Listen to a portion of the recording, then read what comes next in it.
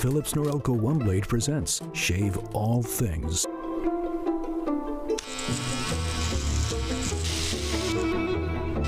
Your style made simple with Philips Norelco One Blade 360. Trim, edge, shave. Trim, edge, and shave with Philips Norelco One Blade. One tool for all you need.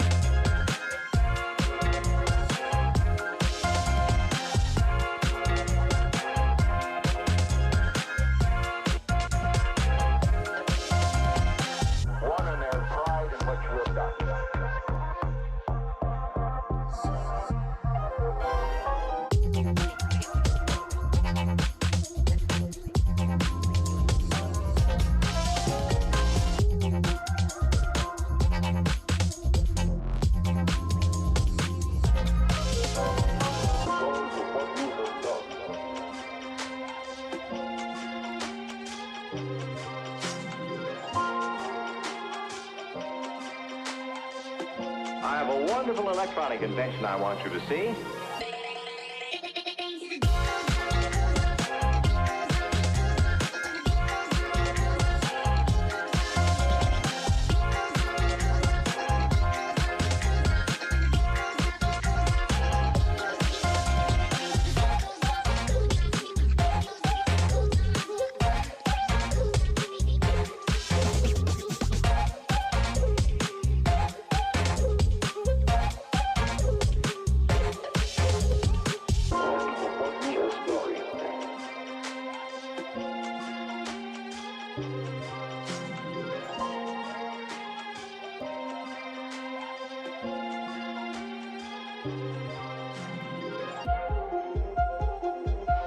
We got to the point where we could control the laws of nature by advanced electronics.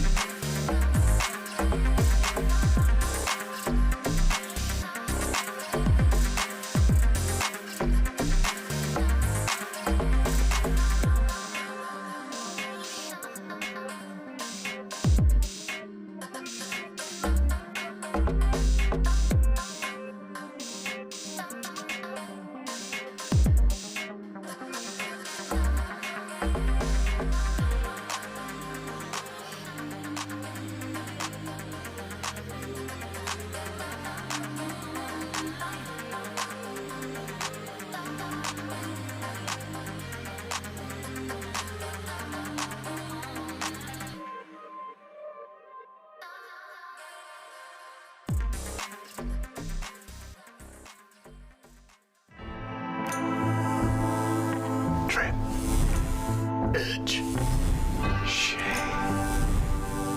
Trim, edge, and shave with Philips Norelco One Blade. One tool for all you need.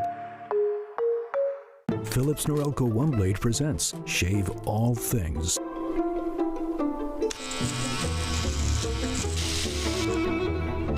Your style made simple with Philips Norelco One Blade 360.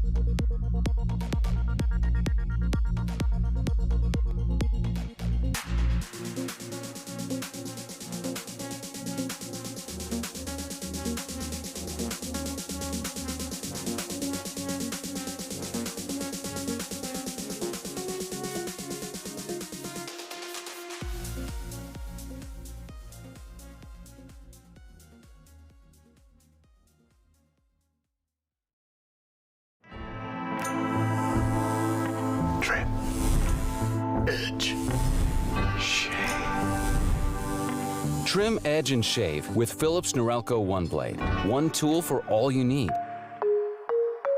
Philips Norelco One Blade presents Shave All Things.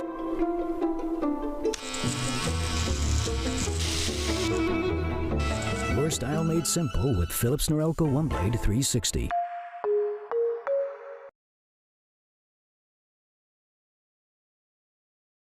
Let's get her done. Nice shot by Xander on saturate in to facilitate solely Salada, but that's not what Xander's looking at. The collab with the Outlaw found in one singular shot, but Salada close quarters can trade it back. Xander on track for the ace, and he does it all on his damn own. Sacred as the bubble comes down. You're losing first and metaphorically is the blind, but the jump scare from ADG. Q is alive and well, blossoming when ADG needed him to the most.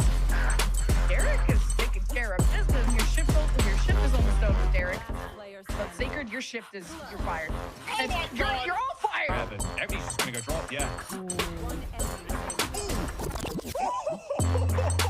Just made this a 1v3. Needs to get a couple more though. Still with a flank.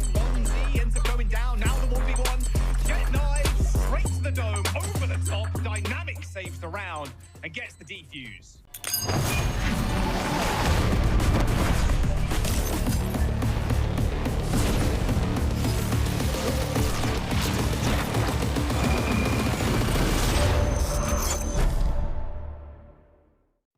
Welcome back, Valorant gamers, to Valorant Challengers North America playoffs. We got to kick off their great bracket yesterday, and man, what a fantastic day. These teams have been working hard. They've worked hard all stage, and I cannot wait to see who's going to be coming out on top in these next 2 weeks. My name is Sierra Dawn. I am your host for today. Join me yet again.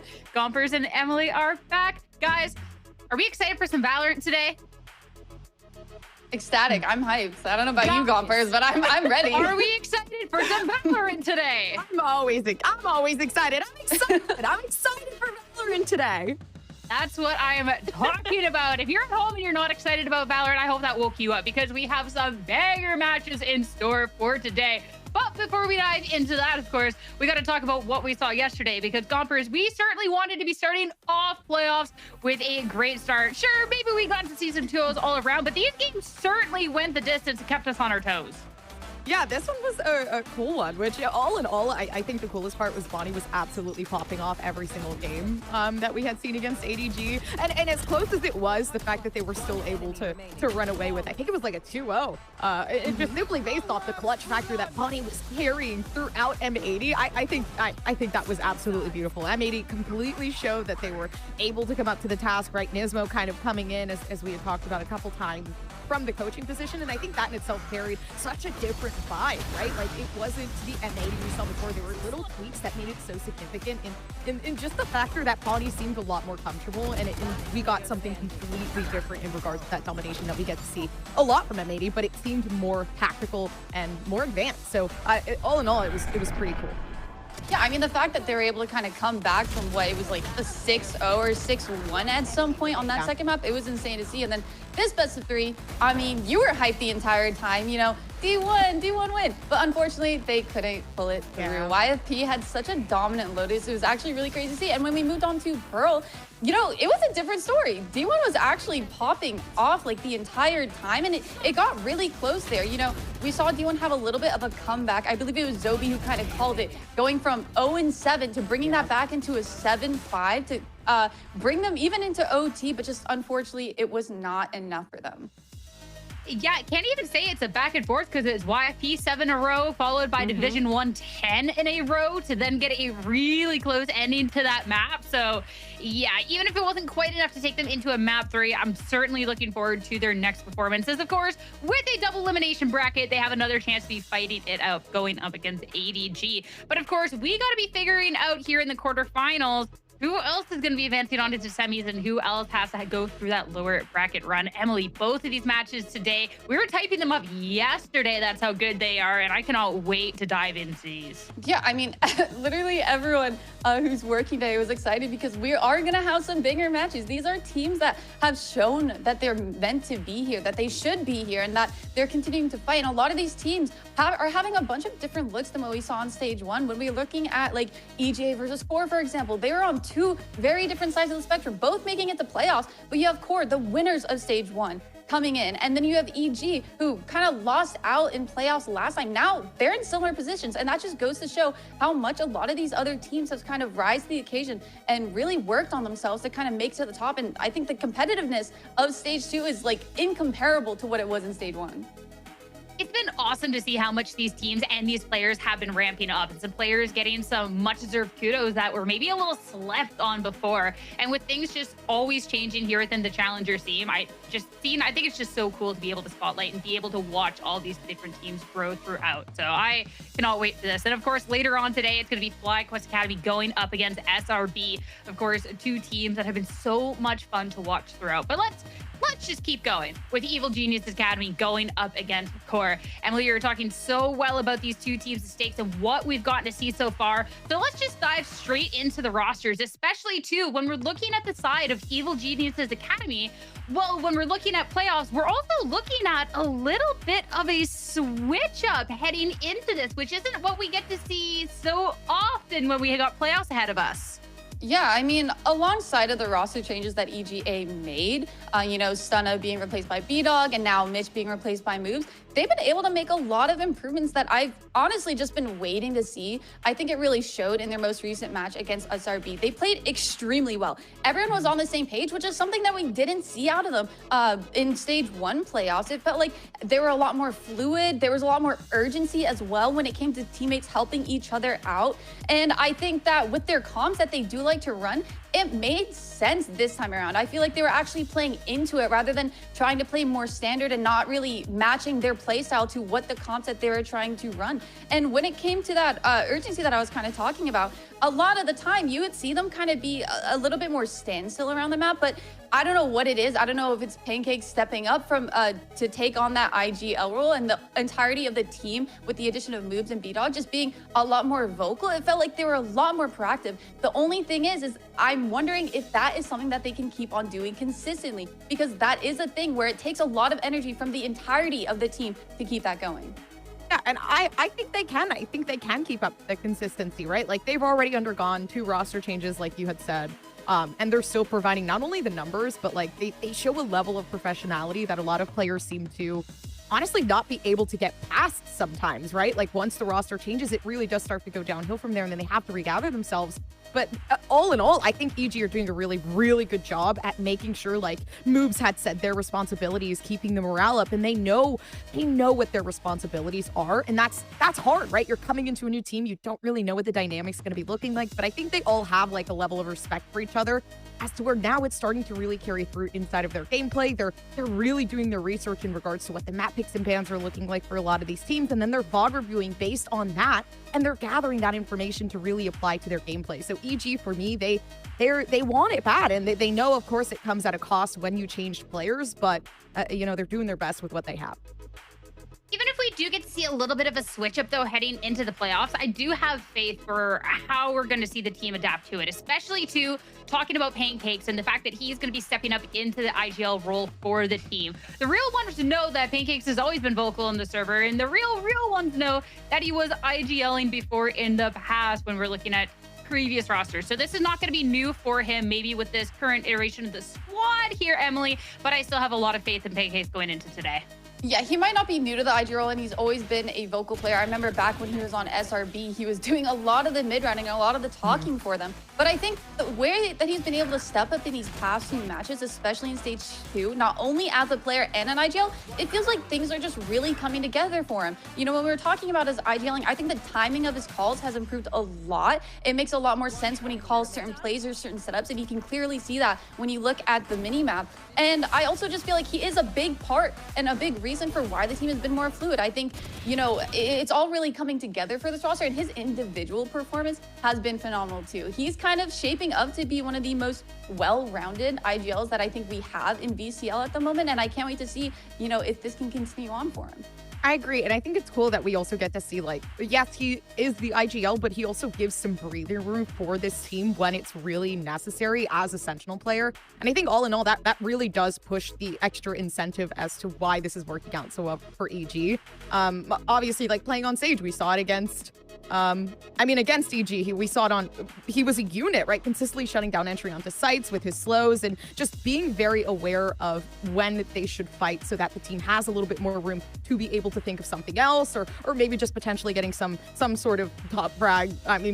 Some sort of, I can't speak today for some reason, some sort of kill to be able to let the team really thrive. But all in all, I do think this is the player to look out for. And, you know, just continuing on, I think Pancakes is obviously one of the best Sentinels in regards to what they can do as the IGL as well.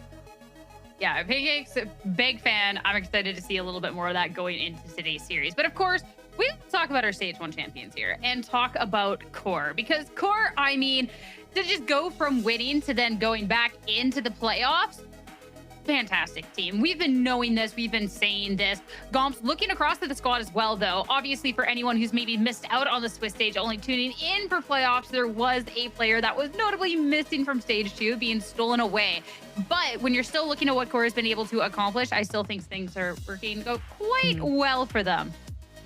Yeah, QOR, it really, they are just awesome. I don't know, like, there's no other way to say it. And I feel like, first of all, Derek is in themselves is obviously just showcasing such beautiful performances. I feel like we've seen so much potential from this team in regards to just the fact that, like, they have been meshing so incredibly well. Obviously, they had the unfortunate loss against Shopify Rebellion Black and Energy, but every single win after that has been well deserved. And they've even said it, like, under circumstances where they lose a map, right? Like, that wasn't them, and they're just going to keep getting better from there. And you know, they're very willing to be a little bit more flexible with what they have to do, and they're always looking to improve. So I think this team, all in all, coming into playoffs, I mean, I didn't really doubt it for a second.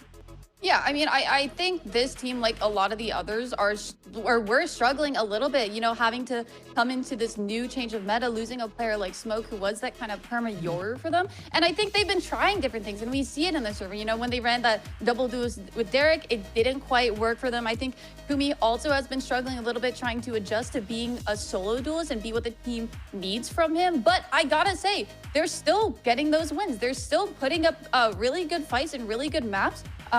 For us, they've been able to kind of just secure those wins by how this team functions, how quick they're able to find solutions and come up with them even mid-round. And honestly, I think they do that the best out of any team in Challenge, with just how quick they are at thinking when it comes to certain things like that. I just think that this whole meta shift, while they're not at the top of the food chain anymore right now in VCL, you know, when we're looking at the bracket, they might not have gotten that first seed, but this is just one of those small challenges that they need to overcome. And when they do, I expect to see them in the top 3 yet again. Especially, too, for QOR, even if there has been adaptations to the team and how they like to play because of Smoke getting picked up by another team, there is still a lot of talent on this team. And someone that we got to talk about has to be Note, because Note, we're just starting to give him his flowers near the end of stage 1 there, because, I mean, just kind of overshadowed by other people on the team. But the step up that we've gotten to see from stage 2, like, it's not even just consistency. It is kind of like cut above Gompers in a really impressive way for the Smokes player. Yeah, Note, in my opinion, meshes so well with everyone on this team. There isn't anything that I can say Note does wrong. Having strategies made by your IGL and your coach, yes, of course, that works. And it really does help in regards to me saying that, right? Like, yeah, they're just following the strategy, but it's so incredibly hard to do it perfectly. And I feel like Note always secures every single strategy the way that it said, the way that they want to do it, no matter what. It's really just up to the follow-up after that. And I've seen so much done from Note in their last series as well, and series before, obviously, you know, just playing on the Brimstone in particular. I think their Brimstone is absolutely insane. Their orbital strikes always seem to close out every single angle possible. They're always consistent when it comes to being able to allow Kumi to feel comfortable as that single-hand duelist and just do what they can to assist in regards to those entries. So I think Note's someone to look out for. Yeah, I think consistency is kind of the word to shine there. I feel like despite all the many changes that QOR are going through right now, whether it comes to meta, whether it comes to the roster changes, he's kind of been the constant within it all with how consistent he has been performing, like you kind of touched on. I also think he's great when it comes to those 1v1 clutches. I think he's great at kind of coming back into rounds, especially when things with Kumi and the rest of the group aren't really working. He's able to bring the team back to life when it just doesn't seem possible. And I think it really showed in that last best of 3 against ADG. I think he had like 20-ish, like 2Ks and 3Ks, and we saw it in those replays there. He's just so good at getting away with a lot of those multi-kills and getting a lot of value for his team in situations where it is really needed. And when you're talking about that consistency too and being able to step up for this team, we got to talk about Philips Noroko head-to-head and talk about Moose and Zerona, because especially too, I mean, we have all heard the phrase the Moose is loose, and just a couple some of these clutches that this man has is just insane. But Zerona as well, when you're just looking at the pure numbers on the paper, again, I think that Zerona has just been kind of criminally slept on here, Emily. Like, are we why are we not shouting his name from the rooftops right about now? Like, what's going on? No, Zerona is a fantastic duelist. I think the one thing that he struggles a little bit with is just his confidence and consistency with that. I feel like he is more than capable of locking down a site and standing his ground a bit more, and that's what I'm looking to see today. I think when he gets shut down, he kind of starts to change his playstyle a little bit more, when in reality, he just got like util dumped or whatever the case may be. But I genuinely think is if he's feeling confident, he starts standing his ground, putting up a fight, he's a force to be reckoned with. And Moose, on the other hand, is great at that. I think it's been so fun to kind of watch him play, no matter what Sentinel he's on. His willingness to kind of take those risks and take those fights puts his team more often than not in those advantageous spots a lot of the time. And the one thing I would want to see out of him is maybe lurk a bit more when he's on those Cypher Viper and bring that confidence that he has on that defensive side over to the attack. I would say I actually think Moose lurks a lot. I mean, maybe I may be wrong, but like in previous maps that I've seen from him on the Cypher role specifically, I feel like they rely on him a lot to gather such intense amount of information. Like if they're trying to enter onto the A site, Moose will be on B, just trying to, first of all, they'll create a diversion to allow the team to really feel out what the A site's looking like. And then from there, they'll get their one, back off, and then continue to proceed onto the B site to gather that lurk as that execution onto A continues. So I think Moose is actually someone that really impresses me in regards to like the trust that this team has in him as that Sentinel, to be able to just be to do what they do best, be the assassin for this team, and really just let them flow the way they need to, so the IGL can continue to make those calls. I mean, to be able to see these two go head-to-head, I think this is just going to be a fantastic series, and I cannot wait to see how this one's going to be panning out, especially, too, this is not a face-off that we've gotten to see before, so this is going to be a fresh slate for everybody. So let's talk about the series ahead and talk about our map picks and bans, where we can expect to go. First up on the list is Fracture, which picked up by QOR. This one's going to be quite interesting because, Emily, we have not seen... Oh no, we have not seen Evil Geniuses here. I'm mixing up my notes. QOR, so I mean, it's not like we really get to see them here that often either. Yeah. It was only the once. I think this whole map pool is kind of interesting, them choosing to ban Split when I feel like they've had a pretty good record on that map. We're used to seeing QOR actually ban Pearl, so the fact that we're seeing two maps that we haven't seen out of either of these teams, e.g. Fracture, QOR, Pearl, it leaves a lot of room for the unknown, which I'm actually very excited about, because both these teams, one thing about them is they're great at adapting. I think we've seen EG improve at that a lot. So the fact that we have two maps where we haven't seen tape on both teams could leave us with some very interesting matches ahead. Yeah, and to see Pearl kind of come up, I mean, that being a decider is not looking too good. Their attacking side here for EG has been looking, I mean, I'd say like it's like a 50-50 for their attacking, but other than that, 33 win percentage, right? I mean, they had already lost this map 2 times so against the same team, so I will give them a little bit more grace there. But I do think map selection to go to that third map would be a bit risky, although otherwise, like Fracture's a map that we've seen them play spectacularly. I think they really hold themselves together. They even said like our Fracture wasn't the best last time we played this map, and we know what we need to fix. So coming into it, you know, for this first map, we're obviously going to see some differences in regards to their spacing, in regards to just like being able to really secure those secondhand frags. I love it when we get to see a map pool where we just really don't know what to expect from these teams, especially with playoffs ahead. This is certainly exciting. But what we're waiting for our match to be ready, of course, how we all thought this is going to be shaking up. And I got to take a peek at what everyone had voted over on socials, and I got to say, I am shocked. I know why I picked EG, but Goms, Emily, like, we're really going 4-1 here against our stage 1 champion? I was like, I'll let you go. You go first. Yeah. No, to be fair, I think that this is more of 50-50 than what our predictions actually show. I think while they have, or what they are trying to find their kind of new identity in this new meta, and I think they have been struggling a little bit there. I feel very confident in the direction that EG is going. I think they've really stepped up their game since we looked at them last in playoffs of stage 1. I'm very impressed with how the entirety of the team is functioning. I think B-Dog has really found his element when it comes to being that duelist that they need. I think the rest of the team, I know urgency doesn't seem like that big of a thing, but it really is when it comes to the dynamic of the team and how you guys go about team fights, how you guys go about your basically everything in the game, because it just means that you're constantly on the same page. And I think that if they continue to have that, if they bring that into playoffs and start strong here, then they're really just going on a very good upward trajectory for them. Yeah, and I have to agree.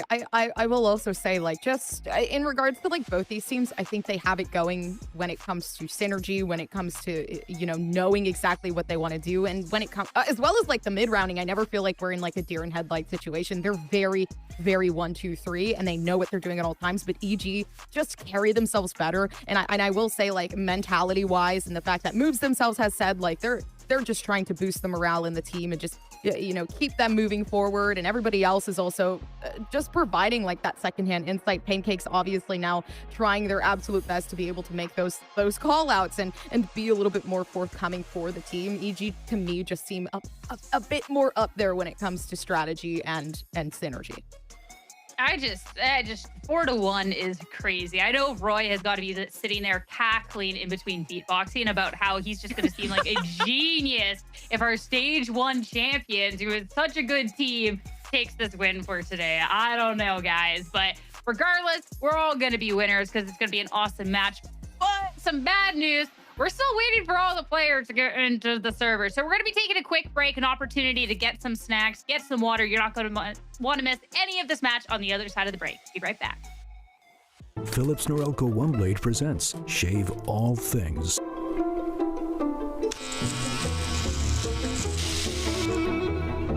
Your style made simple with Philips Norelco OneBlade 360.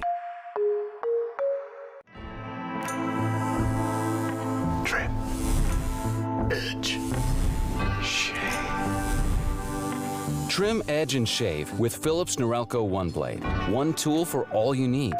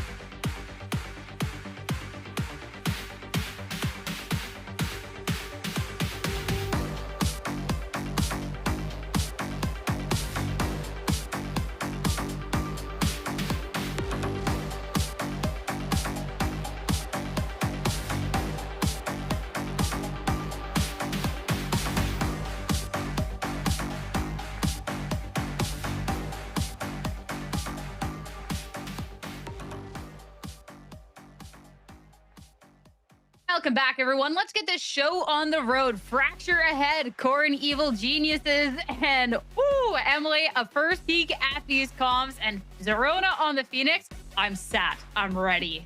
No, I'm excited, especially seeing that, you know, Core are running the same comp that they played last time on Fracture. And I'm also just excited to see a double duelist coming out of EGA, especially running a Phoenix on a map where, you know, there's a lot of pressure coming in from each choke. It's going to be interesting to see how they kind of utilize Zerona and how much push and pulling they'll be doing since they're starting on that attacking half. Yeah, this is good for EG2. Like, I like the fact that you had said, right, having V-Dog and Zerona kind of play together as that double duelist. I think it's perfect for Zerona because Zerona has been absolutely showing up when it comes to their aim, when it comes to their abilities to be able to get those first-hand kills. So I think this is good for EG. Obviously, Core, they have their own set strategies that I do think is going to be quite difficult to get past, especially with the synergy we've been seeing from Breach, Flya as Breach, Kumi, and Note kind of working as that. I mean, apologies, Derek working as that three main core there. I feel like there's going to be a lot of gambling as well for the side of Core because EGA, there's 4 orbs across the map here. You're going to want to prioritize getting as many Phoenix ults as you can on this half. Meanwhile, if you look at Core's comp, they have so much utility to run a lot of set trap plays on each lane. So it really just depends on if they have the right stacks and if they have the right gambles for how they want to go about it on their defensive half. Well, we did say going into today's series and today's map pool that it was going to be quite interesting to see what these teams have cooked up. With Fracture ahead, we're certainly cooking. It's time to see how this is going to fare between these two as Fracture is ready. Let's get to it. The matchup between Core and Evil Genius Academy starts now with your casters. It's Roy and Lemon Kiwi. Thank you so much, Sierra. Yes, first playoff match for these teams. The stage 1 champs of Core against the new and improved Evil Geniuses who are trying to punch up by throwing them a curveball, Roy. Literally with this Phoenix. Yeah, I actually love it. I think the pace from Evil Geniuses will be a little bit slower than we anticipate seeing on this map. There's, obviously, you're up against the Breach. There's a ton of early utility available for the core side to kind of defend things, especially with the Tejo rockets as well. So there's definitely a lot of that early utility. But I feel like the key condition for Evil Geniuses will be farming up that Phoenix ult, right? It's still the cheapest ult in the game. There's 4 orbs on this map. There's so many options in terms of getting that ult online as available as possible. And with how Zerona has been performing recently, Jen, it's going to be wild if he's having a pop-off half. He's probably going to be ulting left and right. So I'm going to keep my eyes on that. Yeah, I love having someone like Zerona on the team. This is a guy who can do anything, play on any team, and you're asking him to play Phoenix. The last 90 days, we have not seen the Phoenix from them, and even just this map from EG, a whole new look. And a secret, just like the desk said, cooked up on the menu just for Core. So split push now with the spike coming through the top, and we're seeing this all coming, Roy. Oh, he knows exactly what's happening now. He sees the core side towards the satellite side. He's kind of aware that it's an A split. You can already see the movement happening from core. The drone's out. They're getting so much information. And now, really, the pressure is actually on EG to just take this side. They have to converge. And there it is. Yeah, now it's the go button. The Prowler just gets stuck on one of the trips, and Moose is already holding back a storm. And now EG, they're knocking out the door, making their presence known. And Moves is playing around the corner, and just too much for Flya and Moose to handle all on one plate. The teamwork is solid enough for EG to get established. Now the plant must ensue, and Core, they sit around the smoke. Kumi with the Sheriff can be as deadly as ever, and he has backup. Of course, you have Derek already trying to destabilize this rock that is EG. And now time is ticking, and Core can feel the pressure here in the pistol. Note go kill, and he answers the call, but Moves will hang up, and EG will take the pistol. You know, it's been really interesting to see how efficient and effective EG has been since adding Moves to the roster. I mean, they've been on a pretty clean 2-win streak at this point, right? They against SRB and Energy Academy. Even the match against SRB made them look, I mean, not many teams can make SRB look like noobs. So that's all I'm going to say in regards to that. And I think that just how effective Moves has been on this roster, and with Pancakes taking over the IGL as well, it's been so interesting to see the complete shift in effectiveness on this EG roster. A lot more than I initially thought, removing Mitch, especially with the amount of experience that he brought in. It's just really interesting to see. But now EG taking that pistol round, converting. It's about to be a brawl here towards this side. Fast play coming out from B-Dog, and landing the shots. Oh, B-Dog just had to reload. That's how you stop the GOAT and EG. I mean, you had to throw something at them to stop the storm, and EG were able to put up a resistance, and Moves holds down the spawn. Zerona collecting orbs as well, one away from the ult. And you said it's going to be a cheap one. Having that in the third, going to be huge. Now it's just up to Kumi and the rest. And I like that you brought up kind of these roster changes, because this is like very atypical to do this late in the season. But I mean, you kind of heard from Moops on the EG side that he got a call. What was it from? Pancakes of, hey, you want to play for the team? Yeah, and he slotted in perfectly. And the fact that they feel like they're peaking, there's so much more to that ceiling to get to, is really exciting. I'm just imagining like, hey, calling, just FaceTiming Moobs. Hey, you want to join the roster? Yeah, sure, man. I'm totally down. And now there's like, they're looking like one of the best teams in the league. Like, how just happened? Oh, but I'm already eyeing out the Zerona. Oh, it's already online, even though he's only has 2 kills and 2 deaths. So the ult's online. I'm expecting to see that come out at this point. And I expect the pace for this, like kind of this overall half, to be just very like, just wait out to see if there's any breach util, wait out to see if there's any trap plays, and just like slowly walk up with the double duelist. In this case, they have the Phoenix ult. They're going to be waiting right around the corner, and he's just going to lead the charge kind of as a pseudo drone while the rest of the players flood through. Nice information coming out here from Derek, and they kind of have an idea what's happening now. The split's coming in and the brawl's ensuing. Really good timing, especially as that stun was coming out from Kumi, but you see amidst all the chaos, Derek emerges and 3 stands in his way.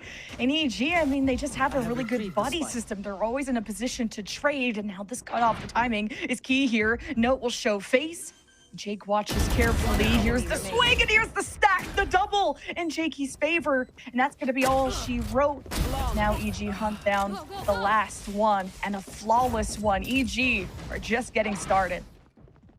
And I love the calling coming out from EG just off rip, right? Showing heavy numbers towards the Dish side, making, you know, the normal protocols for this map is, oh, we see a lot of players towards Dish. Let's aggress A main. Let's shut down the ace play, right? Because the last thing you want on the defensive side is to be suffocated. But EG immediately after taking over Dish control, they move their numbers through the zip back to A main. So kind of playing onto the protocols, you know, manipulating the information flow for QOR as well. So I'd like to see the heads up there from EG, and a crucial bonus coming out here on this attack side. Looking great already.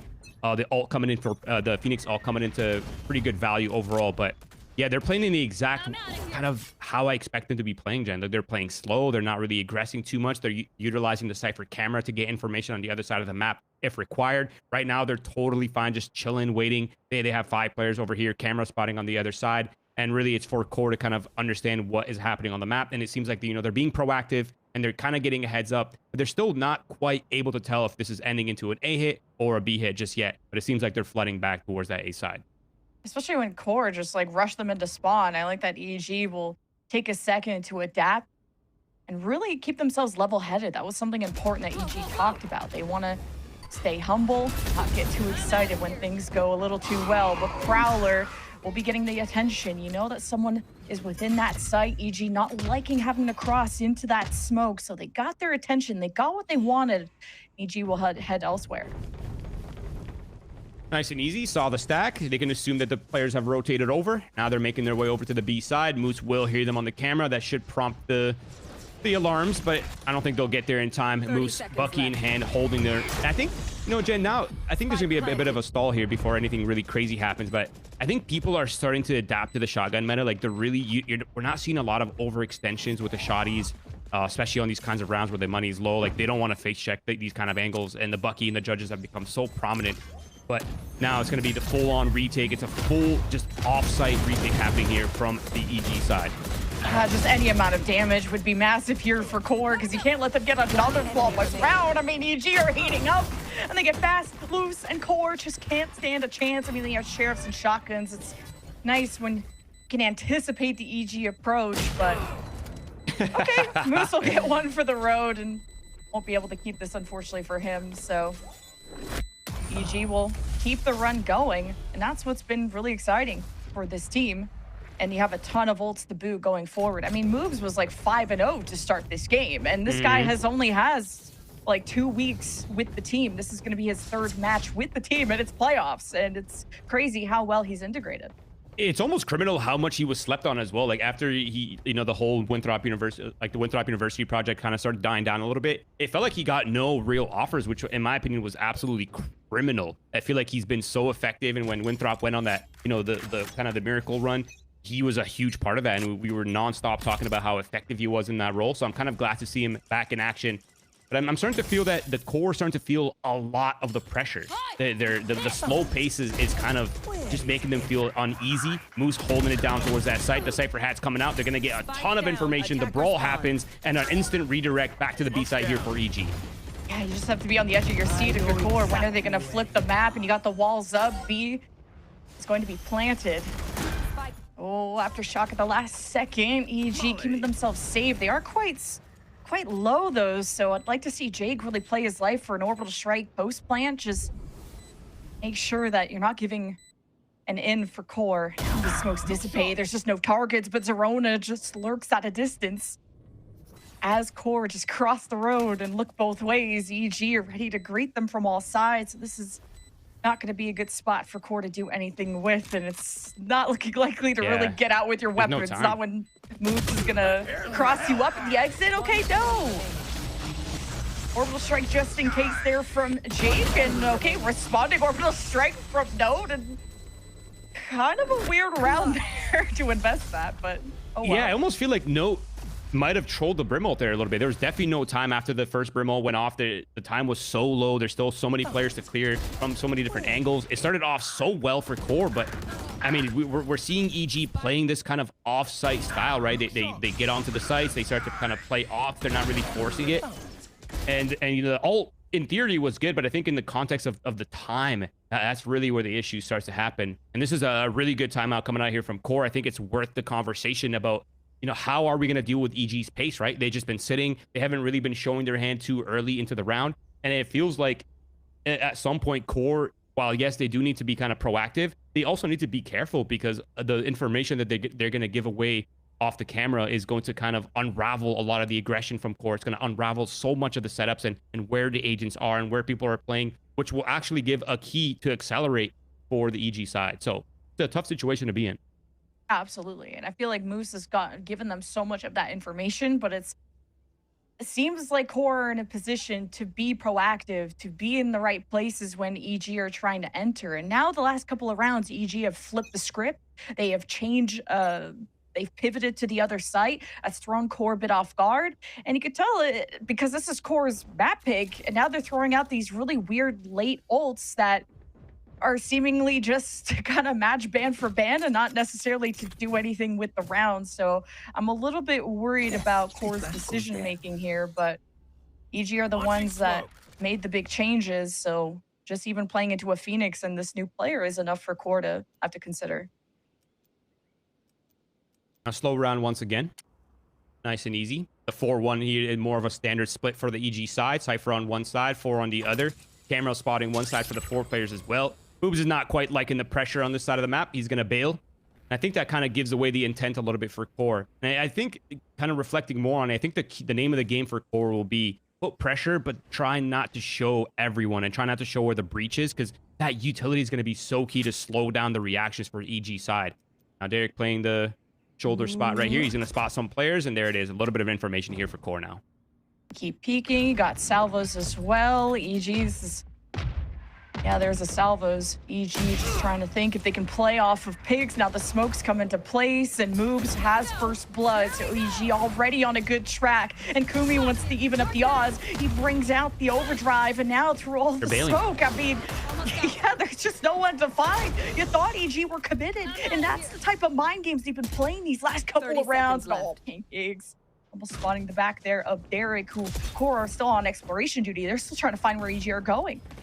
The lobster fisher, though, he's so patient. He's waiting it out, spots the players, hears them coming in. Now the players are starting to flood in, but it seems like EG is starting to win out the fight. Moose trying to hold it down. The spike does go down. EG winning the trades. And now it's the 1v3 for Derek to try to put one on the board, but it's looking tough already. There's so much positioning. There's so much space for EG to work with. And Derek, Mr. Clutch, looking for the 3K as well. You can tell he's locked in too. And I mean, the armor hasn't even been scratched from EG, but all it takes maybe is one tap there from Derek. He has this 1v1 isolate against Pancake, skips ahead, lets B-Dog take the mantle. Derek just forced all the fighting to come to him, and Pancakes ends it just like that. 6-0 is insane, but at least that last round looked a bit closer. It's so rare to see Core get out macroed like this. Like, it's so rare to see something like that because normally Flya is so on top of everything happening on this map. But it really feels like EG is calling in a style that is, I don't want to use the word unconventional, but very different than the typical style, right? They're showing hits, they're actually getting on sites and then bailing. Like, there's so few teams that play like that. They're leaving players behind. There's resistance at every point in the round for Core, and it almost feels like there's really no win condition for them right now. The anchors that get left behind for Core have to be on point, and that puts a ton of pressure on hero plays to come out from Core. But as of right now, EG's doing such a phenomenal job. This time, they're just walking on up on B, and soon they'll be spotted by the camera. Like this cutoff spot from Flya, and maybe just... My ultimate's ready. You can be set up to just get one taps on the Sheriff, like could be more even, but now EG, no, you don't want to walk into a trap. These Cypher trips too from Moose could really throw them for a loop. They're not right at the choke. Here is the Nightfall through the cutoff because Core have tried to trip them up from there before. Here's the run it back. Now Zerona and the rest. Moose tries to really make an appearance. EG are just cutting in from all sides. And Zerona will fade back for another shot at the site. And it's Moose and Note, already injuries on the Note side. And barely the smoke gives them shelter. Not with B-Dog harassing them. And EG don't even give them a chance. Maybe with the next round, Core will have a better buy-up. And this could turn into a late blossom from Core, but I'm really worried. Yeah, I think we saw a very similar thing yesterday with D1 and YFP on Pearl. They were down 0-7 and won like 9 or 10 rounds in a row to bring it up to 10-7 or some crazy stuff like that. I mean, it's not uncommon to see in this type of game, but so far from what we've seen, it feels like EG is one step ahead right now. The ults are getting so much value. The calling is on point, and even though there were, a little bit, I mean, the macro there was a little bit scuffed for EG, but the weaponry for Core just wasn't there behind it to kind of follow up. And the utility, the Phoenix ult from Zerona, the double entry, just so much utility pressure, so much like pop potential through smokes too. Even it kind of feels even more oppressive. And now it's a 7-0 lead for EG. I mean, you couldn't ask for a better start than what we're seeing right here. It's a really good half so far, obviously. And for Core, it still feels like they're scratching their head to come to a solution. Now, I'm curious to see what this round is going to look like. They have ults to play with. They have the Breach ult up finally. They have the Tejo ult as well. And it feels like overall, EG, they're one step ahead. Again, they do have the ult for the pulse band as well. So time will be of an essence if the spike should go down.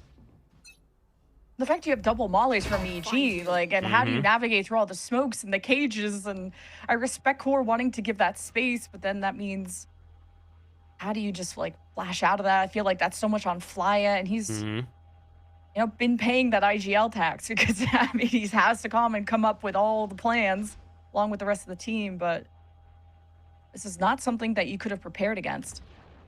Yeah, this is tough. And the pace is just so suffocating and just stressful to deal with, even though you have the Cypher camera. Like, they're walking up. They're using a lot of that fade utility right on point. Now it's Neon leading the charge. The ult comes out. They're looking to fight and brawl into the smoke, but Moose is holding it down. And the Armageddon right on top of the spike. It's going to give EG a second to recoup, but this is the first time they've really been hitting the face in for Core to not only get a first blood, but a commanding start into the round. What a timing to pull the trigger on the orbital strike and everything to rain down on EG's parade for the first time this half. All right, the first one's the hardest. We're on the board.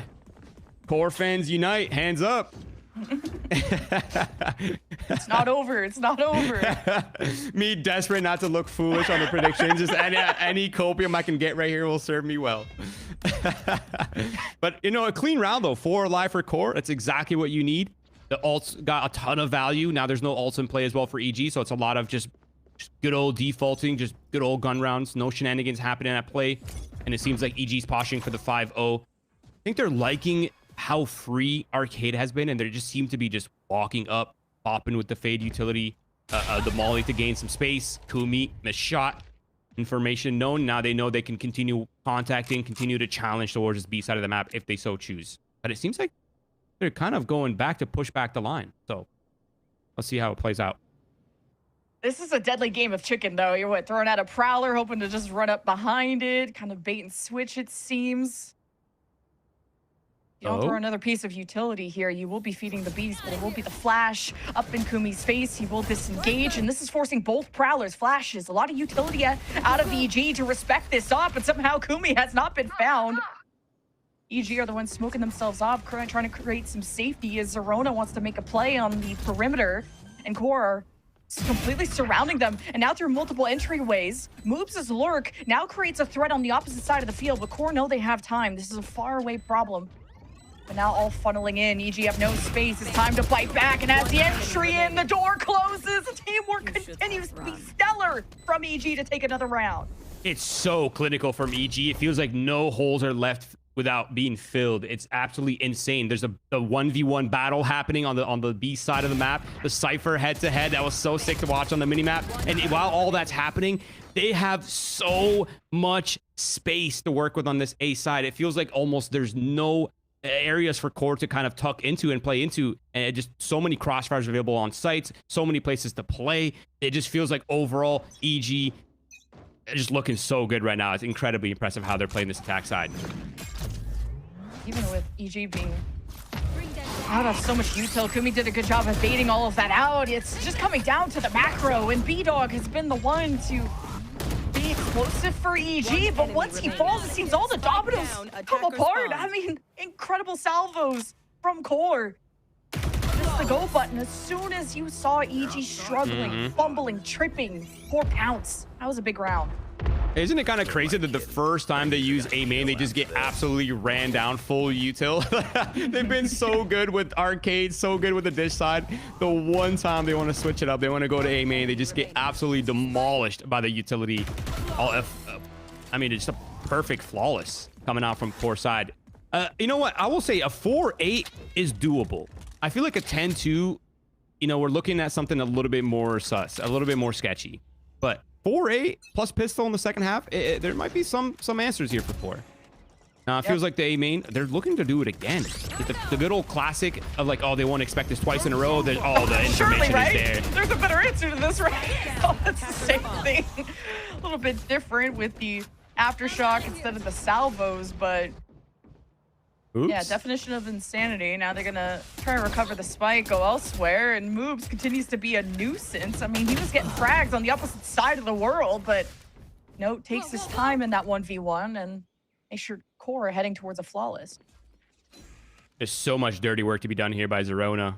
Trying to find Moose, trying to figure out where he's playing, not make any noise, bypass this trip. A little aggressive for Moose to be on site. I think the round's statistically won, but they won't expect this. Yeah, they're expecting him to be off. I kind of like this, actually. Nah, just pancakes left alone. Surely the third on the board here for QOR. Surely, yeah. Now you're saying the 8-4 is more doable. Well, better late than never for QOR. I mean, the fact that the last two rounds have pretty much been flawless, minus like the one kill there. So, but these have also been A main fights. So if the fight doesn't happen in A main, does EG just start winning again? Or like, how does EG really change this up? They got forced into a fight from those salvos. The aftershock as well was thrown out. So EG were kind of put into positions they were not ready for. Well, they expect it 3 times in a row. Imagine. I don't think they're liking their results towards that A side of the map. They're just shifting over towards the arcade side. An absolute brawl coming out right here. Red by QOR, actually. There's so many players here looking for the brawl. Yeah, what a flash from the Phoenix. The immediate swing and yet the ult silenced permanently. One-man advantage now for EG in a Nightfall. They're ready to take the fight quickly. They know they cannot settle. Not against Moose, not against Derek. Most level-headed people on the team can pull this off. But now time is a factor, a variable that will throw things for a loop. Now, hoping to force his root positions as Cage comes down. Perfect moment for Moose to strike. Now Zerona has to take care of business with the flash, catches Moose out wide. Now Derek playing with his food, and Zerona feasts. What a clutch for EG. Oh, that is so nutty. Perfect flashes, floods out, takes the angles from them, just bullying them on the angle. So confident. He's been having such a phenomenal split as well. I mean, it kind of makes sense that he's just oozing with confidence right now. But that was, I mean, he was up against Moose, who's also having a kind of a game for himself. 13-7. The overall half for EG looking, I I mean, mostly flawless, aside from the A main brawls that didn't really go their way. It felt like the macro was on point, the pulse plants were on point, and just the ult utilization was so valuable every time coming out for EG. Just such a good half. And I feel like that was the easy part for EG. Now this is where things get interesting, right? Because you're up against QOR, who has drones to work with, who has the breach utility to brute force into things. And there's going to have to be a lot of proactivity from EG to, one, try to stop the pace, slow down the pace for QOR into something manageable, and allow the Fate to kind of unravel the map and try to get numbers where they need to be. For QOR, though, yeah, it seems like they're just kind of just splitting up right now, just putting pressure across the map. The Phoenix is so good for these 1vx scenarios. You take those close fights, flash out of the cage, and I think Zerona is showing a lot of expertise at this agent that we otherwise haven't seen, at least in official matches. So this is where all the pocket strats come out, and this is where Moose unleashes. There's a lot more around the corner, and Moves will stabilize and find that trade. So a big pistol round for QOR to convert if they want to keep themselves in this map. It will start with the plant. The smokes are in place. EG are rotating in. And this is where B-Dog needs to cement his place. He'll be on the off angle by himself. And I mean, everyone is, EG is set up for kind of these 1v1s. They have to fight the flank here. They have to fight this. They cannot leave Mood staying up right here. Yeah, there it is. That actually relieves so much of the pressure. Great slide from Kumi as well. Just got to fully respect. Okay, we got to fully respect everything happening. But now the spike is ticking down, and EG, I mean, just couldn't really get these angles worked through on all the perimeter sides, and QOR much needed pistol for them to secure to climb back. Okay, not quite the 4-8, but 4-9. Pistol on hand. If they can close this round clean, 5-9, it's looking a little bit more doable. And I like the outlaw purchase coming out from Moose immediately. Now, we talked a little bit about the Phoenix ult farming. It's very easy to do on the attack side, but it gets a little bit more tricky on the defensive side. Yeah, you have the A main orb. It's doable. Yeah, you have Dish, but it's a little bit more risky. Now, for QOR, it almost feels like you really can't give up too many of these orbs, right? Because the Phoenix ult on the retakes, Phoenix ult on the challenges will be such a pain. Feels like QOR is just going for the 5-man right now. They're not even worried about defaulting. They're just walking on up. And it looks like, are they going to reroute? Okay, they've shown their hand. Nah, they're just walking up. I think they're committed to this site. With the outlaw too from Moose trying to take that distance battle on the right side. Oh, right through the smoke, through the heart of Jakey. That was insane. Oh, wait, a chance? No. Okay, Moose surprises Moose. That's going to be a hard one to say. 2 seconds, too. But EG coming up on the flank through the spawn. It's an uphill battle, physically, metaphorically. QOR will hide behind the smoke. They can just play for time, shred these precious seconds, and no, carves his way through on all sides. And EG, they're just still trying to work their way back in. Flash out from Zerona, and too much to check. No, unaffected. And a good anti-eco for QOR.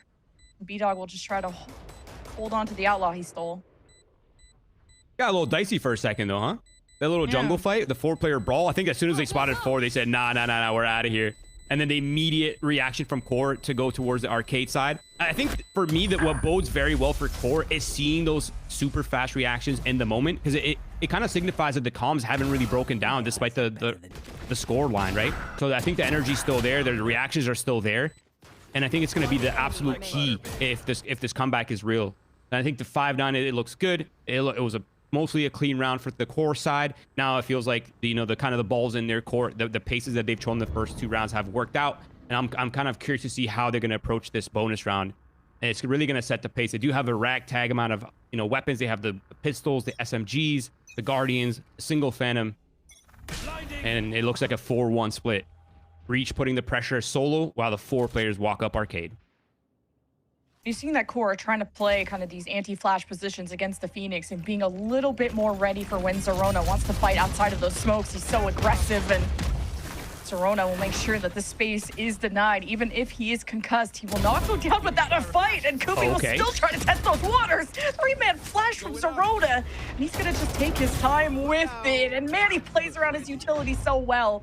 He's got also a buddy joining him, and Jake just makes sure that no one can even navigate through the smoke. You have no vision without EG just beating you down. That makes it a flawless for them to get back on the ship. Some interesting choices were made that round. The little walk up, even though you know the player's holding you. That was a little interesting. Then the follow up by no. I think that play was kind of fun. He kind of he thought he had the angle. Felt like Zerona bested him with the movement. I mean, this play I think is totally fine, but Zerona just maneuvered it so well. And then you can immediately see the players on EG just converging on the smokes, kind of, you know, shutting down the choke points, playing around all that utility. Just so clinical, so clean. Now Zerona's got the ult up online. I'm really curious to see what the ult is going to look like for them. Ooh, it's a cheeky little one-way. I like that. Chat, take notes. Write that one down. Write that down. Write that down. For the 6 Cypher players out there. There's a deep smoke from EG too, so they feel comfortable with their main fight. In worst case, you can have Pancakes play more passive and let them run it back. Run it down, basically. Prowler's going to check spawn. No, probably got shot down there from Moose, so we're going to take a more conservative approach and wait for the smokes to dissipate, probably. And it's just pressure at this point. I kind of like what Zerona is doing with the ultimate as well. He's playing spawn. He's kind of flooding towards A or towards B, depending on where the pressure is, just so he has the ult to fast flood. And then probably his teammates will follow up with it as well to trade out the Phoenix ult. So I think it's so much fast flood pressure.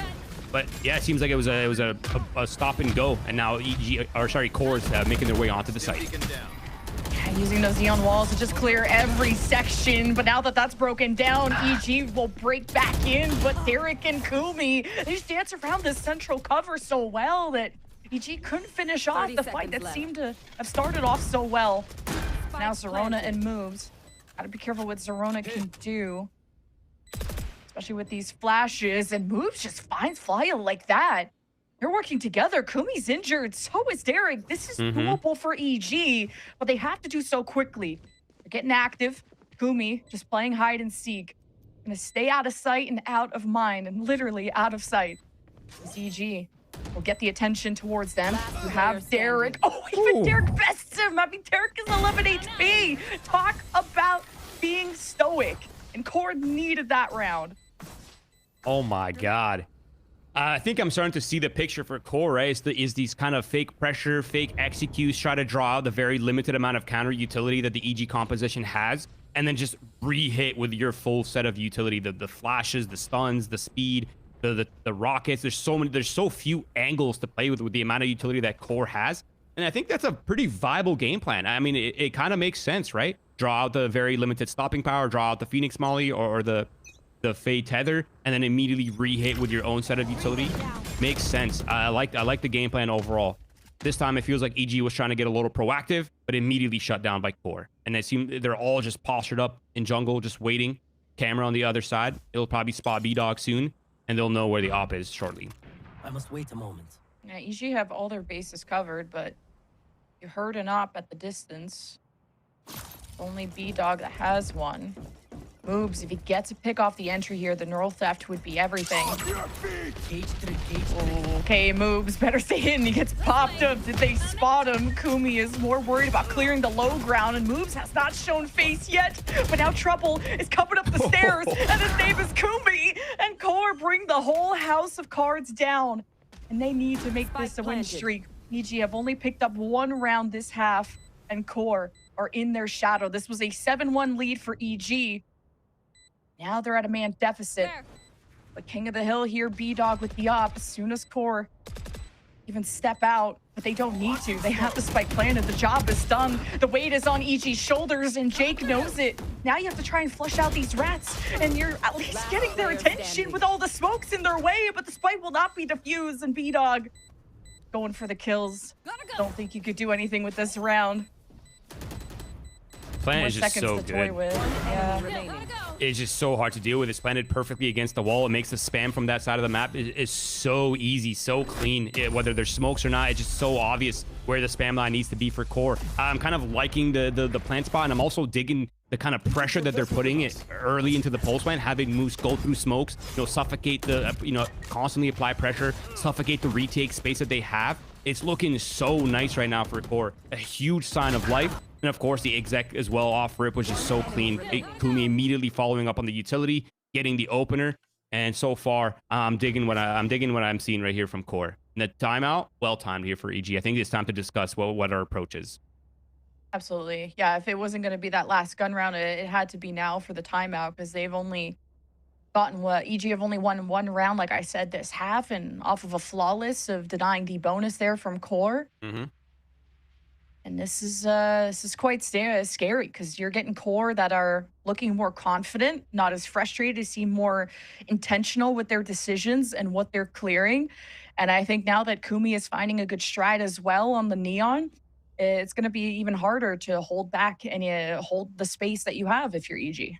Yeah, another thing too, if you're core, you're very comfortable with the ult cycles, right? Because you still have a couple ults to use this round, and then and maybe next round or the round after, you're gonna have another ult, and then another ult after that. Like the follow-ups for ultimates for core is so favorable right now.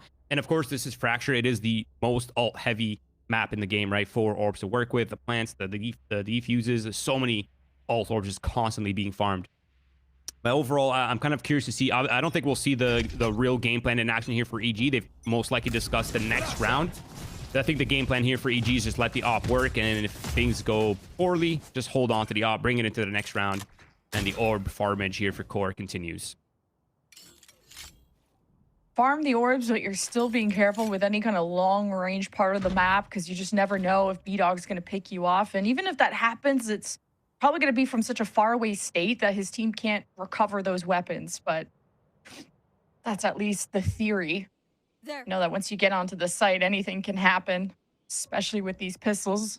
We've seen even moves get kills with the classics earlier on. Oh, did he make a step? Nope.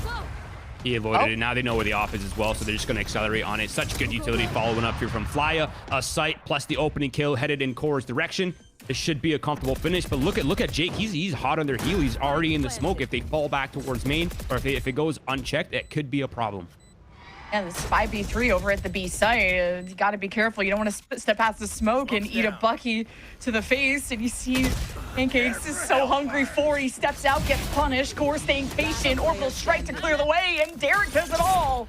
And EG find themselves down tremendous, and also haven't done enough damage. Flya will also be stealing the op that I think B-Dog dropped, so it's even a boon for Core going later on. Serrano. Come on, man.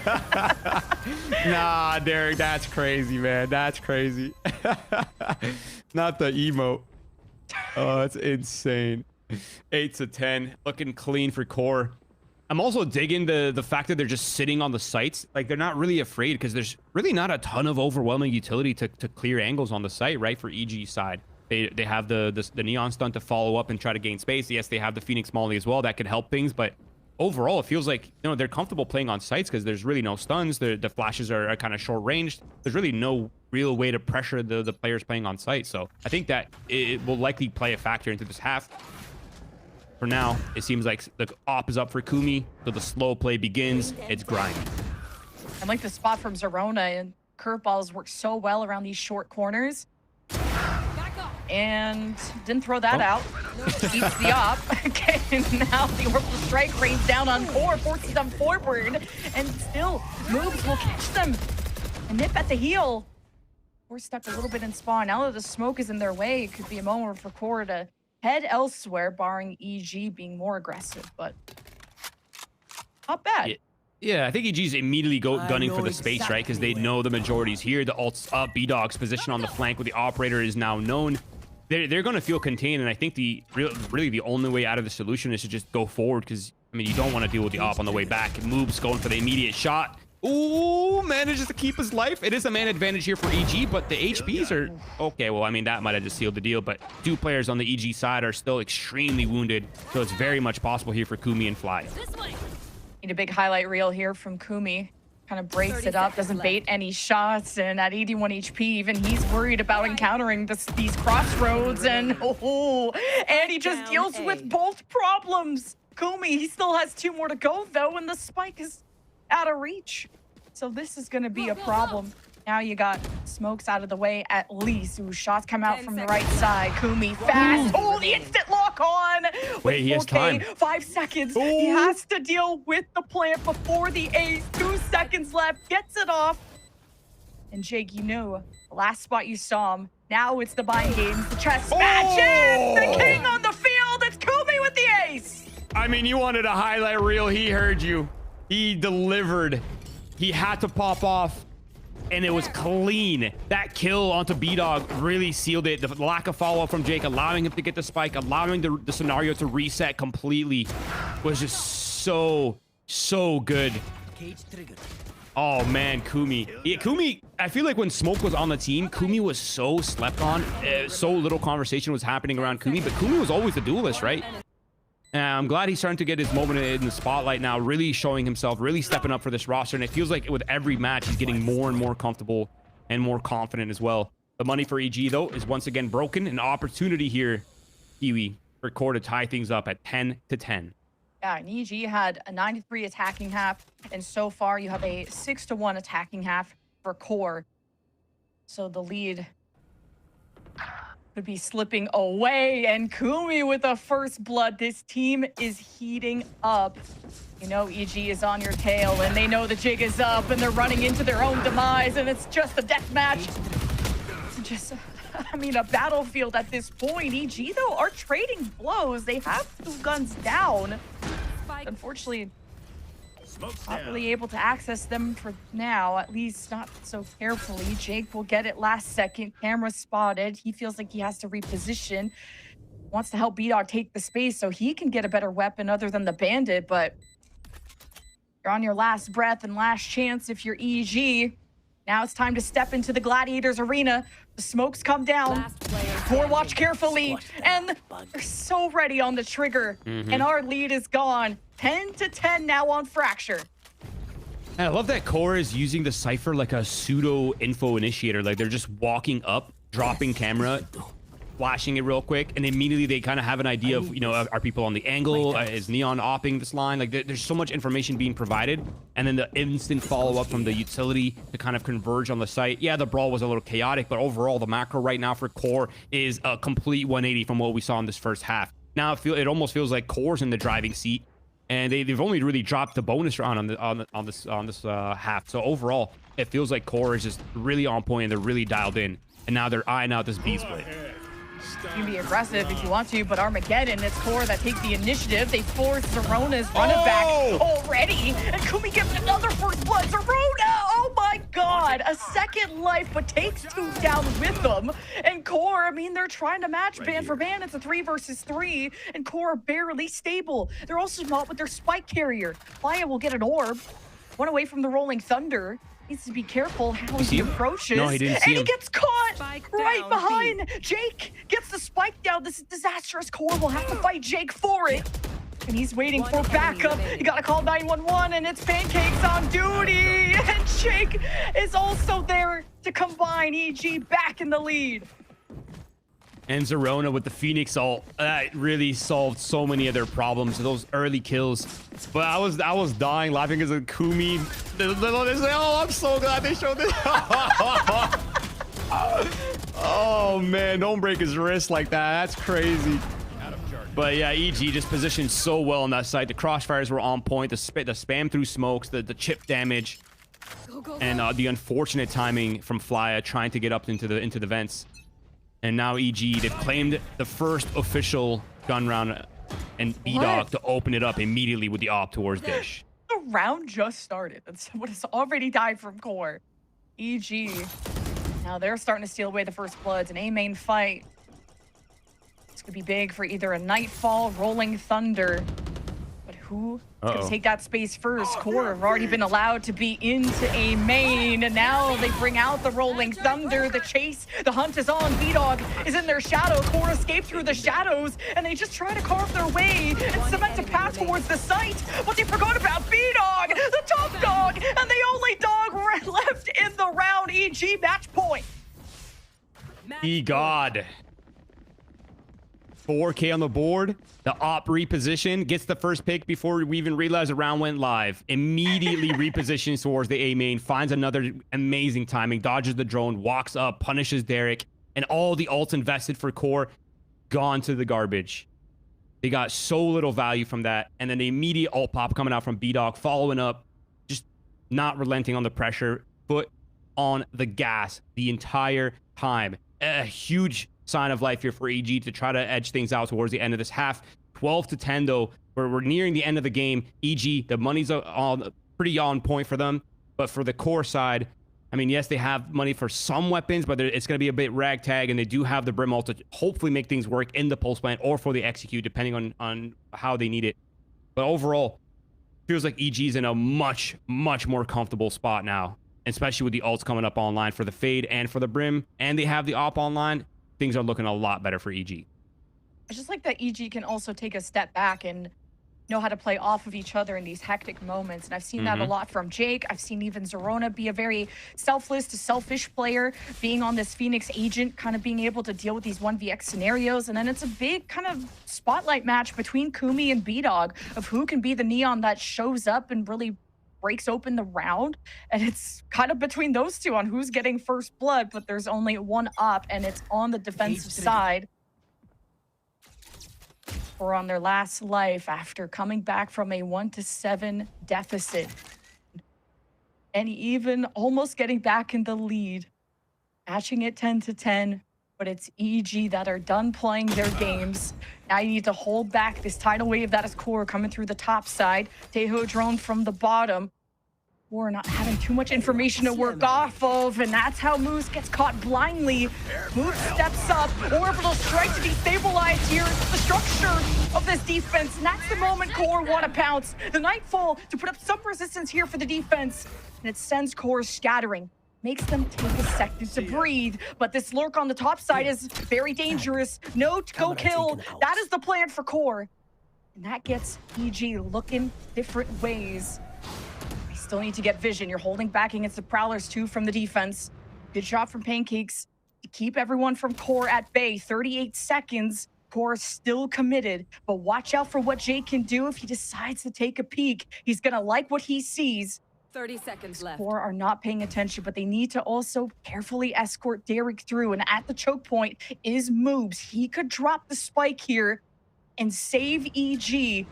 Moves, that new player on the team, has a lot on his plate, and Moves gets a double before he's traded. 13 seconds, and it's all up to Kumi to get back on his feet. He'll barely have the safety of planting at the last second. A 1v2, and Pancakes rounds the corner and gives EG the win on Fracture. And they're so comfortable just sitting there, right? Because they have the proactivity, the space from B-Dog, and that's exactly what we want to see from EG. And that's what really makes them special. It's the agency, it's the experience that all these players have, allows them to have so much control over the fate of the round. And I think for EG, that for them is the trademark. It's that player agency following up with such phenomenal individual performances and such good awareness of how to make plays and how to play within the system on full display right here for EG. QOR, it was an NT in my books, a sign of life. They woke up towards the later part of that game, and that makes me even more excited for this map to come for Lotus. Yeah, 13-10, it doesn't, I mean, I guess it could get closer than that, but man, it so felt intense. I thought QOR were making the ultimate comeback. I mean, that is a deficit that I think a lot of people would write off in terms of mentally, you're checked out, you're logged out, but man, almost pulling it off. QOR, that was their map pick, and they got kind of thrown off by the EG comp. We haven't even seen EG on it, and well, we know that EG know how to win it. But up next, we have Lotus. This is EG's map pick, but first, we'll stop by with the desk, so don't go anywhere.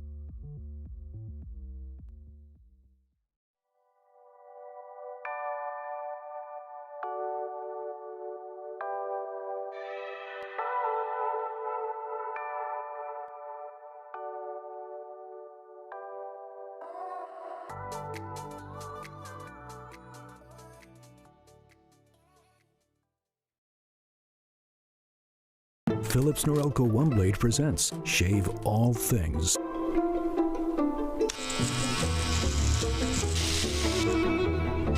Your style made simple with Philips Norelco One Blade 360.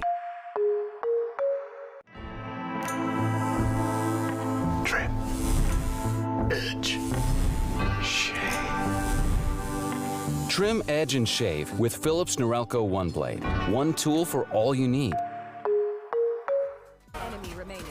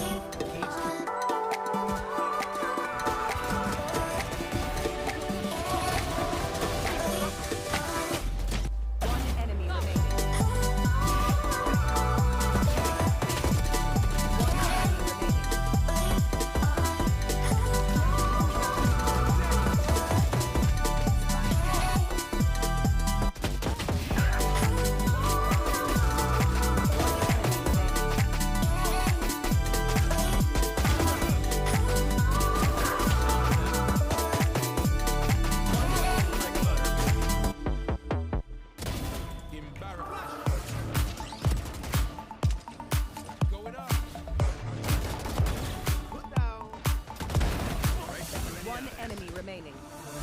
Spike down B. Breached.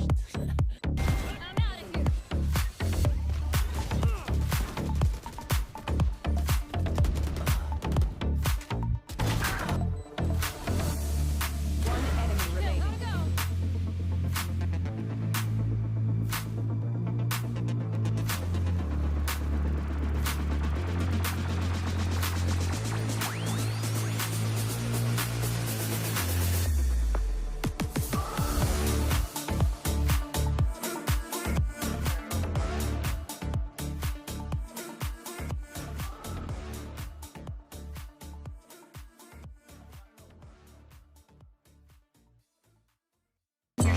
Your shift is almost over, Derek. Sacred, your shift is fired. Oh my God! You're all fired! You're all fired! Everybody's just gonna go drop, yeah. This made this a 1v3. Needs to get a couple more though. Still with the fight. Monzy ends up going down. Now the 1v1. Get knives straight to the dome. Over the top. Dynamic saves the round. Ooh, we knew this was going to be a good map heading into the very first map of our playoff series between QOR and EGA. It was a really interesting one, though, in the way that it was back and forth, because we got to see Emily, EGA off to a hot start. QOR get this bounce back, tied game, and EGA just pressed the go kill button for their duelists and gonna take the win off of that 13-10. No, I think they did a great job in that first half, especially knowing what kind of comp they're going against. They did a great job at cycling a lot of those ults that we saw, whether it's the Phoenix ult that they could use in their XX, which is actually how they ended up putting so much pressure on round 3 to convert that bonus towards their way. And then also using the Brim ult when it came to these crucial and closer rounds late game for that post-plant utility. But they honestly played that pretty perfectly. You know, when we look at QOR's comp, they have so much util to go off of trap plays to kind of start aggressing into them. And we didn't really see that until the later rounds. Instead, we saw EG kind of waiting, holding around the map, waiting for them to make the first move, or just make sure that they don't fall into a trap, and then start walking up everywhere, because that doesn't give QOR any signals or signs to go off of to kind of activate anything. So we saw them starting to play a little bit more reactive, but it just wasn't enough. The few times that they found success were with these A main pushes that we're seeing here, the deep A main pushes, throwing that utility as deep as they can to kind of make sure that they hit players that are actually holding for a push. That unfortunately caught EG off guard twice back to back, but it was still a phenomenal half for them. Yeah, it almost felt like what typically worked for QOR on this map just wasn't working anymore, and that kind of being like they like having control of the map with their set strategies, building the tempo of the game, but it felt like EG just had the tempo down. Zeroni with the Phoenix ult was consistently a problem, right? Aggression from B-Dog was constantly pressuring and testing the limits of their slow and controlled approach that they love doing on this map of Fracture. But because of this like outward aggression that we were seeing come through, QOR didn't have that same level of utility usage, and actually had to start applying it earlier than the intended time of use so that they could regain that control and composure. So it almost felt like they were getting offset a little bit too much, and EG were really just controlling everything that this team was doing, and it was really offsetting every single plan set strategy that they typically would follow. Yeah, and when it came to that second half too, though, it was a complete switch. I think QOR did a really great job when it came to their utility usage on that attacking side. It felt like the only time that EG really found success was when players like Zerona were up in tower finding gaps within the utility or pushing past it. But eventually, it just got to the point where QOR, they have a bunch of this utility that EG was kind of worried about. We didn't see them pushing too much towards any of the mains early on, allowing QOR to just walk up. They realized that, started walking up, saving all of their utility to use on that XX, and just absolutely overwhelmed them. In those last few rounds, when EG started to kind of pick up the pace a little bit, is when they started contesting a little bit more, when they started getting info on one of the sides so that they can end up rotating over and start actually fighting QOR face to face.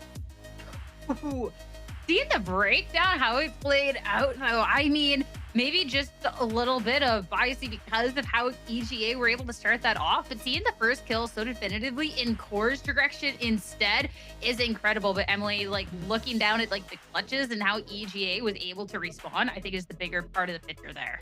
I mean, honestly, this clutch rate looks completely backwards, I think, because didn't Kumi get like a 1v4 clutch and like a 1v or almost another 1v3 clutch and stuff like that? So I didn't feel like a lot of the rounds, like even though it does show that EG did have those 2 clutches, it didn't really feel like those were the key rounds for them to get back into the game or have those comebacks. If anything, the clutch rate goes towards QOR for Kumi being able to pull off a couple of those rounds to keep them in the game as long as they did.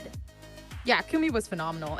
There really isn't anything about it. And I know like we talked a bit about like how the single duelist role is now being on the shoulder of Kumi, but I think they handle themselves so incredibly well. And it does feel like they're getting a little bit more comfortable with the dynamic that QOR is starting to put together. I think Flya, even though they're 5-18, they really contributed to allowing Kumi to feel that level of comfort that we typically don't get to see in this sort of scenario, right? With Derek being able to gather that information to allow Kumi to really flourish, and then Flya giving into those stuns and those rolling thunders to let Kumi really shine in that regard. But I think it was really just like they did not know what to do. They did not know how to adapt. I mean, EG did absolutely incredible in regards to just everything, right? Zerona being so confident with her ultimate, actually bypassing some of the util and ultimates from Derek and forcing Kumi to use their own utility and their ultimate and wasting every single thing that QOR has, you know, in their pocket. So it was a really cool game to watch. It kind of gets me excited for the next one.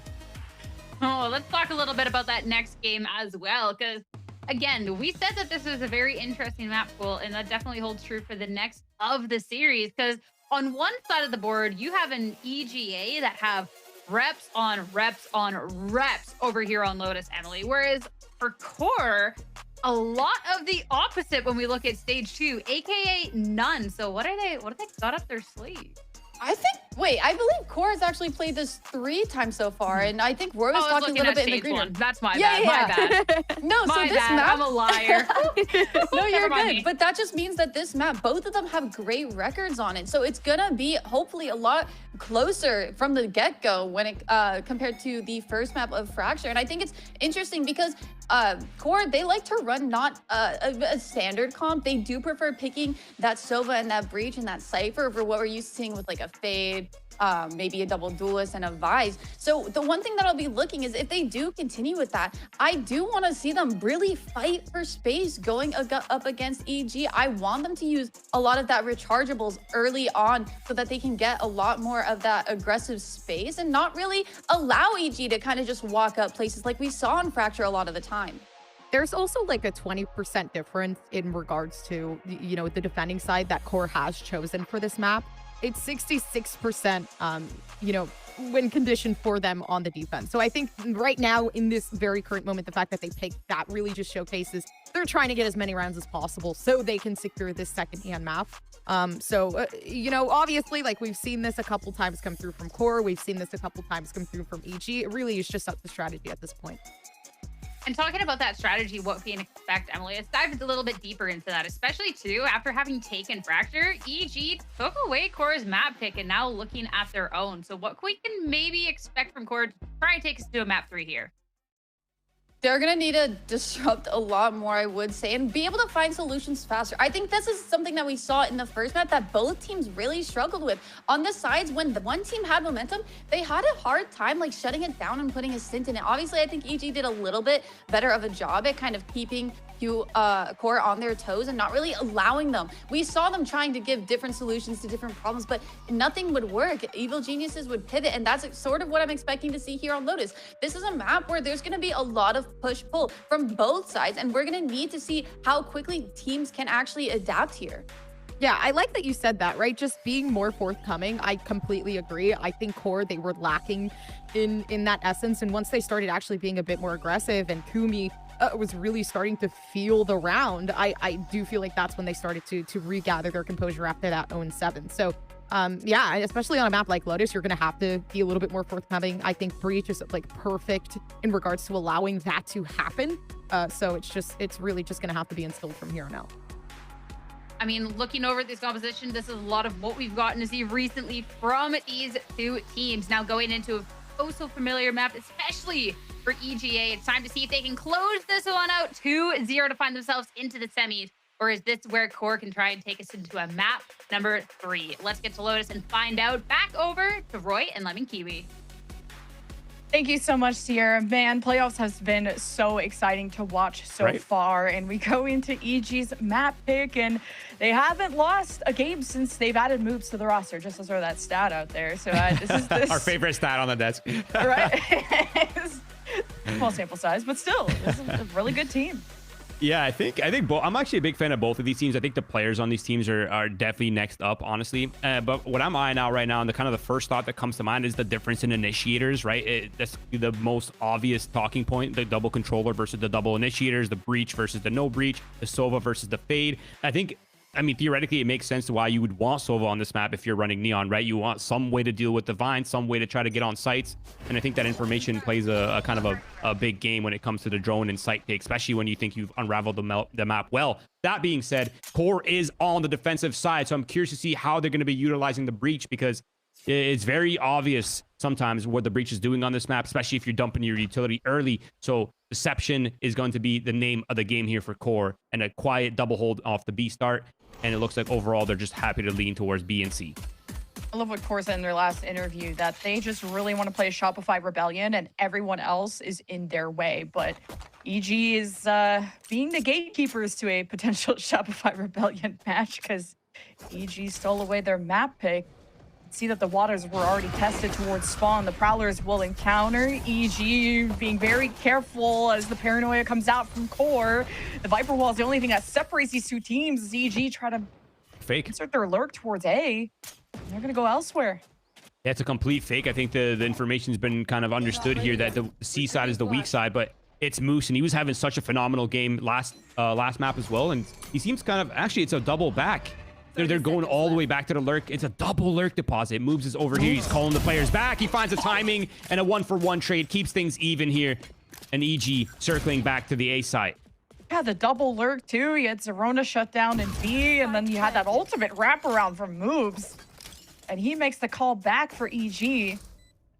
It's integrated perfectly. Now extending forward will be Pancakes. He has a frenzy, no util, and now there's some trouble afoot. And Core stacked up towards the staircase. It's up to Jake. He still has the paranoia. Did just throw it. Kumi was nearsighted. Now not really respecting this smoke. So Jake, hearing those steps, kind of choosing to just play time instead of find a moment to flank. It's costing EG some members, but Jake at least comes in when it matters the most, and EG will take the pistol. And they're doing the same sort of style that we saw on the last map as well, right? Where they do these site takes, they open the doors, they raise all the alarms, but they're depositing a lurk towards this side, they're depositing lurks on that side, and that gives them so much flexibility in the mid round. And I think that's really causing, I mean, it was the same storyline we saw in Fracture, right? Where it caused so much problems for Core, because they're a very good team at reading what you do, but when it comes to these like high pressure, highly chaotic double deposits, that's where things start to get a little bit awkward, a little bit weird for the Core side. So I'm curious to see what the solution will be for that. But for now, EG, a clean, nice pistol round. A slow play here in the second, probably looking for orbs, and you can tell they're a little vigilant right here. They don't want to get caught by traps, especially against the breach. You can expect a lot of these trap plays to happen, especially with how quiet the A side of the map is, and they're trying to bait it out here with Neon. Pancakes was so good with this Guardian too last on Fracture. Just the one taps go crazy. But Core, oh, as quiet as a mouse. Prowler, oh, it just goes right by Kumi, and the paranoia comes out. The trap has been set, and B-Dog punishes Kumi as the defense humbles. Goes back towards Waterfall. Okay. Crisis averted. Things slowed down. 50 seconds left on the clock. Seems like Pancakes wants to just re-clear the front B, put a little bit more pressure, maybe get some players off of the C site, but the crosshairs are there. Spikes headed in that direction. No lurks this time. All players are here. And now it's a site hit. Even with luck on Core's side, dodging the Prowler still wasn't enough. And man, when it rains, it pours. Wait, Moose with the double classic. He's in a corner. He needs help. Bailing him out on the low ground. Wait, Moose will just do it all on his own. He's insane. They get the fourth, and Ace on the site. Yes, it is. The Moose is loose for Core. Oh my God, Moose was loose on the first map, and no one's caught him just yet. He keeps it. The ace on the ante. That's beautiful. That is beautiful. I mean, the vibes are he probably just resuscitated the vibes on the team with that play. I'm not gonna lie. Like, you're coming off a map loss that was, was looking like a comeback. You lose the pistol. Feels bad, man. Oh, man, the double check right here with the classic is so crazy. He's literally a miracle worker on the anchor. I love watching him maneuver around. Just so clean with the reads on the movement. Oh, man, the support coming in from Fly as well. You've got to love that. I mean, the vibes are up great right now if you're Core. 1-to-1, you're on the hard half, and you've stolen the eco. That's a huge start here for Core. That's huge. EG. Wow, at least they have B-Dog with the stingers. Get him fast. And in your face, Core. Smoked off from all the action, and Moose can't replicate the magic he did last round. So EG responding in the biggest of ways and get at least a Vandal upgrade. Stinger for Jake. So you'll send B-Dog on the front lines. Barrel spotted. So much luck on the Core side. You gotta be able to clap back. Been gifted these opportunities. And now a lot of information from Derek on the stack that is still within the site. The Nightfall from EG, thinking the tidal wave was coming in. And Core, I mean, they're really shaking things up. But now it's just Flya against the world. And now EG are responding with a potential thrifty. Like, what is this game? And oh my God, Pancakes does it. Pancakes, the IGL. Last time he played this map against SRB, he was 30-11, by the way, just a heads up. I mean, I think him, Fade, plus Pancakes, plus Lotus equals magic. Moose might be a magician, but we also got one on the other side, I guess.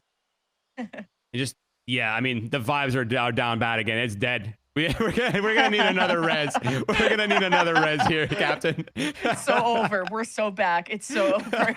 Like, usually there's a few rounds in between these emotions, but we like to make things a little interesting here in VCL. So walk up right here, double contact play happening, and my God, cleaned up. Free sight here for EG if they want it, and yeah, they're committed. They're in. When you're flashed up with nowhere to go, EG just look away and just storm in like they own the place. They're paying rent and everything, and Core sit on the other side, just asking for any kind of chance back into this round. Could be off of a Kumi flank, but it's being watched carefully by Jake's Vandal. So I don't know about a classic winning against that. Unless you get into close enough range where you hit him with the Moose right click. That's a new special for this game, apparently. Yeah, the shoulder check by Moose on the C side. They didn't want any piece of that on this round, let me tell you. It seems like it's just a slow round, so Moose wants to keep the rifle. Kumi and, I mean, Kumi's kind of far from the spike. He is Neon, I guess, but he is super far. Sir? Gotta go. You will not die to the spike there, sir. Okay, there he goes. He made it.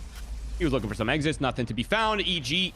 I mean, this is a crisis averted in my mind, right? You get ecoed and you're back to the 3-1. I mean, overall, it feels like the halves are back on track to what they should have been from off the get-go. So, first gun round here on the board for both sides. Finally, Moose has the ultimate in play, but I think for me, the one thing that I'm noticing is, I mean, the Cypher is always on the C side of the map, and overall, there's really just been no mix-ups happening from the core. And eventually, if you're EG, you're going to start to read on that, and you're going to pick up that, I mean, the Cypher is just completely isolated on the C side. And yeah, the traps could, you know, put a bit of a, make it awkward for the Neon, but the follow-up will still happen.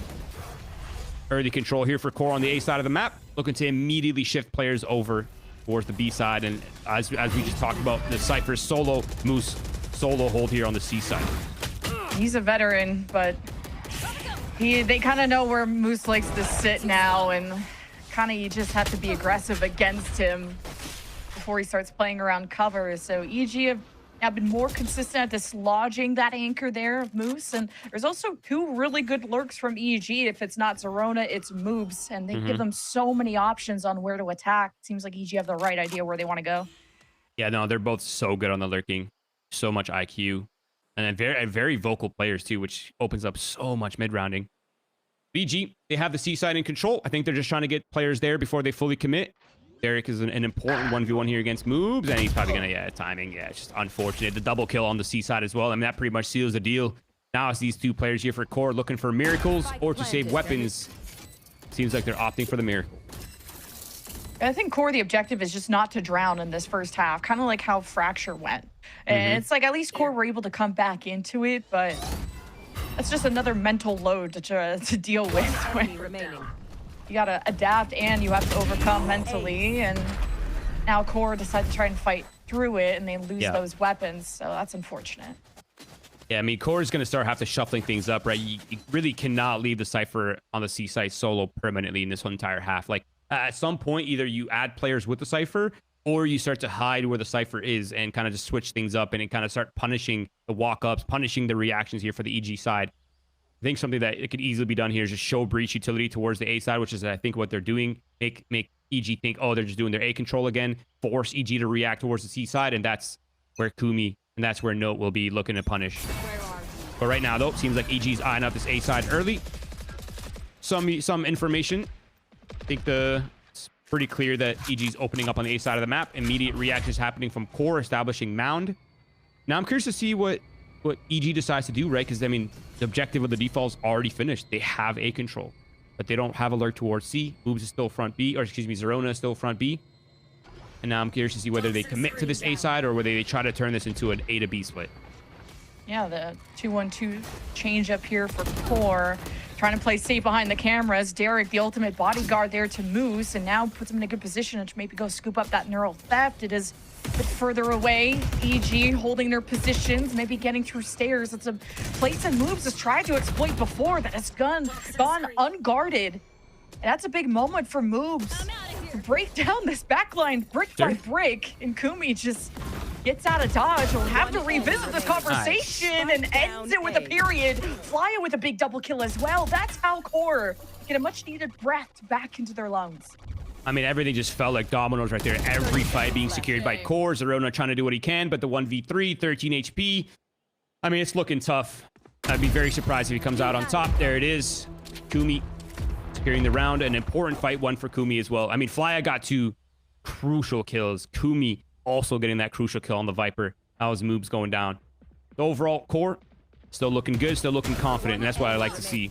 I think for me, the key in this half for Core is, I mean, they're still reading the map overall well, I think. There's not really any major flaws happening on the Core end, but I think they're going to have to continue to have the confidence to resolve things mechanically at some point, right? Like, you can't continue to macro against EG when they're depositing so many lurks and they're trying to, like, push and pull you in so many different directions.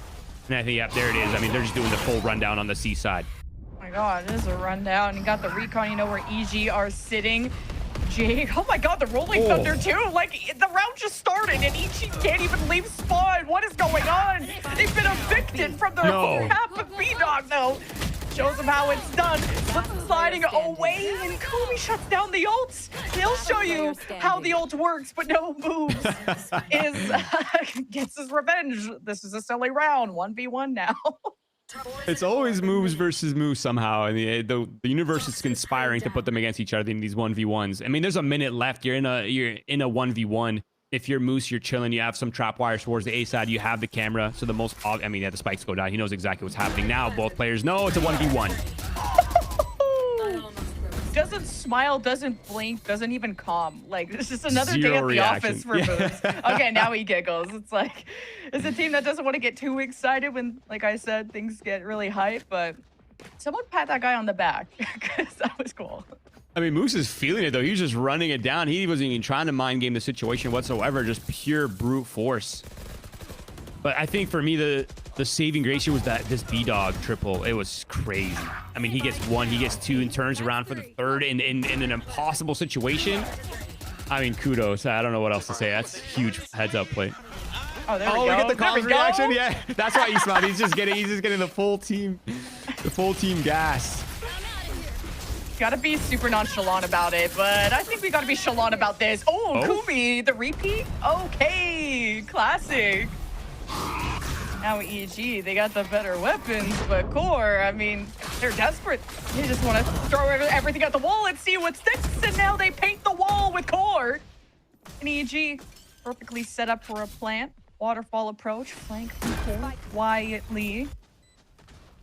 Derek not being so quiet, though. Still got shock bolts. Going in blindly, they're turtled up. It's gonna be so hard here for Core to find anything. These players on the C side flank are gonna have to get so much value. That's Flya gone down. That's a lot of the pressure eliminated, and overall, it should just be a nice cleanup right here for EG.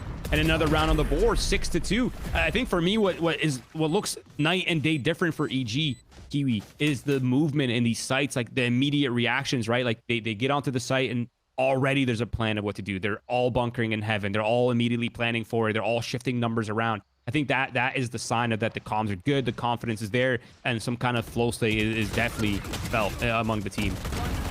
But we're starting to see a bit of a repeat now, right? Because at one point it looked competitive, but it feels like EG is starting to slowly pull ahead. 6-2. Macro still mostly in favor of EG. And in terms of individual performances, they're certainly feeling it. So now it's just a see-on fight. Oh my god.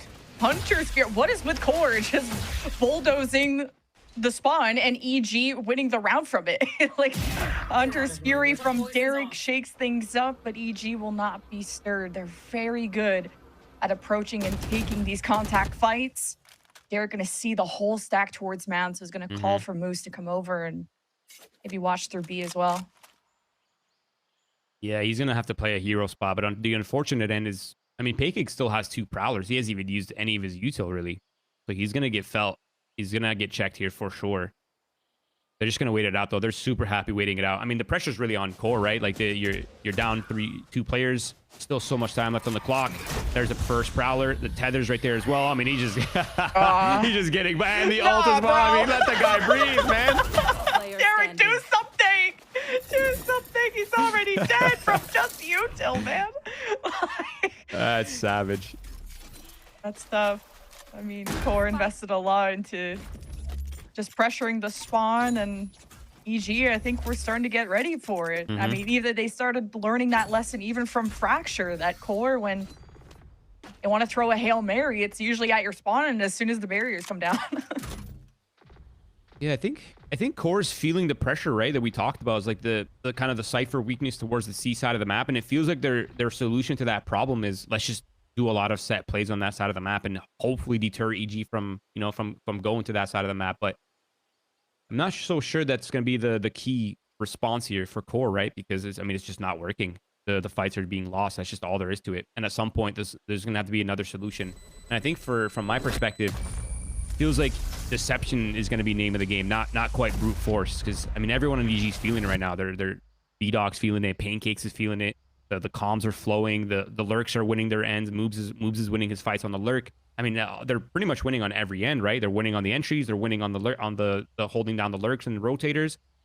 So I mean, this timeout makes sense. There needs to be some kind of discussion to what they want to do. I'm hoping that Core starts to kind of show the breach util, fake some control towards some part of the map. Start to really play with the kind of the info flow that is coming out from EG. Because right now it feels like EG has a perfect read on what Core's up to. These just come off like 2 very good attacking teams. Even just looking at Core's comp, we're using 2 initiators with the Breach and the Sova. You're expecting Core to flip the script once the second half comes around, but you saw how that mountain of work that they had to do on Fracture, it did seem possible. They tied it up 10-10 after being down 1-7. But then as soon as something clicked for EG and they took a couple rounds, the map was just over. So you got to make this half as least unbearable as possible if you're Core. And then there's also the consideration of you're going to be facing a Vise on defense with a double controller. And that's going to be pretty tough for even a good double initiator comp like Core to face into. So For sure. On a less serious note, if I watch this VOD back, if I was Core and watched this VOD back and I saw I was getting owned by Pancakes wearing a button-up shirt, it actually just might tilt me. It just might tilt me. I didn't want to comment on it because I don't know if that's just his vibe, you know? I mean, he's got the button. I don't know if it's a polo shirt or the button-up, but I mean, bro is formal dressed, just completely ready for the interview, circles man. around you. No, he's got his interview attire. I'm dead. He's just at work right now. Oh, I love it. I love it. Oh, it's so good.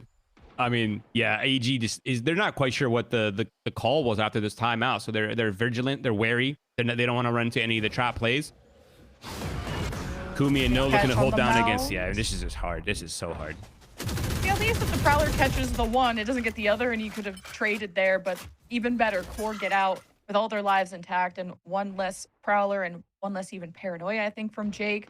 But EG got an orb out of that. So Kumi did get punished, I think, on the last time they went for a play like that out of C. So this is even better that they're chilling.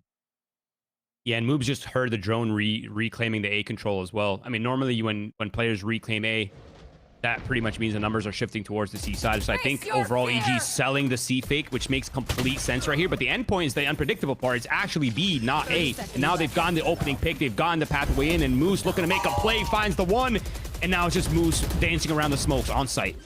I should say Moose really thrives in this chaos, though. All the cages, one in the trip, and he's trying to prevent the plant. It's barely going off. You need the Viper's Pit and the Nightfall to be used in this round, and Jay gets denied. There's 8 seconds left, and Core just need to play prevention duty, and it just comes down to Moose versus Arona. The one to begin it could be the one to end it. Moose back up to full health as well after the pit has been dissipated. A lot of respect given to Zerona. Neural theft, you know where he is, and that's all Moose needed. What a clutch and what an anchor for this core squad.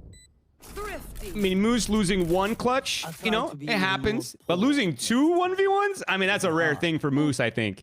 Yeah. He doesn't lose those too often. He's got too much experience and way too much confidence and composure. I mean, just everything was perfect for him, right? The information, the pressure. He knows the players hurt. He knows that it's gonna be hard for Zerona to just kind of jiggle him out. So well played by Moose. An important round secured for sure, but just absolute chaos on the side. Like players just flooding in everywhere, just shooting guns, playing inside the Viper's Pit. No cares in the world. No way. Coach reaction. Live reaction. I love that. That's so funny. That's oh my god, it's so stressful for them, but for us it's just like pure entertainment. It's an interesting I'm kicking thing. my feet right now. I can't touch the ground. So I mean, they're now facing resistance, and Kumi, that's his moment to lock in. Traded out though. EG will move forward nonetheless with equal numbers. As Derek being abandoned on this angle, Fly was worried about something in B, and you just let Derek out to dry against the whole army marching. And Fly is there any pizza left? The party's over. EG are planting. Now Moose has to pick up the pieces, but if anyone could do it, it's him. And only 2 pieces left to break down for the Sentinel. He's doing the level up challenge right here. Increased difficulty, the 1v2, but Zerona just ego checking him. Wins the fight this time. Gets his revenge from the last clutch. 8-3 lead now for EG. And overall, feels like EG is onto a pretty successful, solid half, I would say. This last round is going to be super important here for Core. That's unfortunate. Flya just left that position there, and Derek got caught. Core being a little hesitant, unsure on their information at times, despite having a really good composition for it. And now it's potentially going into a 9-3 or 8-4 scenario, and 9-3 is how EG kicked off Fracture. Core putting up a good fight here at this A lobby, but kind of came out even last round. And I like that they're keeping the double crossfire right here instead of just having the one player spotting and falling back, kind of keeping that pressure. I think this is a good way to deal with some of this EG pressure, right? Because they've been playing so slow on most of these rounds. Moobs, though, he's been so good with these holds, just punishing aggression over and over and over. Now they know there's another player here. They can expect the player C. I mean, they kind of have a pretty good read on the overall player spread right here for Core. And he's got backup now, but Moobs was often trusted as that solo chamber player back on Winthrop. He's someone you can throw on the other side of the map, and he'll know how to play his life, and more often than not win those 1v1 opportunities. But let's see what Node is up to here. Is he going to commit to the flank? No, just checking if Moves is still there. No longer. So the jig is up. Now you have to go through all these trips, and this is where this could catch B-Dog and where Moose could have another highlight moment. Checking for all the cameras. Steel Garden, though, will maybe catch the tail end of Moose, and also Flya. Rolling Thunder is a response, maybe, but Flya gets shut down before that could even come out. And Moose is just trying to look through the camera, and it's too late. EG. Oh, wait, not too late. Moose actually wins that. I thought for sure EG had the quicker shot there. Still main advantage with Spike. EG should be set up, but there is 2 playmakers on this Core side that you have to respect. Oh, see, Moose just does a drive-by. This is a 3K in all these moments, and I feel like he should be winning this. How does he keep doing it? Now, the numbers are equal. The double swing. No gets ahead of it. Jake tries to handle it and sets up packing for a 9-3 half. I mean, they played that absolutely perfectly right until the very end. The lineup is so unfortunate. Jake to capitalize. He's having a phenomenal game as well. 11-4 for Jakey. We haven't even really said his name much, but he's just quietly popping off. And this is so unfortunate. I mean, you really wanted that if you were Core, right? Everything's going so well. You're feeling into the 2v4. Moose just having an absolute monster performance in that round. I was thinking he's about to get another ace, to be honest. I was getting those vibes too. Oh man, this is so unlucky. Neither player able to land a headshot either. I mean, that's a huge clutch up for Jake. A huge half for EG. I mean, they're feeling good. They got the 9-3, but the same thing as last map, in my opinion. This is, I mean, that was the easier half. I think this is going to be the harder half for EG and the easier one for Core, but a lot of pressure on this pistol round. At least on paper, that's the case, and it's all the discovery phase of what is going to be the Zerona setup. Felt like kind of started to download what Moose was able to do on the other side. Kumi, another big first blood for Core. A lot of those winning rounds from Fracture came off of his blood, sweat, and tears. Checking this Vice while crossing as a team, and Zerona is watching them all figure it out. But hey, Kumi got left behind. So speaking of being left behind, now the flank is a problem. Core are just gonna flood in. Zerona still gets one for the road, and Core will get away with a plant without too much pressure building. An immediate reaction coming out from Core, right? They see the large flank coming in, they flip maps, important fight coming up here for Fly End to B-Dog, and now it's the sandwich here, the 2v2. Jarek trades it out, and it's all down to B-Dog in the 1v2. Players, one of the players is known, but the other ones are still hiding away, repositioning, so it's a lot of angles to clear here for B-Dog. Recon too, just knowing where B-Dog is, and I think Pancake's engaged before B-Dog is really ready. I heard the speed activated, but B-Dog wasn't in the site, so I think if that retake was a little tighter there from EG, it could have been even closer. But hey, an important pistol round for Core, and very deja vu from Fracture. Both teams winning their offensive pistols. Right? It's literally a deja vu. We're seeing a repeat episode. Yeah, 9-3 and everything. Alternate universe, though. Different map. And it's the same top frag for Core, right? It's Moose. It actually almost feels criminal. I don't know if underrated is the word you could use, because I mean he competed in tier 1 not too long ago, but he has been such a consistent performer on every iteration of T2 team that he's been on. It's criminal how he never gets the flowers. It's like a curse. Now he gets the opening pick as well onto B-Dog. That's one of the C players down. And EG just scrambled. They don't really have a hard win condition. It's just a spread across the map. 2 players trying to play together towards A, 2 players trying to play together towards C, but a massive wedge on the B map that, I mean, soon they're going to feel the pressure on that end. Yeah, B-Dog is dead, but that's the type of conditioning in the early round that can set you up for the rest of the first half on forcing Core to use more utility for that mound. B-Dog is going to pop out, but here's the double pop out from EG through the smoke, and Derek still holds on. Took a bit of damage. That means the B site still remains on lock, at least on the right side and through main. Only one place EG can come from, and I don't think they even want to try it. You're thinking about it, though. Paranoia from Jakey? No, okay. They're going for the small little reposition. I think they're expected on the C side of the map, but it seems like Core is pretty sure they're coming through heaven. They're just posted up. Oh, I see why. Okay, Moose is just locking down the ceiling. He's popping shots off too. He wants to just intimidate them. They pretty much know it's heaven now. There's a smoke. It's gonna be a tap though. There's really no time. It's gonna get. Sir? Did they get away? Nah, they get away. It's fine. It's fine. Everything's fine. I thought they would have maybe just died to the spike there.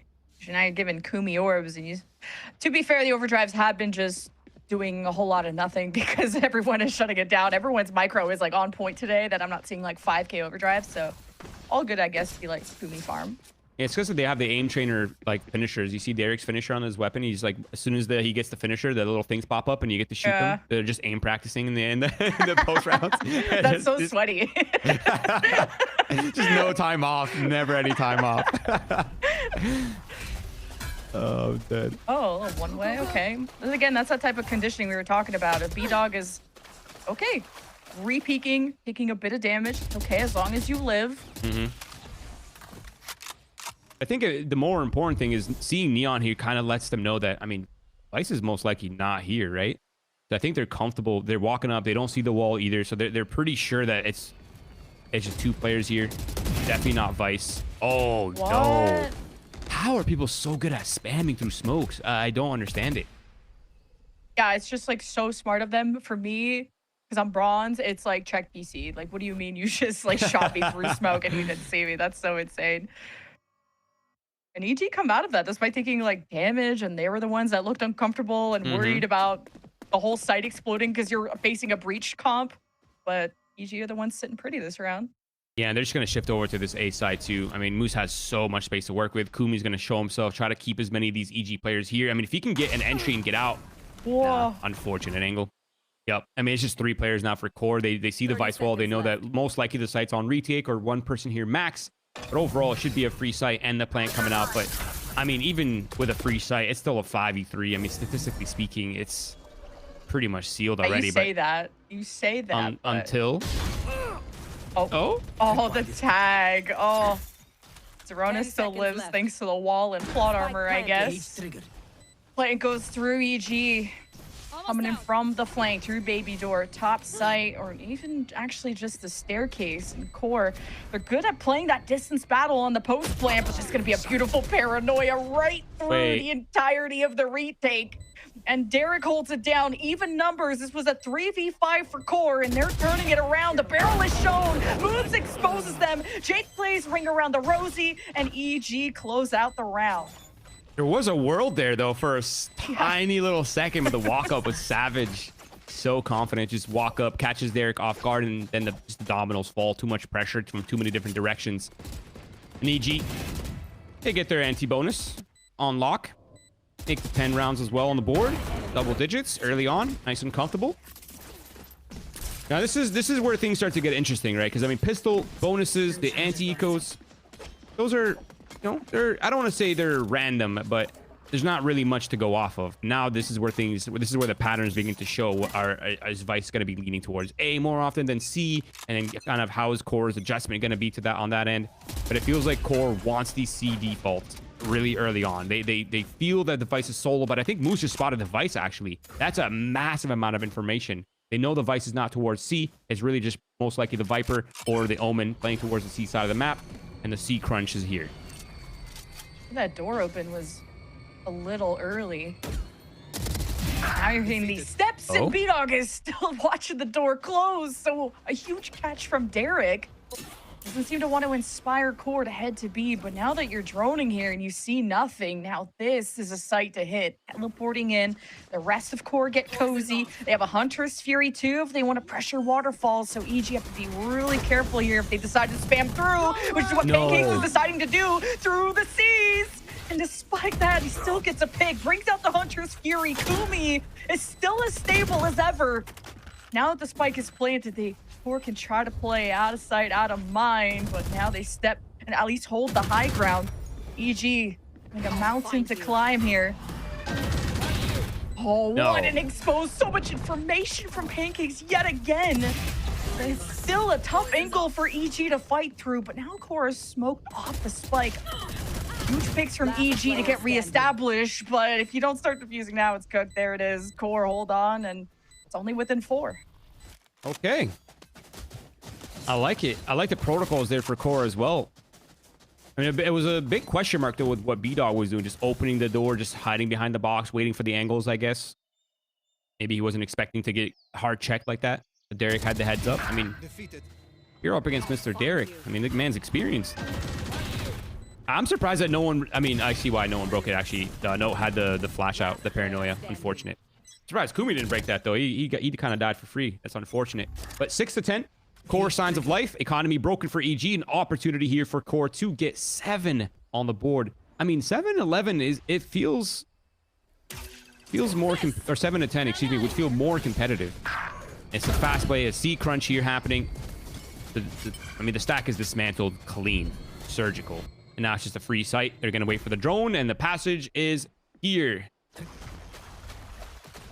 Moose will kind of watch as his trip was broken, even through the jump. He gets a really nice shot there. Okay. Zerona will maybe take his outlaw, and there's something to get out of this round if you're EG, but this is still very deja vu of even Fracture, of EG denying Core's bonus and then kind of getting back on their high horse near the end. This is where Core need more rounds. Yeah, I mean, the thing that I'm buying out right now are the ultimates for Core. I mean, they're pretty much all up, minus the Hunter's Fury. You have the Neon ult, despite the aim labs, the aim training encounter coming out, all good. But I mean, the Breach ult's up, the Neon ult's up. You have Cypher if you get the early pick. You have the Omen ult as well for either the fakes or the repositions. So it's going to be interesting to see what they've cooked up. I think from my end, it feels like the natural advantage is in Core's hands. Just don't get caught by any sort of gimmick coming out from EG. Push and pull the map correctly and just choose a spot to end with a breach ult. It should be the key to victory here for this next round. I feel like the pressure is really on EG to try to find a solution, right? Because, I mean, so far it feels like Core is starting to heat up slowly. Yeah, I think it's usually round 18, like around this point that EG took a timeout last time. So I feel like I'm just reliving the script over and over, but this wasn't immediately the turning point on Fracture. Took a couple rounds for EG to actually actualize their ideas, but it was a 10-10 before Core took over the last 3 rounds and then closed out Fracture. So it is about Core making sure they maintain that consistency and know that EG are going to change it up. They continue to lose, and this is the moment to expect that. And I think the interesting thing for Core is they haven't really been using the breach to brute force control early towards the A side. Usually that's kind of why you want the breach, right? It's to stall out these angles, have the stun to kind of delay things, split the the defenders up on the A side of the map. But it feels like so far they've been super C focused. Like they I mean, I guess the same thing for EG is you expect that player C to be mostly solo, and as long as they keep pressuring that part of the map, it seems pretty good overall. But it feels like EG's finally done their switch up. They're tired of the Vice being on the A side of the map. They're moving everything over towards the C side. And not only is the Vice here, but I mean, Viper's here as well. It's a ton of utility and a fast way coming out here for Core. Oh my God, he does not care about anything. The Snake Python. Look, these overdrives have a hard time with everyone locking in like this. I know there was some delay from EG, but Core, no more kidding around. EG though, they're just right around the corner, ready to scrap. But oh, what a read on this Rolling Thunder too. EG spaced out perfectly, go mostly unaffected, and that was just kind of a sigh of relief from Core. Now it's time for B-Dog to get active through the top of the site. Waterfall, you heard those steps. Anders a trip to try and get through. Core have the heads up. They have the high ground. They have the angles washed. And Moose gets floored. And you have the Nightfall thrown out as well from EG. More information, more confidence to go in and end it in favor of EG. Going up now to 11. A little disjointed there for Core. I mean, they had the information. They knew that they were falling back towards the Heaven side, but still the Rolling Thunder got forced from Core. It would have been really nice to have that in the pulse plan, I think. And if you're Fly, you're kind of thinking that same thing. And I think the double entry though from Core was really impressive. I mean, they kind of had a bit of a misread on where the Vice was and still got the 1 kill plus the follow-up as well to open up the C side. And it came down to the 3v3, but that's kind of when things start to sort of break down. But for EG, I mean, you're so comfortable now. The 11-7, you have ults in play, you have the operator online as well. And so far, the Vice out towards C has worked. So overall, if you're EG, you're not really switching up too much here. And for EG, just right after the timeout, for all of that success to happen so soon, it took them a second on Fracture. And this spells trouble for Core, who couldn't really maintain that 2-round win streak that they had. You would have really liked your economy and momentum to blossom at that point. Hear the roaring of Pancakes with this Odin. As Core try to get into position, EG are going to know that they are still in A main. Pancakes is just going to play his life further away. Zorona could be in the picture here in a sec. Oh no, he's just still on the other side of the map. So EG, I mean, they're still taking care of anything that comes their way. Core finding the angles. Fly is good for a good double kill every once in a while, but is it enough for Derek and Note? Now the rest of EG find themselves on the outside looking in, so now it's that Steel Garden we were waiting to see. Or unaffected.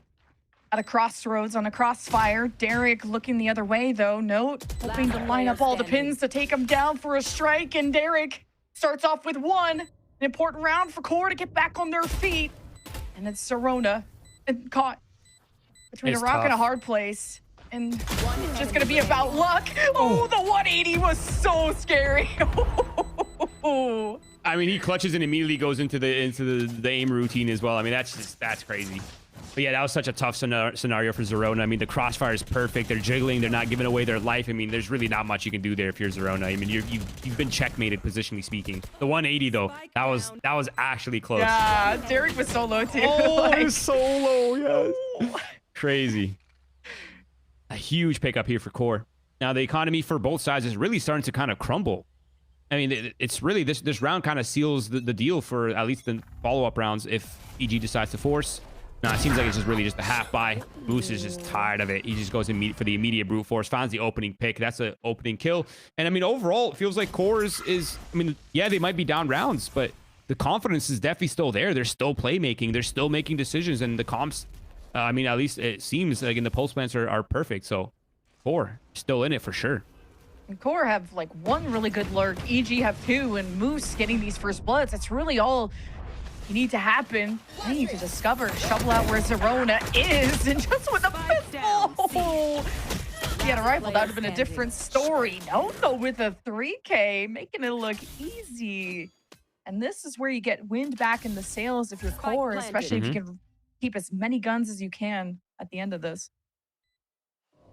Yeah, I think guns here are so important. I mean, you don't want to be forced on an eco if you're Core at any point in this game, right? Like, well, on the eco, it's pretty much GG. So money's super important. Camera spots information. I mean, yeah, I mean, he's just peaked. Tough one. 11-9 though. EG still maintains the lead. This will definitely be the buy round, but again, I think adjustments have to be made because especially against Fly. I mean, he's such an experienced IGL. He might not be like mechanically and statistically having a great series, but I feel like overall the attack calling has been pretty on point on both maps. And he has those impact rounds. Like he gets random double kills, and that's what wins Core those rounds. Yeah, and another thing too with Flya is he's such a micro calm heavy player. Like he's pretty much playing 4 people's games sometimes, it feels like. Like he's so calm heavy. Like no joke. It's insane. I always hear about it from people and I don't believe it, but it's true. It's crazy. But overall, the Viper spit is forced here from EG. And I kind of like that they've kept the Neon there as well, because I mean, you see the Viper spit, you're expecting only to be one person, but overall, yeah, just a Viper spit +2. Yeah, if Fly gets the orb here, you could Rolling Thunder through the pit, especially. But how many are going to be within that pit? B-Dog and Moobs against the world. I guess it won't be the Rolling Thunder, but just a normal fault line to try and destabilize this. And the crossfire is beautiful. Moves gets 2, but the Viper's pit still drops. EG still have presence within the site. And on the high ground, it's a good vantage point. But Pancakes has to watch his back. The Moose is here. Fly eventually gets to Rolling Thunder, but that kind of felt like the nail in the coffin, even overkill. Zerona's so quick, though. Are back in. Zerona gonna get a huge surprise and lines up the 2 as easy as that. EG match point, series point. What a play. I mean, the timing was just beautiful from him. Immediate follow-up on that flank. As soon as he hears him cross over to the right side, takes his timing. I mean, it's just so unexpected. I mean, you just really don't expect Zerona to be right there as all this happens, especially with how fast the pace from Core was. The crazy thing is, it wasn't even a bad call. Like, usually when there's a Viper spit, you're expecting 1 person, 2 people max. So, I mean, macro-wise, the call makes sense, but somehow it feels like EG kind of had the heads up. They actually had 3 people here for this hit. So that's insane read by them. Now they've gone the match and series point, the 12-9, 3 opportunities to close out this series and move on to the next round of the upper bracket in playoffs. And Core, 3 opportunities, 3 rounds to really just buy yourself another life, a chance for redemption in this series. Derek just got the Hunter's Fury off of that. You see that EG, despite this being match point, does not change their game plan. B-Dog with the early info, ready to throw in util from Pancakes. Hunter's Fury to hose down the site. 2 in the corner. Kumi just can't do enough damage. Everyone is catching these hands. Spike And down, C. Jay collapsed back at core. And the man advantage is to the team that could go into the semifinals. Moose and Derek, Neural, Theft, Hat out, knowing that EG are just that close. Waiting for now the couple extra pings. Nothing left in the arsenal but core, but just vibes. And actually a late recon from Derek. It's gonna be so hard. I mean, the time is also low. Like you not only have to read this perfectly, but you have to be on point mechanically. One enemy remaining. Oh, the catch on the orb. No follow through from Moose. Oh, this is disastrous. 1v3. And it's the angle, the high-low, and it just goes low for core. 13-9 EG to the semifinal. What a turnaround from this roster. I mean, you lose Mitch. You expect this team to at least have some kind of growing pains, right? Like you're losing not just a player on the team, you're losing your leader, you're losing an IGL, but Pancakes, he takes on the mantle, seems to be calling lights out for this team as well, and moves just feels like an absolute natural on this roster. A 2-0, unexpected from my end at least. I mean, I thought this could go either way, but not a 2-0 in any direction. But EG making it look so good, so clean. Congratulations. I mean, that's beautiful. But for core, I mean, they're not even eliminated. They still have more opportunities in the lower bracket. This is only the first round of playoffs. So overall, it was a great game. Insane. Yeah, and to integrate someone like Moobs as quickly as they did, Pancakes knew exactly who to call, and they've won every game since then. And we kind of only saw Moobs on Viper for the previous games, and now he's flexing onto different things, kind of flexing around Zerona and Pancakes. Who was going to be that primary initiator? Now that's a shared role. You weren't sure kind of how quickly everybody was going to be on the ball when it came to EG, but now this is a team to fear in this playoff bracket. EG move on, and they face the winner of FlyQuest Shopify Rebellion, while core drop to the lower bracket, so it will not be the end of them. And then they face the loser of FlyQuest Shopify Rebellion. And hey, core might still get their wish. They were looking forward to facing Shopify Rebellion Black, and that could still be the case depending on what happens in this next match coming up. Our final quarterfinal will be around the corner, but we have to do an interview. We have to talk to the desk, so don't go anywhere.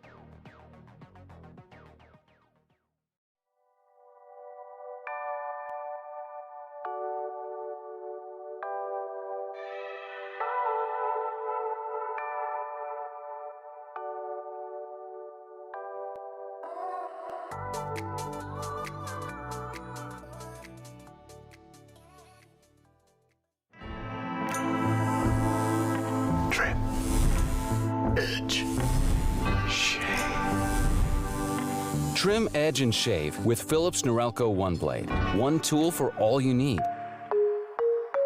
Philips Norelco One Blade presents Shave All Things.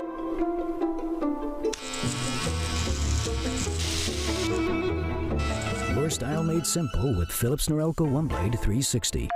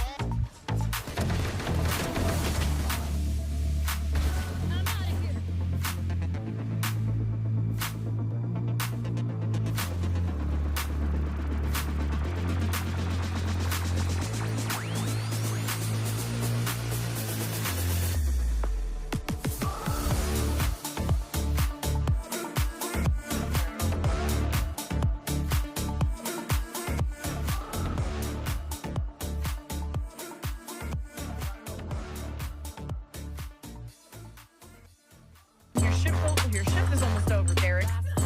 Sacred, your shift is required. Oh my God. You're all fired. You're all fired. Everything's just gonna go drop, yeah. It's made this a pumpy three. Needs to get a couple more though. Still with the fight. Monzy ends up going down. Now the 1v1. Jet knives straight to the dome. Over the top. Dynamic saves the round.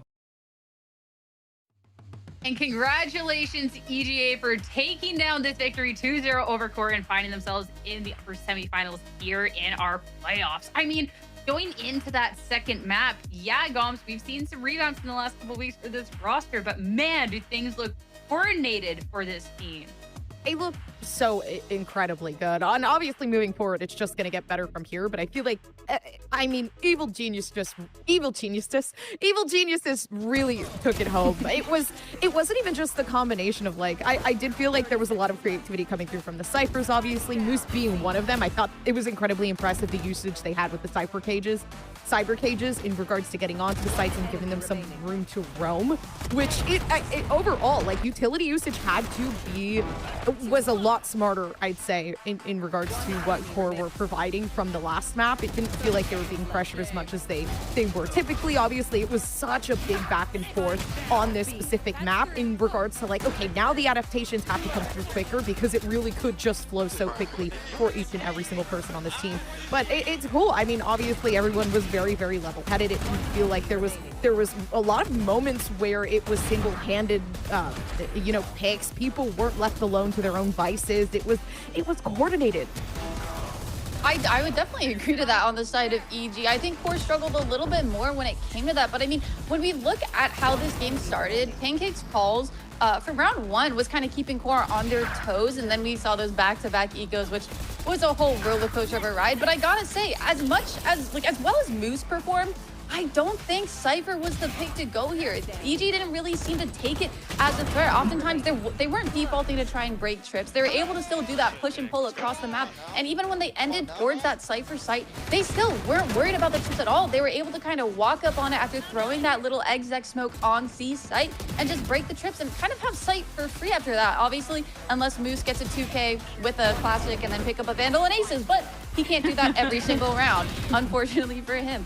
And then in that second half, it just really felt like QOR was unable to match EG's energy. I think EG were in harmony together, especially when they were going for these team fights, when they were at man disadvantages. They found a way to kind of separate QOR whenever they were trying to go into a post plant, whether they're playing back towards mound or even on site holding crossfires. They were so good at taking these team fights, exactly like this one right here on the round or on the replay right now. The fact that like how EG are able to swing at different tempos and be able to kind of just obliterate the setup that QOR felt so strong just to sit in. It was really tough for them to kind of find success in that, even though they were having that early round success, whether it was Moose getting a kill towards A, whether it was them actually getting sight and planning. It just felt like they weren't able to hold it down.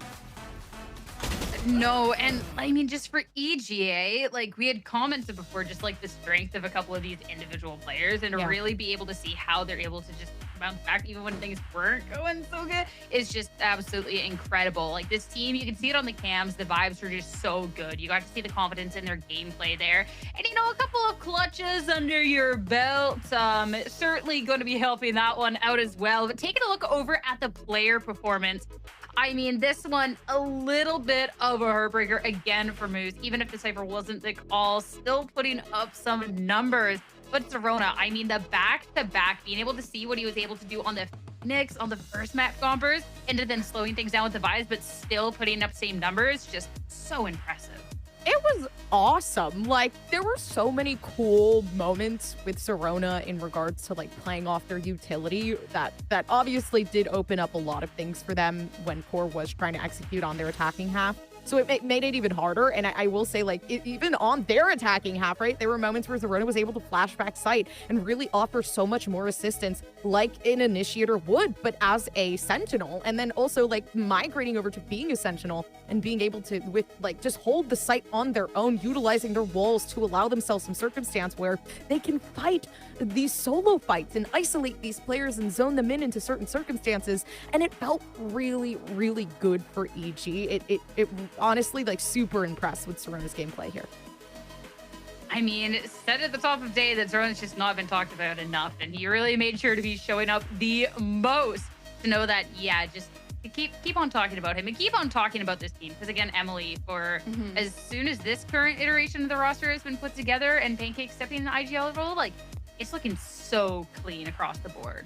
I mean, before we even got into the matches, the thing that I was most concerned about is if they were able to keep it consistent from Swiss to playoffs. Because we saw a new EG coming into stage 2 where they're actually playing super well together. They're meshing. They have their plans together. Like, they're on the same page at all times. And I really think that Pancakes was a huge part of that, stepping up as an AIGL. And also just his individual performance. It continued on. He's able to keep it consistent. And that's what you want to see in a leader. I'm so excited to be able to talk to the leader of EGA for a Philips Norelco interview. We have Pancakes on the line now to chat a little bit more. First things first, though, because our casters were calling this out mid-cast. In this world of everyone wearing their jerseys or something comfortable, you got the button up. Were you ready for the interview, dressing for the win?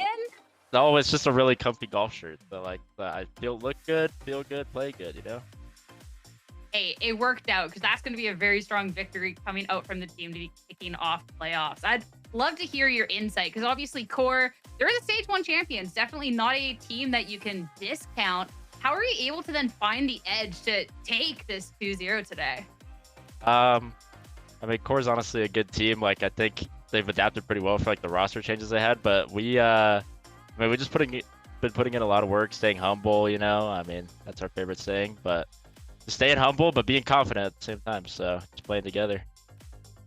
It worked out. And I mean, EGA, it's been a couple of matches now, but this is also a team that's undergone some recent changes, right? With moves coming into the roster, you're going back into an IGLing role. So I'd love to then hear about that to get everyone on the same page to, I mean, you guys just look so coordinated today.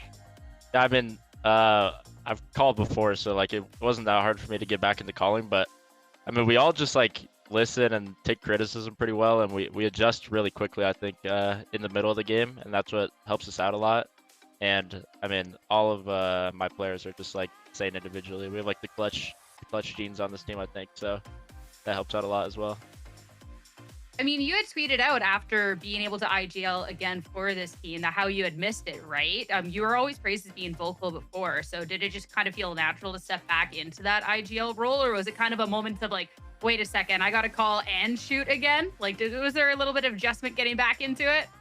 Not really. It honestly came pretty naturally, but like I just have a really good like feel for the game. So calling or like secondary calling, I don't really mind either way. It's just nice to like be able to call whatever I want to call, you know, like if that makes sense.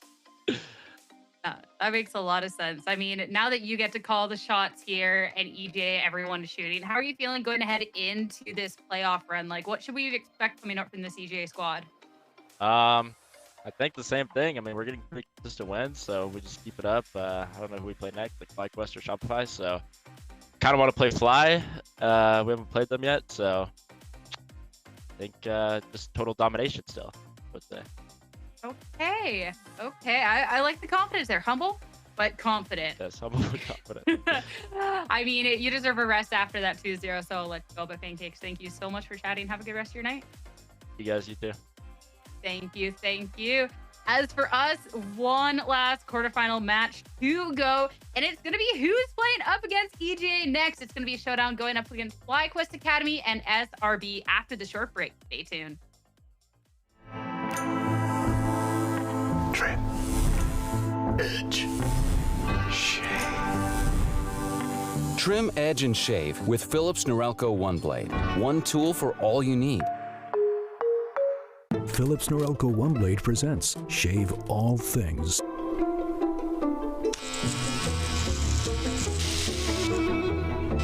Your style made simple with Philips Norelco One Blade 360.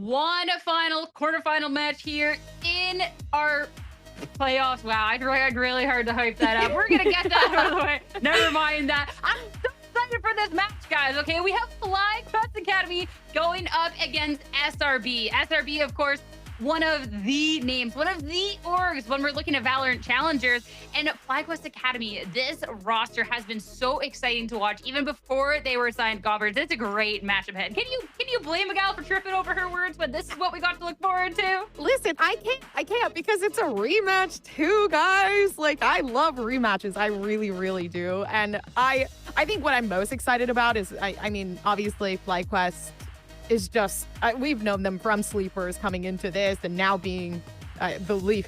I love the Leaf. I love the Leaf logo. So it went from ZZZ to Leaf. I don't even know where I'm going with this. This is my analysis, guys. But anyways, no, I am super excited. I think both these teams have shown so much dominance. Obviously, FlyQuest being a little bit more dominant, I will be completely honest, especially with their performance as of late, and just following through with their own sort of play style and being super confident in that. And I think that in itself takes a lot of skill.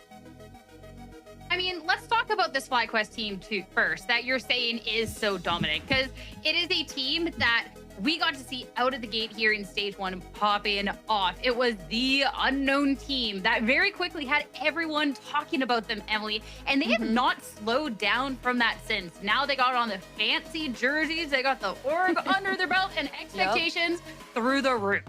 I mean, they're easily one of the best teams that we have in Challengers right now. Just what they were capable of before all the support coming in from FlyQuest, how far they made it in stage 1 with just these 5 players absolutely going insane and their coach Who coming in as well. And now you see them on FlyQuest. They have that support. They have a coach. They have 2 assistant coaches, and it's been paying off for them. I feel like so far in stage 2, I will say they haven't been fully tested yet. I want to see them go up against a team like M80 QOR or even SRB now that they are here trying to find Fly's more improved play style. One thing that I really like, that I like to see what they've been doing in these past few matches, is they've been working on their depth a bit, having a little bit more structure. I think it's not quite there yet, but the fact that they're even trying that, so that when this whole kind of just shift walking as a pack together group starts to fall apart, they have something to go back on, and they don't have to rely as much on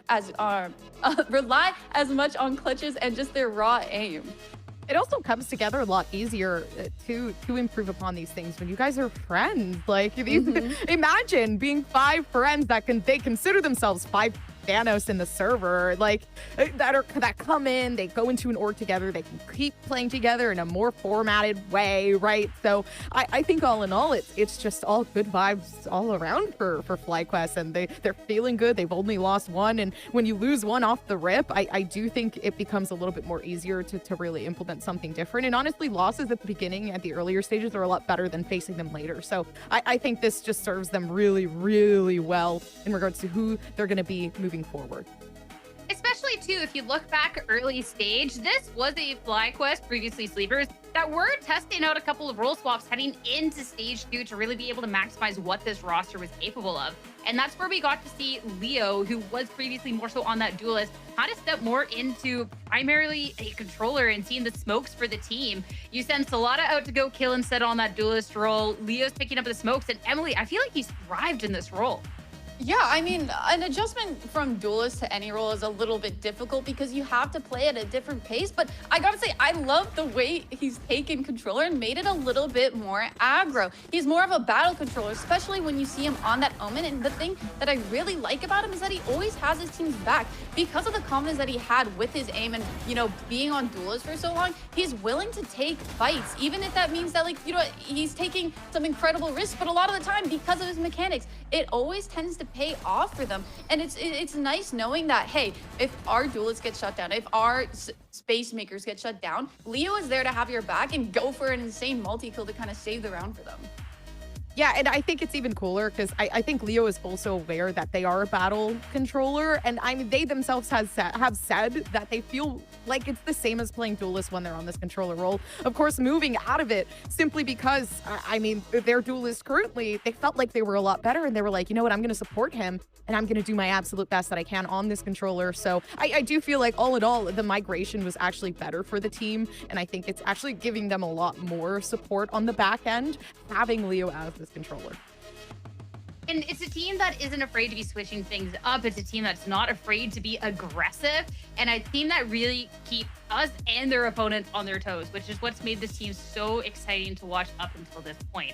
But on the opposing end of things, SRB has also been really exciting to watch, especially too with one of those changes we got to see heading into stage 2 with Smoke joining onto this roster. There was so much conversation about Smoke previously, and fitting in with this team, I mean, Gompers, this seems like a match made in heaven. Even if we got a couple of losses for the team, look at who they're to. Like, come on. That is nothing to be ashamed of, and I'm excited to see how they turn that around into playoffs today. Yeah, and it wasn't anything drastic either. It's not like it was a stomp. This team really did apply themselves, and it, you know, they had talked about like some of their troubles were adding Smoke in, and not in a bad way. They love Smoke. They think actually that like this is a player that they need to look out for in the future. I will say though, it is a lot harder. They've said it you know, maybe just a little bit slower pace for the team now that they made this migration, and it is definitely is something to get adjusted to. But they also did say like, this is the time they're going to be full form for playoffs. So get ready. And they have been putting in the work to get to this moment, to play against FlyQuest again and just provide and show like, yeah, some hiccups and mistakes were made last time around, but the work has been put in and we are better now. Yeah, I mean, I think this team has just gone, is undergoing a lot of the troubles and trials of having the meta shift. You know, they're still trying to run that double duelist, yet they are trying to slow down their playstyle a bit, and it looks good. I think their macro has never had any big blaring red flags or anything like that. I think their big picture ideas are really solid, but I think it just comes to getting the players on the same page when it breaks down into more micro decisions. They all have the same end goal, but it feels like the players have different ideas of how to get there. So if they were able to kind of fix that and make sure that maybe there's one voice stepping it up to kind of guide everyone and make sure that they are doing the same thing and working together to reach their goals, I think we could be seeing a brand new SRB coming into playoffs here.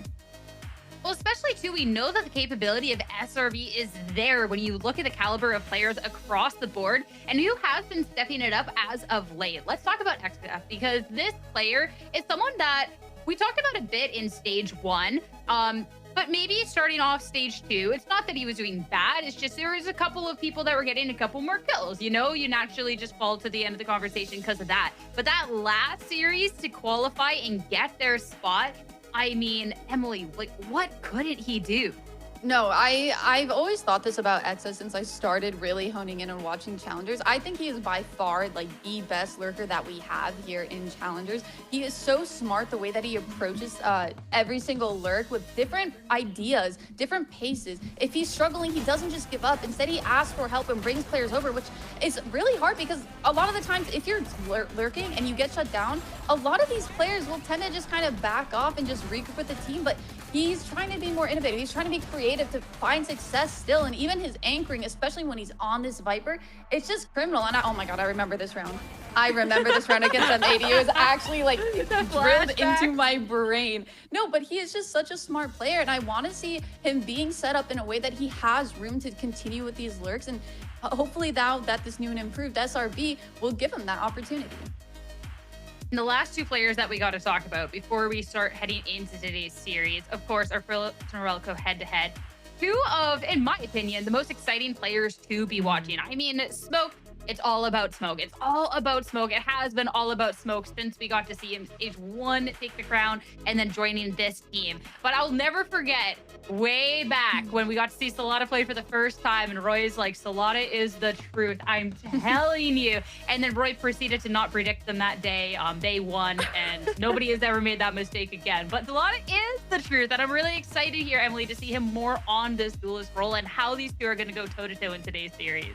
Yeah, I also think it's interesting because Smoke has been continuing with that waylay. Instead of kind of playing that Yor that he was on for his previous team, he's being the space maker. He's having to kind of set up satellite on that Neon and find a new sort of pacing for his impact when it comes to this role. But I think this head-to-head, we'll see some crazy matches today, crazy lineups when it comes to just the raw firepower that both of these players bring. Obviously, Solana, that whole roster is insane, but Solana really takes the cake when it comes to what he's able to do with these entries. Even if there's no utility supporting him, he is such a self-sufficient duelist that he can make magic out of nowhere. Like, he can make a round happen by doing like a hat trick, or I don't know what the saying is with the bunny and the whatever. But the point is that he's an insane player, and he can really just get some insane plays and rounds off just purely off of his mechanics. And I like the Waylay because it's so much more forgiving for the playstyle that Smoke is offering for this team. You pretty much can have so much confident peeking out of an angle with the operator, of which we've seen so much be brought out from Smoke so far. So I really do like that sort of dynamic, but it's so weird because it's so different. Like, Solana is extremely aggressive, right? That's the playstyle that they were so used to before on SRB. And now that it has migrated to something similar, it really does feel like we're seeing the opposite, of these duelists kind of come together, and it's really interesting to see because it's working out so well for both of these teams, obviously. But I am really excited because we've seen Solana actually try to counter Smoke on occasion, and the last thing that they have played together. So in regards to how this one's going to go, it really is just like a battle of the opposite for sure. I mean, when we have the chaos duelist on the one end, when you look at FlyQuest Academy going up against that more methodical duelist in Smoke, I feel like that's where the contrast gets so interesting in today's series. And something that we have gotten to see in the past, as you're referencing, looking at the last time these two teams faced off. For this one, though, it was FlyQuest all the way. Sure, that second map certainly did get a lot closer there, Emily. But when you're looking at how it played out, I mean, FlyQuest were just dominantly in the driver's seat. No, they were. That first map was pretty much a stomp for them on the side of FlyQuest. But I gotta say, the scoreline doesn't show everything. I feel like the rounds were actually a lot closer. There's a lot of hero plays like we're used to seeing coming out from FlyQuest, and a lot of mini mistakes that SRB were having, whether it's losing man advantages, losing a 1v3 clutch to the controller player on FlyQuest. But I also just feel like SRB, when it came to it, like I said, they kind of had the macro going for them. They were able to put themselves in really great positions, but unfortunately, it was just like the little timings and little micro decisions coming in from each player. They weren't on the same page toward that mid to late round, and that FlyQuest took advantage of that because they're willing to take those fights. They're willing to take risks and kind of disrupt SRB. So they're going to really have to find a fix for that going into the today's matches. I will say, too, looking back at that series, I'm not saying it's anyone's fault, but we didn't get to see the crazy openings or anything else from Soap that we would expect. So I'm expecting full throw smoking today, and that already is just going to be a completely different story heading into today's map. But of course, there's other variables as well, and one of them can be the map picks and bans. So let's head over to that to see how this series ahead is going to be shaking up for today. A little bit of a different start now this time. It's going to be split, picked up by SRB, and going to be so important for the win because, Emily, next up, it would be that Lotus that FlyQuest was so dominant on. Yeah, I mean, it makes sense that SRB do kind of start off on split, considering they have a pretty good record. I think they've won it twice, maybe lost one time, and they do run that double duelist, and it looks really good when they have Smoke kind of taking space and having Satellite follow that up, whereas FlyQuest, this is something we haven't seen out of them so far. And I also feel like it's a little bit harder for map to kind of keep that same play style, and a lot easier for for SRB to be ready for it. When you think about how many spots there are on the map where they can just kind of shift walk through, it's a lot easier to get info on all lanes of the map, whether that's B main, whether that's mid, whether that's even towards that A main or A ramp. It's going to be a lot harder. So hopefully we do get to see a little bit more depth with FlyQuest going into this map and a little bit more strategic play coming in from them. Ooh, I'm excited to see how this one's going to be going. Split. I'm in my eyebrows in a good way. I'm really excited to see how this one's going to be turning up between these two teams. But of course, how we think this series is going to go is the bigger question. Because I do think that on paper, even if that last result was the 2-0 and we've only had 2-0 in our quarterfinals so far, I think this one has the most potential to be getting into that map 3. But I think regardless if it's 2 maps or 3 maps, and Emily, it's Gomper is with me. Gompers, we're going FlyQuest. We are, and to me, listen, I know that they haven't had, one of the hardest brackets coming up to this current position, but I do think this is a team that has so much potential, and they do play a little differently. I think it's cool. They're very creative with the way they like to play, with their strategy. And they trust in each other. And again, being friends in this sort of environment really does carry very, very far. It is a mental game, and you're consistently playing the same game every single day. You need some level of entertainment. I feel like that really does keep the morale up. But in terms of that, this team is just fundamentally insane. They are mechanically insane. Every single player here is absolutely crazy. And I just hold them to some really high regard. But Emily doesn't. Emily, answer No. for your crimes. Listen, like I said, I think they have been really working on trying to add a little bit more depth, a little bit more to their strat book, not just heavily relying on clutches. But at the same time, I haven't seen it like full fleshed out ideas yet. And when they went against SRB the first time, I feel like SRB were losing a lot of those rounds to themselves. I think if they kind of picked it up and cleaned up their gameplay and honestly just started playing a little bit more together when it came to like all these clutch rounds that they should not have lost, I feel like they have a pretty good idea at how to shut down Fly's general approach to a lot of these maps and general approach to the game. They're really good at kind of countering the whole walking up thing. I just think when it came down to the late round, they just kind of fell apart. They weren't holding hands, and that's what I need to see coming out from SRB. Hey, all I know here is last time that Roy told me to believe in FlyQuest when they were previously sleepers, he didn't predict them, and then sleepers just ran away with the game. And I'm noticing that Roy predicted SRB going into today's series, so I don't know if anyone's superstitious or anything out there, but I'm just throwing that one out. But as for us, our match is almost ready. We're just waiting for our last player to get into the server. So we're going to be taking a quick break. On the other end of it, it's going to be SRB going up against FlyQuest. Stay tuned. Philips Norelco OneBlade presents Shave All Things.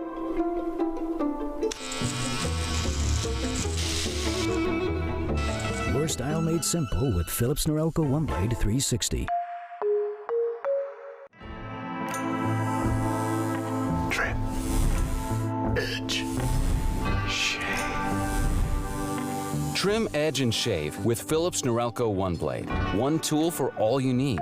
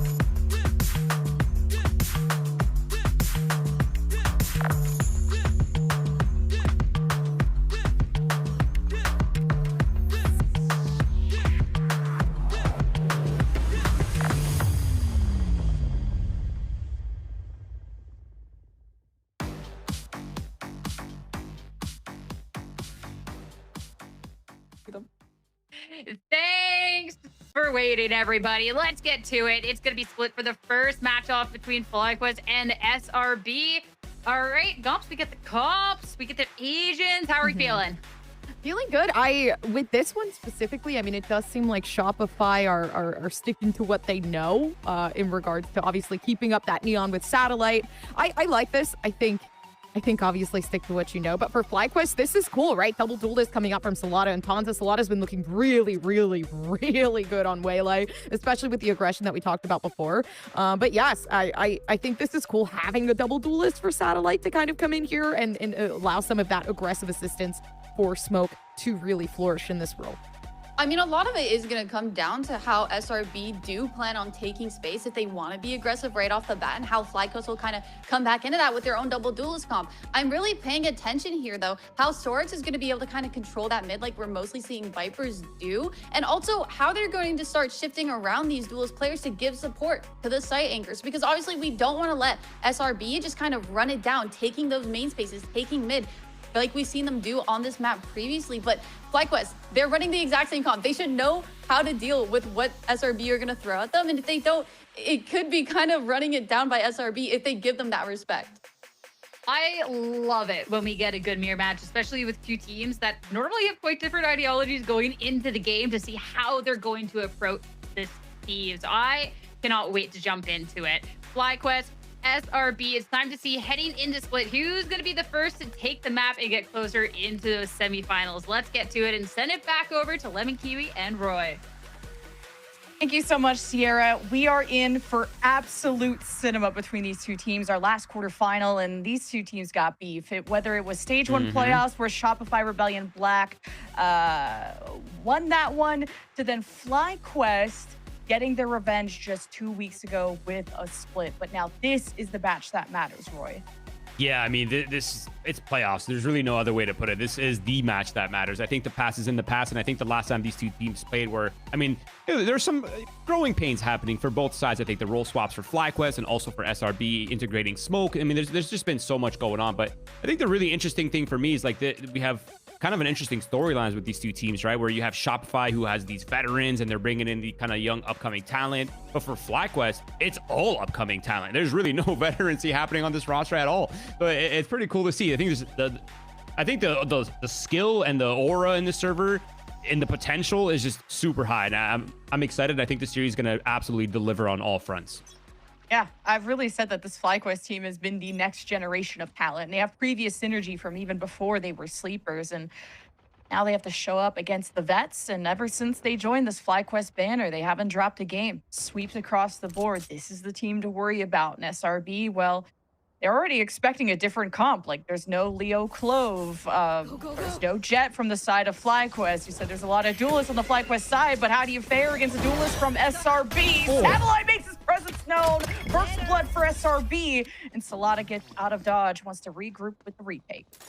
So fast off rip. I love that SRB just tries to absorb the pressure early on and immediately do their takes. Now they're clearing out some space. They're giving themselves some breathing room.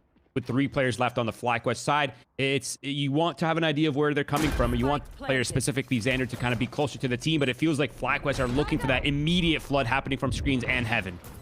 Good safe spot for SRB against the paranoia, but Exa stays stoic, and now the last threat is in screens. You don't want to let them cross, but FlyQuest already stacked up, and Xander with a double gives SRB the pistol.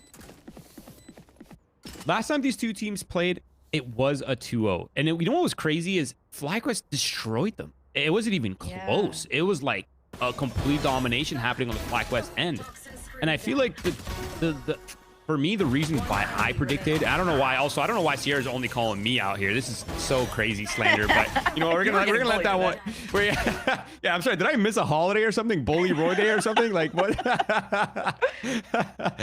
But I think from my perspective, it feels like SRB is one of those teams that really adapts quickly to other teams. Like, yeah, they show growing pains, they show cracks in their gameplay, but it feels like every game that they play, every map, every time we see them play a map repeatedly, there's so much signs of growth happening on this roster. And for me, that really was the key factor in this kind of situation why I predicted SRB, because I feel like, yeah, they are showing a little bit of cracks, but I feel like they're evolving and they're getting so much confidence in these roles. Now, this round is only an eco. FlyQuest has gotten a lot of map control. It's very obviously an A hit. Meanwhile, SRB is taking the site for free. Now, it's going to be really just SRB defending against what is going to be just eco players flying at them with the Bucky on the Neon on Tanza, and just a fast screen flood here happening shortly. Hey, Tanza's potential to do some serious damage with the speed. And oh, that's my bad. One enemy remaining. You know what? Let's just let Satellite get a 4K. yeah, Let's let's move go. on.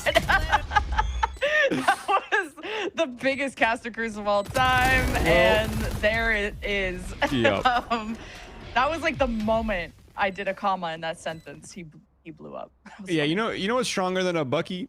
The judge. So there's that.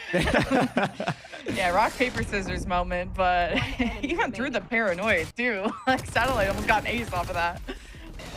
Yeah, I think that's what I really like about SRB is they have players on the team that are willing to totally abuse the mechanics available to them in this game. Like they have the zoomers that are using the judges, but you also have these two players that competed at the tier 1 level who are just riflers, not really abusing the game. They're very intelligent, very fundamental.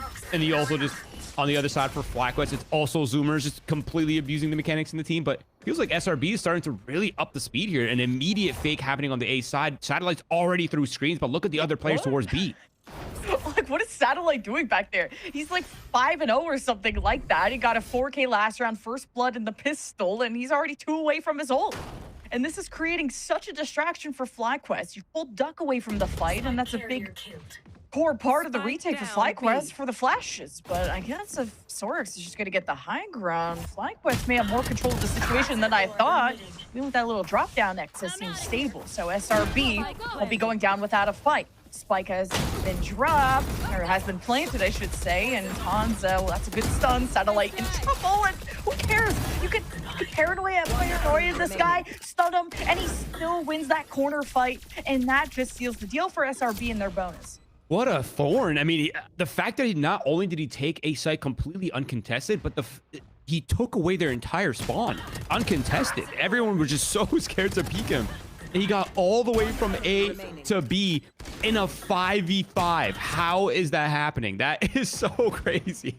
Like, if this was a 3v3, I would understand. The 5 alive on the defense side and no one's checking him in spawn is crazy. But this push and pull, I'm calling it right now, okay? Because I feel like this is going to be a repeat topic. This push and pull that SRB doing is the counter to FlyQuest. This is how you dismantle them completely. You punish the over rotations, you punish the eagerness to take fights, and you get them to kind of enter these unconventional situations where they have to make decisions that they're not really used to making, right? Like, how do you clear Neon out of spawn when you don't have a protocol for it? Now, Exa's defending the take here all the way in spawn, and it's clean.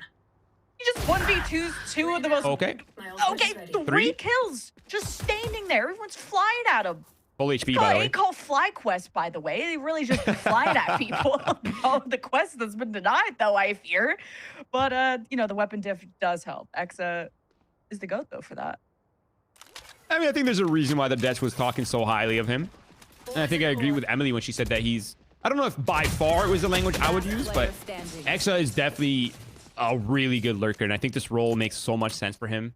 And when he was competing in Korea, he was the #1 statted player in the entire league. So it's crazy.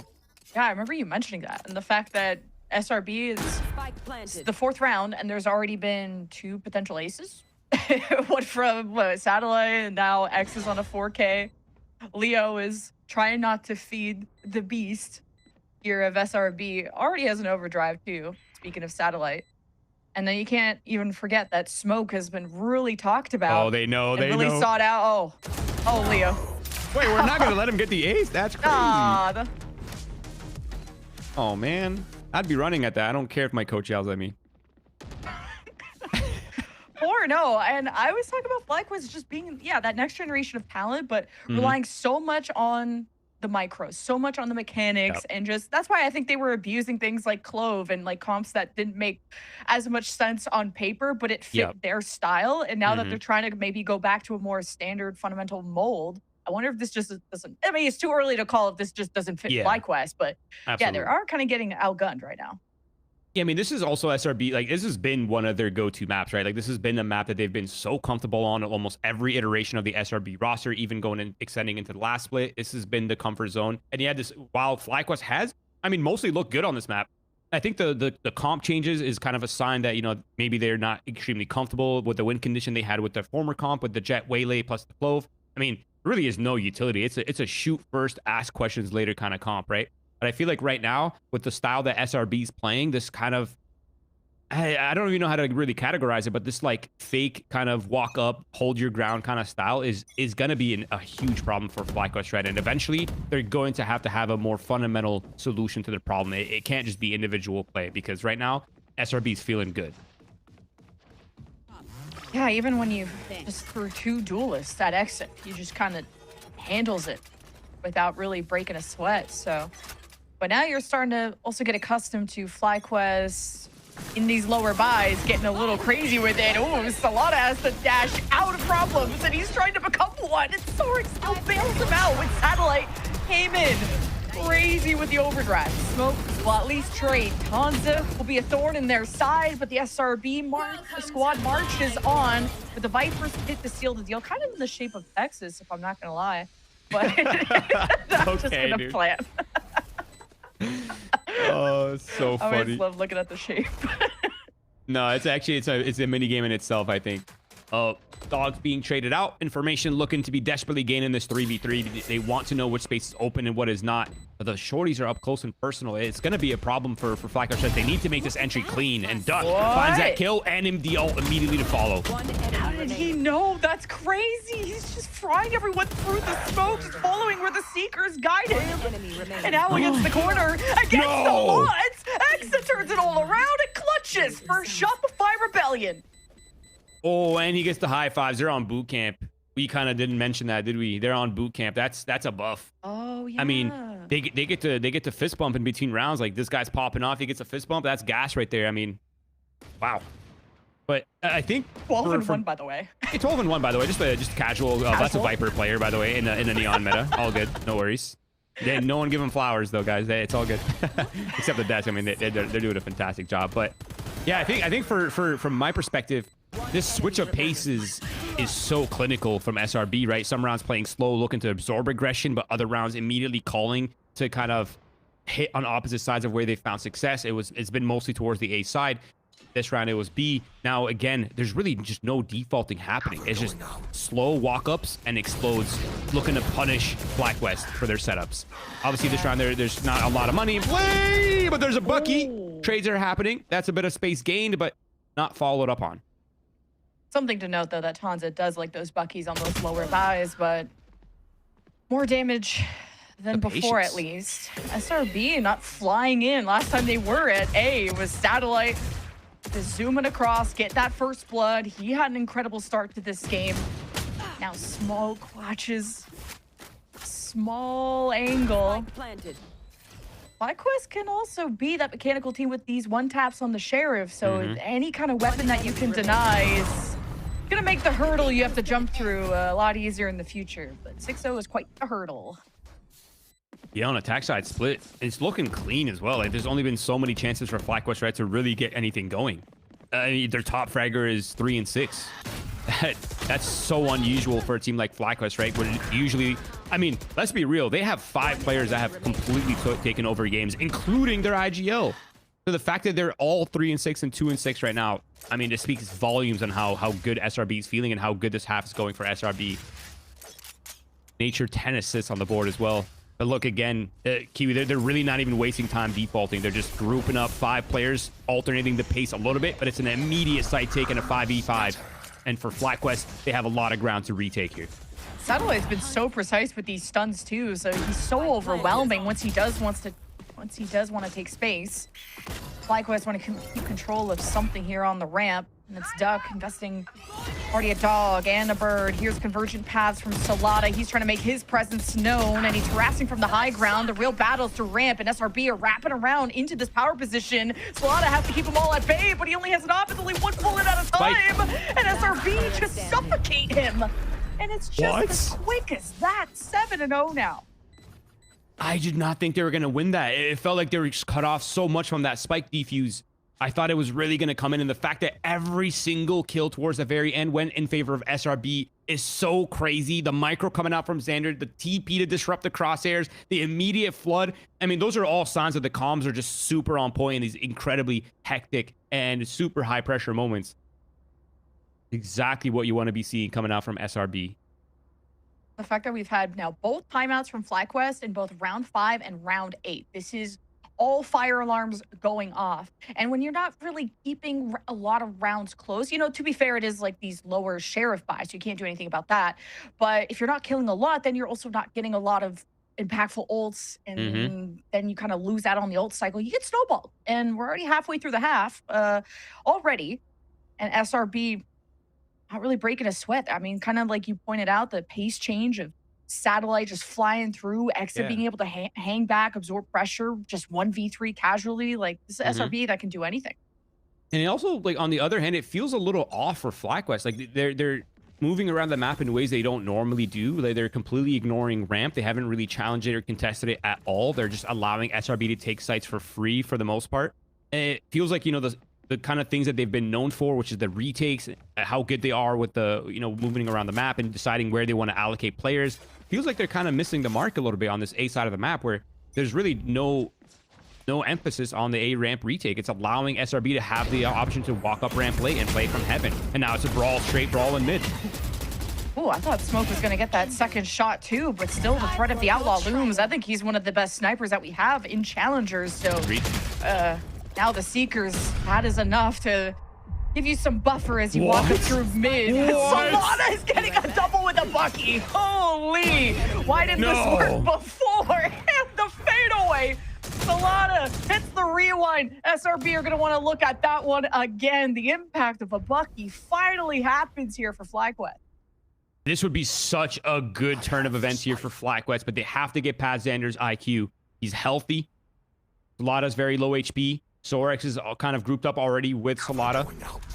But Xander, he's so built for this. He has so much experience under his belt, and he has a lot of time to work with. Going to be the slow walk back towards A. Now, I'm curious to see where he decides to plan, because that will dictate his movement in the pulse plan as well. If he plans for heaven, if he's comfortable planning for it, it kind of opens him up to hide in gimmick positions, making FlyQuest think that he's wrapping for the heaven kind of fight. And he's open. Yeah, he's planning wide open. This really opens the door here for Xander to make kind of play wherever he wants to. And choose to go through ramps instead of through screens, expecting that rotation to usually come through mid, and he maybe wants to get ahead of that. Wants to spot them at least crossing. Sorex is still alive. Do they use this Viper's Wall to kind of make things complicated?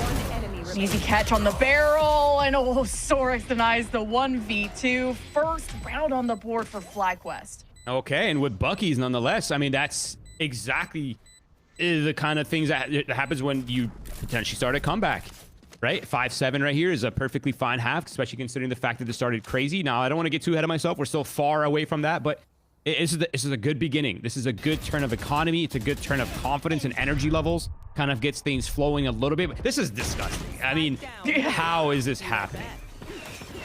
I'm gonna throw up. That's crazy. It's a double dash, dude. Like, you're going cross-eyed keeping up with that. No, they're so shitty for that. They're so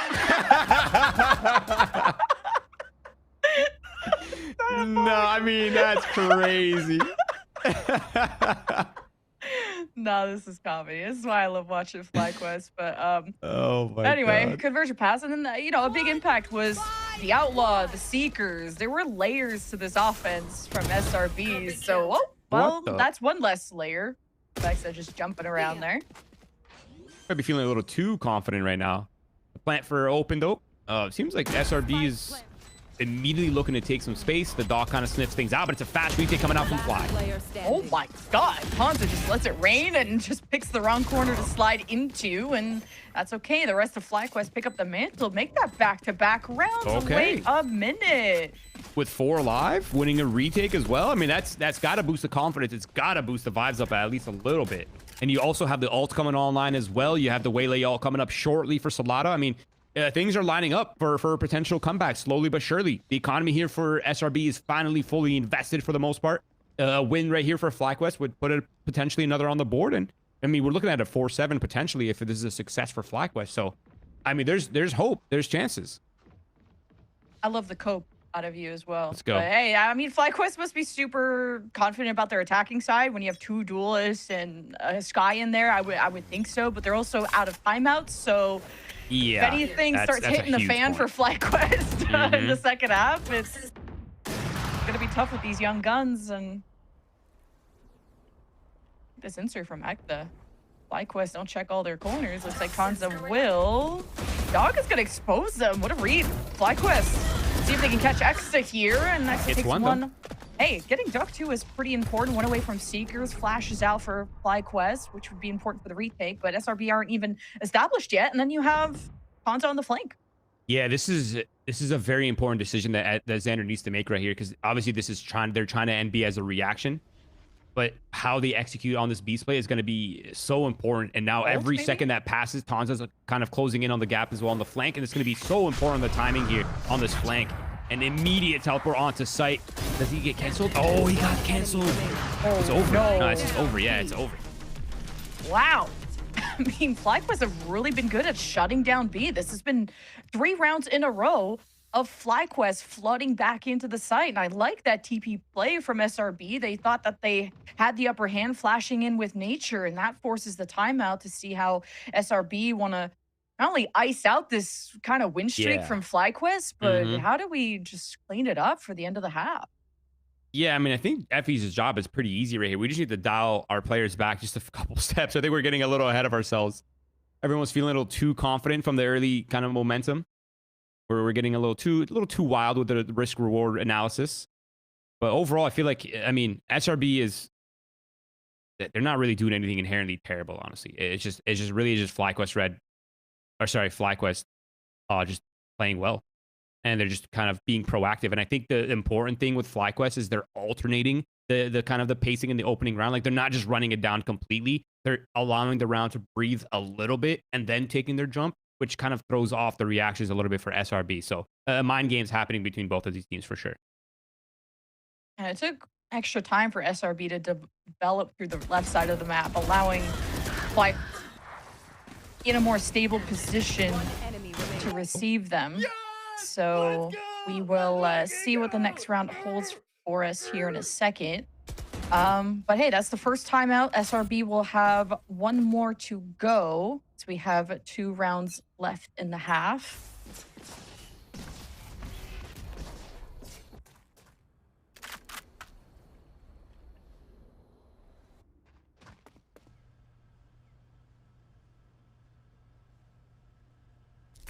It seems like we're having some slight difficulties with our chat, with our feed, if you will. Yeah. So how's the weather? I mean, the weather has been absolutely horrible. How's the weather where you live? It's actually really nice here. Yeah, really, I'm actually so jealous. Let's see if we can go check out a feed here. We'll look for an alternate. 1 enemy remaining. All right, we are back. Apologies for that, chat. 7-3 now as we tune back in. Oh, look at that. 1 enemy remaining. Cheeky little 1v2. Oh, wait a minute. What a lock-in. 1 player left at the back of the site. SRB always rely on Exo. If he's not hopscotching through mid, he can at least lock in when really needed. It still needs to recover the spike. Not looking like very, very suspicious position to be in here, Roy. Yeah, and the time is really running low. So, I mean, the mind games, I think the way that Leo's playing this is absolutely perfect. He's in a completely unpredictable angle. It's going to be hard for Exit to kind of pre-aim it. And the time is in his favor. It's really just so much pressure on Exit. And he's low HP as well. I mean, this is tough. There it is. Another round coming in here for FlyQuest. A good clutch and good round coming out from Leo. The 3K on the board. The clutch as well. I mean, he's also been such an impressive player. He was on the duelist initially, swapped to the controller, looked so good, almost not even skipping a beat on the Clove swap. Now he's trying to take on more agents, taking on the Omen as well, just being an absolute monster, a menace in every role that this kid picks up. It's really impressive. But 4-7, I mean, this was a 7-0 start for SRB. Now it's looking pretty respectable as a potential finisher at, I mean, 5-7 looming. The economy for SRB is good. They have 5 ultimates across the board. For FlyQuest, excuse me. And this could be potentially a round that is in their favor. The Viper ult is ripped off immediately in the mids. And FlyQuest, they have the A stack exactly where they need to be. This is that death ball. SRB. See if they can overwhelm this double swing push from FlyQuest. What a flash, and how it's just bloodshed. FlyQuest may have mid lockdown, but this is where SRB push comes to shove. That fight for ramp that they've been wanting to. How SRB had such a good power position at the top of heaven. This is how SRB at post timeout still trying to get their bearings. What a game. I mean, this is just a literally game of hide and seek at this point for FlyQuest. I think the dog kind of gives away a little bit of the intent here from Sky and from the SRB side. Xander's timing here is going to be so interesting. Oh, and a Brew Force. That's a huge fun. They've created the wedge, and now they know the B side is completely isolated. And this is where this series starts to get interesting. And now SRB just trying to stabilize here in the half, and Tanza, he's upset.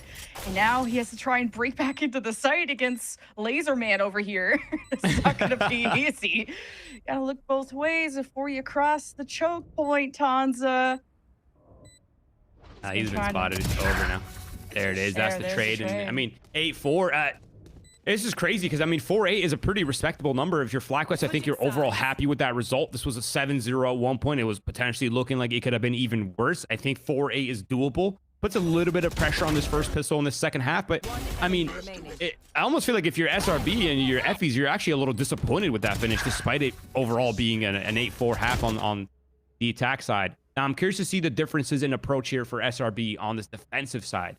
Because we saw FlyQuest trying to get proactive, trying to take a lot of space, getting punished for it. But SRB is, they're aggressive, but not in the same way FlyQuest is, right? They're a little bit more methodical. They like to get lines. They're not really looking for the kind of coin flip, slot machine calling type of style. They're a lot more methodical with their approach. But sometimes, methodology doesn't really work very well against Fly when you have these 5 kids who are super cracked, just running at you, punishing you in positions that you feel comfortable in. So I'm really interested to see how how SRB decides to start off this half. I'm excited for FlyQuest personally because they started to really ramp up, and now they have 2 duelists and a Sky to enable them to just run freely, and that's kind of the style that they brought and why there was so much excitement behind this team, why FlyQuest even noticed, and now you represent that banner. You haven't dropped a game since.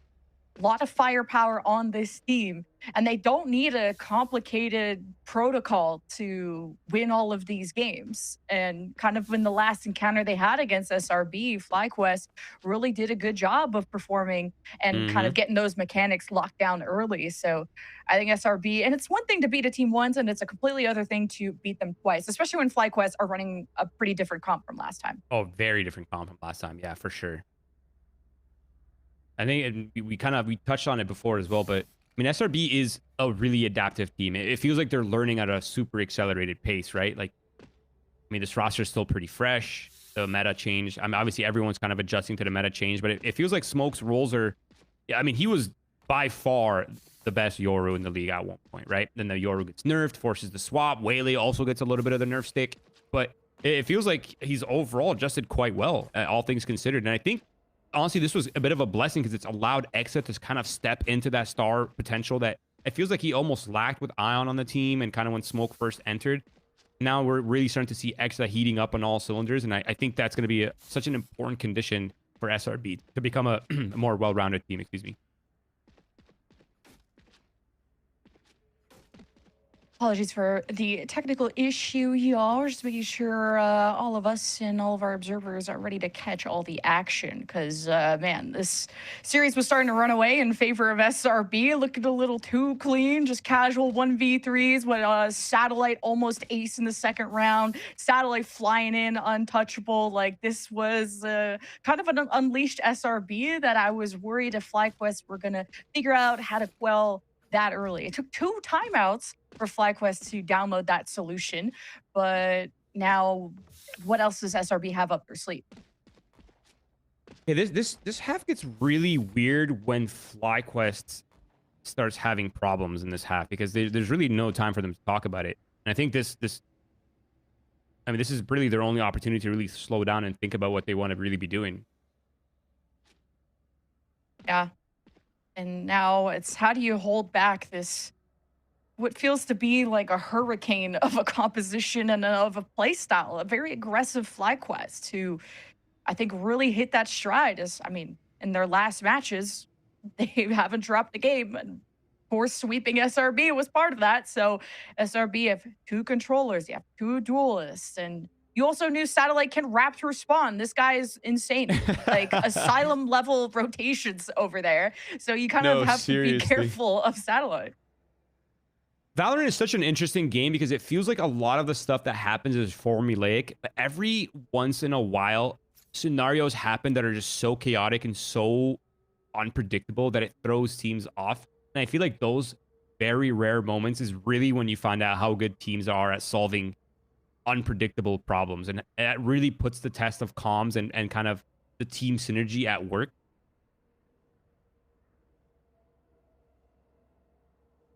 But yeah, it's gonna be an important half here for sure. I think it'll be a massive sign into how they want to approach it. I'm liking the Viper on the B side of the map, though. I think the counter util is really good against these explosive comps. Curious to see how they set up the Viper wall as well, and kind of where everyone else decides to play. I want to study this like fall off from Satellite real quick because like wasn't he like 6-0 in the first 2 rounds and now he's like 8-9? Dude. Like, I was kind of hyping him up and wait a minute, like Satellite can now not just free flow around the map, he's actually getting punished. So that's another thing to note. That's crazy. You put my boy on call like that. That's I was nuts. hyping him up. Okay, I gotta balance out the gas here a little bit. Oh, just switching up on him. That's insane, man. Chat. This is how it works when you're successful. Everyone's on your side, but as soon as you don't get the kills anymore and the judge starts not working in your favor, they just turn on you real quick. Chat. Yeah, well, you stopped predicting people. I don't know what the desk is fighting you about. Listen, I'm not saying I'm not part of the problem. I'm just saying there is a problem. Well, Exa is at least still double positive, so that's what you could always rely on. If at least your smokes can frag like duelists, maybe not the smoke, but your smokes can frag like duelists. It's all good. It's crazy because SRB has the kind of roster that, I mean, we've seen even Nature take over matches. Even back when he was in VCT, he was taking over matches. Like, it's not even like the IGL has an aim weakness. And like every player in this lobby on both sides is so mechanically strong. And I think when these players are feeling it, it almost makes the other players look bad. That's just how it works with these players when you're so strong mechanically. Absolutely. Looks like our players are almost ready to go, chat, any second now. Pause, hold. And I think this is a very important pistol now for FlyQuest to just set the tone for what the rest of this half is going to look like, which is looking like a death ball. Look at this wall. Interesting by SRB. Little cuts off the choke at B, cuts off, gives it a little pocket in B male, and also cuts off mid in an interesting angle. So that's pretty interesting. Seems like seems also like X is completely isolated on this side of the map. So there's, I mean, this is a monumentous task. You have to try to solo hold against 5 FlyQuest players running at you. If he does it successfully, I mean, just give the man the award and let's move on. A gamble for SRB, thinking there was going to be just this immediate fight at A, and at least Exit can kind of just be observer mode here. Just take some, just chip away. Wait a minute, was not expecting a neighbor with a shotgun to kind of get up on the high ground, so X is going to use that pocket around his wall. Be able to deal with that pressure like he always has. Now kind of a really early dog from Nature, knowing that FlyQuest. You got to expect the unexpected. They are going to take that aggressive angle, and look, they already have their 2 duelists inserted through the top side. Yeah, and just look, the immediate decision for SRB to go massive on the flank. The thing is, it's just everyone's scrambling to find comfortable positions. It feels like they've abandoned the spawn and actually corralled themselves onto site. They have nowhere to play. This is a death ball. Wow, a shotgun through the bottom side and FlyQuest. I mean, they turn a left, but they fire back. A good defense is a good offense. And SRB now, time is ticking, and they're winning some good fights here, but just trading last 1v1, and Duck is the last to remain. So FlyQuest taking the pistol. This is an important pivot point to get a comeback going. Absolutely. And what a scramble, though. How chaotic. It almost felt like FlyQuest were in a really good spot, and then they put themselves in kind of an awkward positions on site. It could have been overwhelmed by different angles had one more person from SRB gone spawn, but I mean, no one did. It was an attempted B and kind of heaven flood. But it did come down to 1v1 at the very end. But yeah, and you're right. I think this is a very important pistol. And it kind of allows FlyQuest to kind of close the gap a little bit, build their confidence, and start to set the tone in how they want to play this first half. Or, this back half, excuse me. Yeah, full classic save from SRB. Got the Marshall from Salada. Tonza with the judge, who said how much better this is than the Bucky. Well, ain't nobody that's going to get judged right now. SRB happy to be on the outside looking in, but now they got to take a look at this judge up close and personal, even with the flash here from Duck, just in case someone was on the other side of the smoke, give a heads up to the judge. But now playing around the team, I like this look a lot more from Tonza. Where are they going? Oh, okay. Toxin screen down. Could be coming to fight bit, I suppose. High ground equals good. Little team lap around the map, looking for to go the flank. Maybe look for some exit kills. It seems like FlyQuest is kind of aware. I mean, they're pushing it to spawn. They're gaining space. Sorex might be surprised here. Hello, 2. Oh my God. That's expensive. And it's just a sheriff, unfortunately, for SRB that maybe wanted something better than that. But all good. FlyQuest, make it a clean one. You deny a lot of orbs, too, not being able to get those 4 kills on SRB. And the ult economy was a big story in the first half, considering how clean a lot of these rounds from SRB were. And a huge turnaround now, like even individually for FlyQuest, right? Where at one point every player was double or triple negative. Now at least we have Tonza that made it out of the hole. We got Solana and Sororix not too far behind as well. So I mean, things are starting to heat up mechanically for FlyQuest. Not what you want if you're SRB. But hey, I don't want to get too ahead of myself. It's been a pistol and an eco round. Now it's the bonus. Let's see what they're up to on this bonus round. Bunch of Buckies and shotguns in hand. Likely to kind of just brawl out and mid, looking to trade out some guns. But it's been hurt here by X as he falls back. And FlyQuest are 6-1 in the last 7 rounds, so the wind is in their sails right now. Dashing in, Awele getting busy. Solana, not sure if you got a glimpse of the person on Rafters there on the right.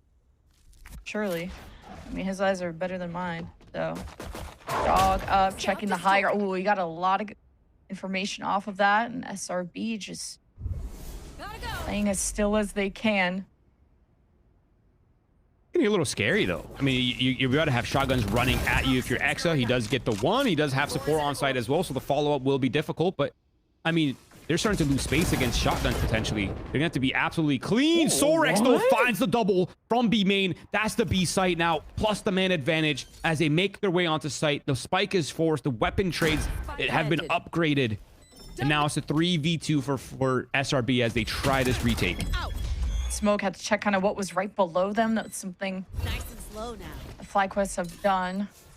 Now that that's clear, you just know they're going to be at all these corners, and Duck gets checked. Wait a minute. Satellite with the heroics, but time is important here. Sorex has wrapped around. SRB don't know this. Smoke is on the defuse. Satellite knows this is too late. Wait, the defuse is getting held, and Sorex doesn't know. Oh, he sound faked him, but Smoke did not take the bait at all. He just held it. That's so confident from Smoke. Not budging on that, not taking the bait. 9-6. I mean, it was looking like doom for a second. I think if the plant was a little bit better and more open, I think that scenario would have been completely different. The fact that it was planted default and Sorex still decided to go for the kind of the wraparound, put him in a really awkward spot as soon as Satellite got those double entries. One enemy remaining. Yeah, Satellite is so back, guys. I'm #1 Satellite fan right now. We're so back. Wow. what a round turner. Out here. Hey, I'm bought by just good plays. That's all it takes, and by jerseys sometimes. So hit me up. FlyQuest now just putting into A. Dog all the way through screens. Will force Smoke to take a seat. Nature is well taking heavy damage in that round. Will be able to heal up with the team surely, because you're gonna need him for this retake.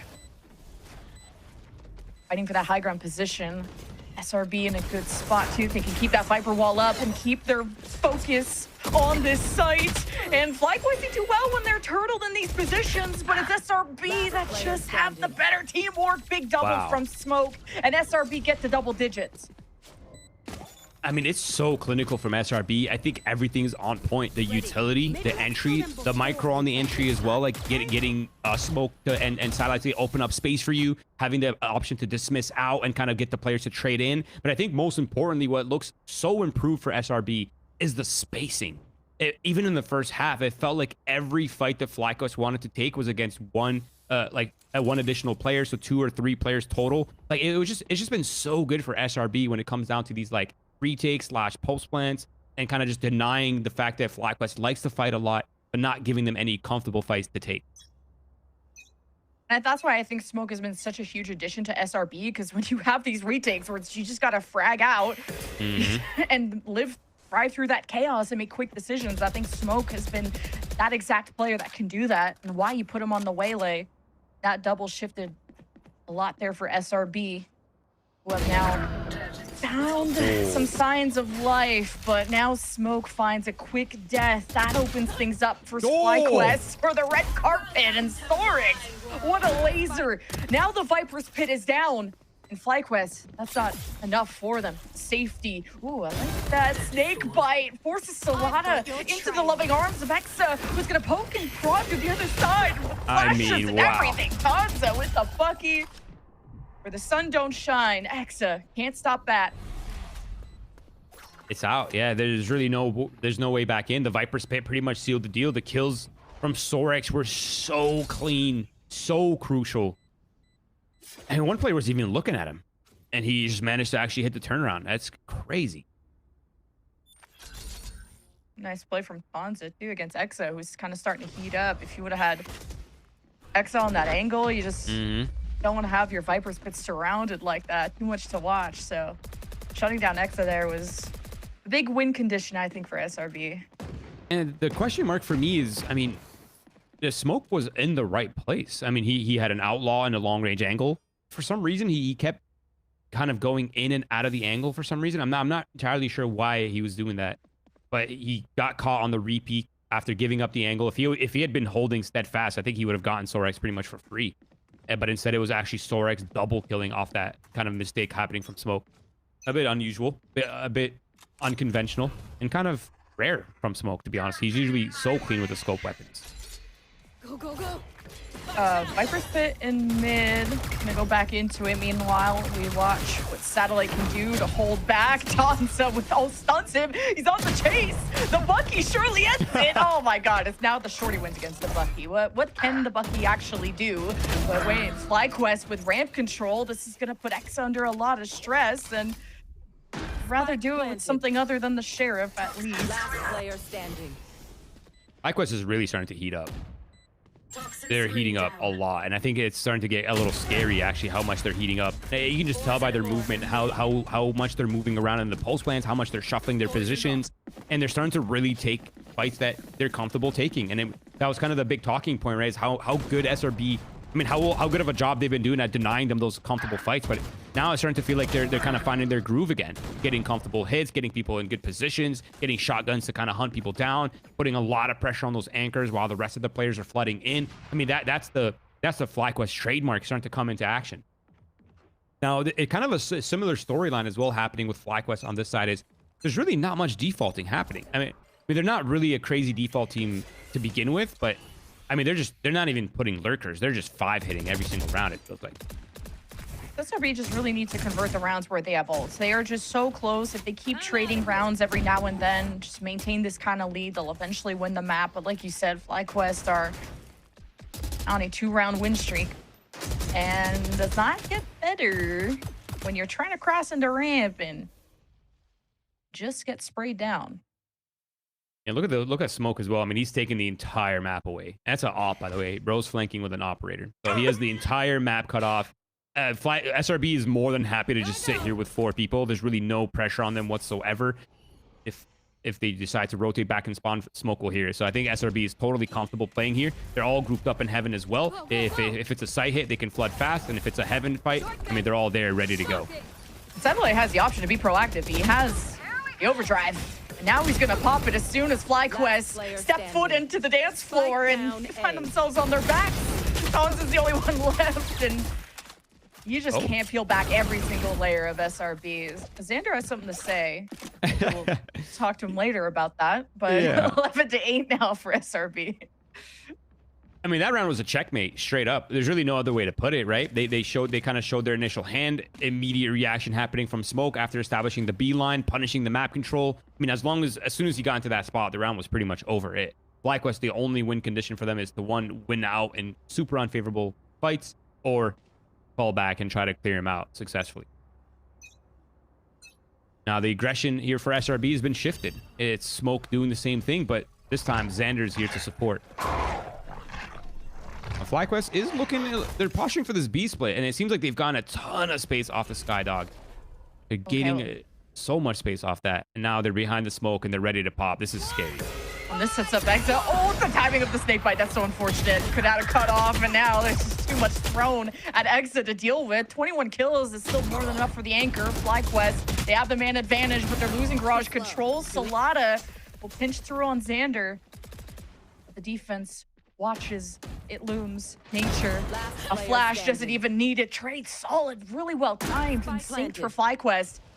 Not let SRB find any more ins into this round. The FlyQuest keep themselves within 2. Now FlyQuest is playing in this what I call like a one-step kind of style, right, where they have an idea off the beginning of the round, and then they're pretty much eyeing it out from the get-go. It feels to me that the key condition for SRB to counter this kind of style is to, whatever plan that FlyQuest is showing first, try to dump a lot of the stopping util early and just keep checkmating in the same way that Smoke was, right? Where you stall where the FlyQuest players are and you have one person take space on the other side, because FlyQuest hasn't left a lurker once. They're 5-manning every single round. The lurker is really just a split. So that even when there's a lurker, it's not even a real lurk. Now Smoke is here to defend. The spray comes out for Satellite on the spray through Smoke. And it's a player up for SRB on what is a sight take on towards the A side from FlyQuest. And the heals for Tons after you got tagged there by the... Oh, no, you cannot be getting 180 like that, Xander! We're going to have to adjust who we're crouching on after that. SRB, they do still have the advantage. Match point could be in the cards, depending on what Exa, what threat he can create on the high ground. There's no smokes available for Leo. Conversion paths, and you're going to see Smoke take matters into his own hands. And man, Thompson, let's judge to all the talking, caught with relay bolt in hand, though. Unlucky timing, as Leo just has to prevent the defuse. The high-low is watching, and Nature is on it. Match point for SRB. Wow. I mean, that was absolutely insane. The fights happening, the whiff on the flank, the drive-by from Satellite for the trade, the chase. I mean, oh my god. No, no, reduction, don't do that. It's criminal, dude. Dude, unlucky round 2. I swear there's a couple kills because people had like util in hand, where if they had a gun out, they were winning that. So it's, man, oh my god, timings are crazy. Yeah, I mean, SRB though, they're in such a good spot now. 3 opportunities to close up this first map. This is their pick, looking good on it so far. I mean, it's kind of the same. They haven't really changed much up. They're still running this sort of spread style on defense. This time it's Exa looking to punish, and see how rewarded it is. Like, there's really no one to fight back against it. They are like, look at that. Look at the mini map. They're already all headed towards this A site. I mean, this is the way to punish FlyQuest in this kind of 5-man style that they're running. Now it's very obvious where they're ending, and SRB can just hold this down. Okay, here's the flood from FlyQuest, and you just rewind right into Exa. At least gets one for the road. Now you're just getting a little too excited if you're FlyQuest. Really got to dial in. He hadn't even planted yet. We're skipping into screens. SRB breaking things up. It's only 2 left, though. Satellite and Smoke against 3. And Smoke also has an op, so he has to be careful how he addresses the ramp and barely dodges. Satellite falls. Smoke on his last life and doesn't think he can finish off this round, so he'll save. Nah, the money's actually really tough for SRB. And I think that's really the magic of FlyQuest, is even when their macro is a little bit scuffed, their mechanics and their individual skill is so good that they could just bail themselves out of these situations. I mean, reading them is one thing, but defending against these kids running at you is a whole other skill. and they just made it look so good on that site take, completely bailing themselves out of a macro failure. Now it feels like there's hope for FlyQuest, right? Because the money is really not that good for SRB. There's a hero op in play, yes, but I mean, there's really not much follow-up. It's going to be Stingers, Buckies, maybe Sheriffs. That's about it. I mean, FlyQuest has a chance to kind of get this 23rd round and take us to the final round on the 24th and potential OT. So, I mean, there's definitely life here for FlyQuest. An important time out here for SRB. Kind of funny because smoke with an op is usually such a boon for this team, but in that 2v3 scenario, it kind of made his approach really awkward to have to dash to find a different gun, and then Satellite couldn't win his one. I think it was like a 1v2 that he was in over there. So came down to some heroics and banking and saving this last timeout for SRB. This is where you can really perfect and smooth out. What are you doing with the op? Is Smoke going to keep handling that? Is someone else do? And how do you play around that? Yeah, I think also the other kind of unfortunate side effect of this timeout is you're actually allowing FlyQuest coach to talk. Since he hasn't really been able to talk since like the 7th round or something, right? Oh, yeah, where he took the first 2 timeouts. So at least he finally gets like some word into the team here to kind of, maybe it could be composure or it could be like some ideas. But I mean, overall, it still is going to be mostly an anti-eco here. Again, there's a hero op in play. There's some scuffed weaponry, some shotguns, some SMGs. Which honestly, these days, I don't even know if I can call those scuff weaponry. They might be the best guns in the game, but that's a separate point. All right, you said the FlyQuest had 3 chances, now only 2 to force overtime. And the Flood is heading right towards Satellite. I'm out of here. And he's got to judge. This would be the time to pop off. Oh! And what? How does the judge shoot marshmallows like that? How is Leo still living? And of course, you have the heals from Ducky. Worst case, don't even need it, though. FlyQuest get caught off guard by a Nature Classic. Salada locks in, though, before Nature can really throw them for a loop. And that brings FlyQuest to just being within 1 round. The crazy thing, too, is they have so many ults for this last round. And that Spike Plant just got the Sky ult up as well. So, I mean, we're going into the 24th round with every ult online for FlyQuest, literally. And now for the other side of SRB, they only really have the Viper's Pit. Like, yeah, the Neon ult could come online if he gets some kills, but to start off the round, it's really just a single Viper ult versus 5 ults for FlyQuest. I mean, even if you're Exa though, and you're thinking, okay, there's going to be some Viper setup that we can run, there still are so many counters available, right? You still have the Neon ult to run the Viper down. You still have the Sky ult to find the Viper. There's still so many ways to find and punish Exa if he rips an early ultimate. So I think it's really... Oh, wait. Does he save it? No, he doesn't even get the op. I mean, honestly, I'm kind of down for Smoke to have just the Vandal or something, because Split seems like a trickier map to have all the best options for it, but... I mean, especially when the pace is so fast, right? If the pace is slow, you have time to work your op, get positioned. But if you're choosing the wrong side of the map, and I mean, let's be real, FlyQuest is just running it down. So if you have to retake constantly against them, it's a little bit tough for sure. Some light armor on SRB's side, and that also the Viper's Pit also means if Exa usually pops it in mid, he has to then stay around mid and kind of weigh whether he wants to abandon that. That is a very important part of the map. But now he can't watch Garage unless he abandons the pit. Here's the Seekers from FlyQuest, and it just suffocates. SRB managed to create this beautiful crossfire. Smoke with a double this round throws FlyQuest into disarray. Now they only have 2 left. I mean, they came out on that with like bandits. The 4v2, a lot of the ults got invested from the FlyQuest side. It's really just a Viper's Pit. As long as Sorax can't get on site, it's... Oh, he gets out. Okay, I thought he looked like he was just doing a crazy cross there for a second, but the smoke was up. He's good to go. I mean, as long as SRB stays just placed together, I mean, they should be fine. They have so much to work with still. They still have the Sky Flash in hand. They still have weaponry as well. It's really isolation is the name of the game here. Oh, this is for the win. What a response from such a tight angle. Sorax with 3 makes it look easy. Clock in, clock out. Viper's Pit up. Exa abandoned his at the fadeaway to force overtime. Sorax is the GOAT. Switching sides. Oh my god, he's 27 and 16, 1v4 to bring them into OT. I mean, you really can't make this up. Sorax is such an impressive player because statistically, I mean, he's not the #1 player in terms of ADR, but last split, he was the #1 stat player only in rating, not even damage. He wasn't even close to damage. He had the least deaths in the league, and he also had the highest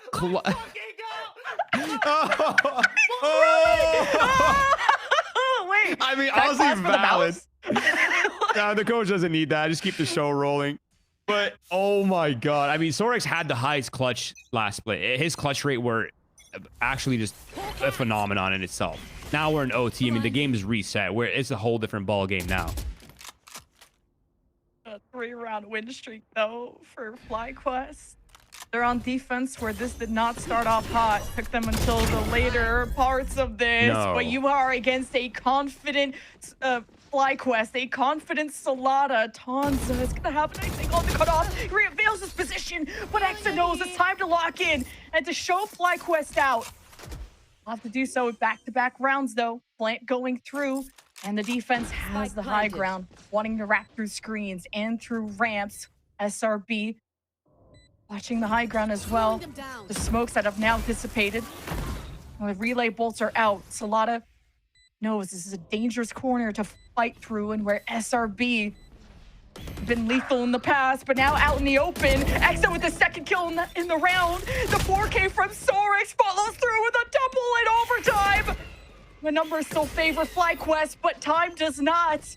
And all this delay from SRB is huge. And FlyQuest had to take a step back, and SRB take a step forward in overtime. Oh my god, that was so claustrophobic if you're an elbow right there. I mean, they had nowhere to play with. That flash allowed the cross out, which is huge. I mean, this has also got to be frustrating. I mean, you're not even doing anything wrong if you're Xander. You're just playing out the round normally. You're holding, you're lurking, you're holding space. You're not even being aggressive, and then a Whaley just dashes at you with a shorty. I mean, what can you even really do? But I'm out, wow. I mean, I genuinely, yeah, the first one they've had in like, I don't know how many rounds. I mean, it's just a Viper game. It's a Sorex versus Exa. Are they the only players with X's in their name in the league? Sorexa? Wait, that would be Sorexa? crazy. Yeah, I like that duo name. Oh, we got to get them on a team together now. It's the only way.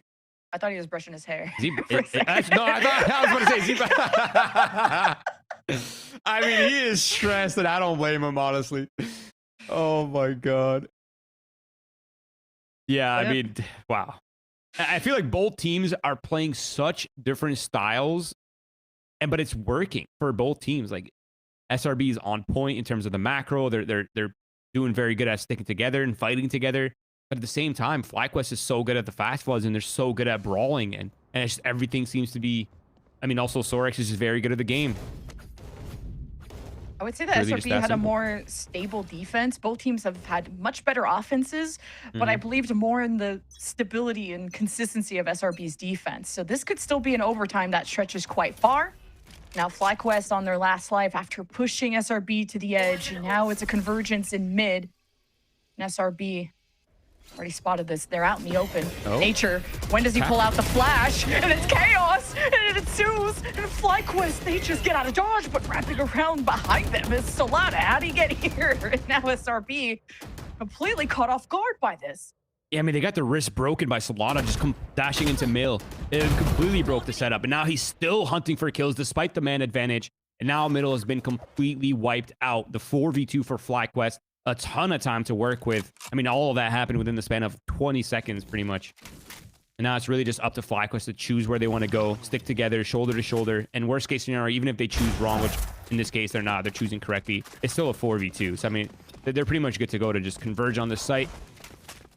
Trailblazer to clear some space. They're going to take a little bit more time to clear site, but SRB guessing wrong here. And we're looking at, I think we're safe to say we're looking at a double OT here unless, I mean, it is Smoke and Xander. Anything can happen, but we'll see. 30 seconds left.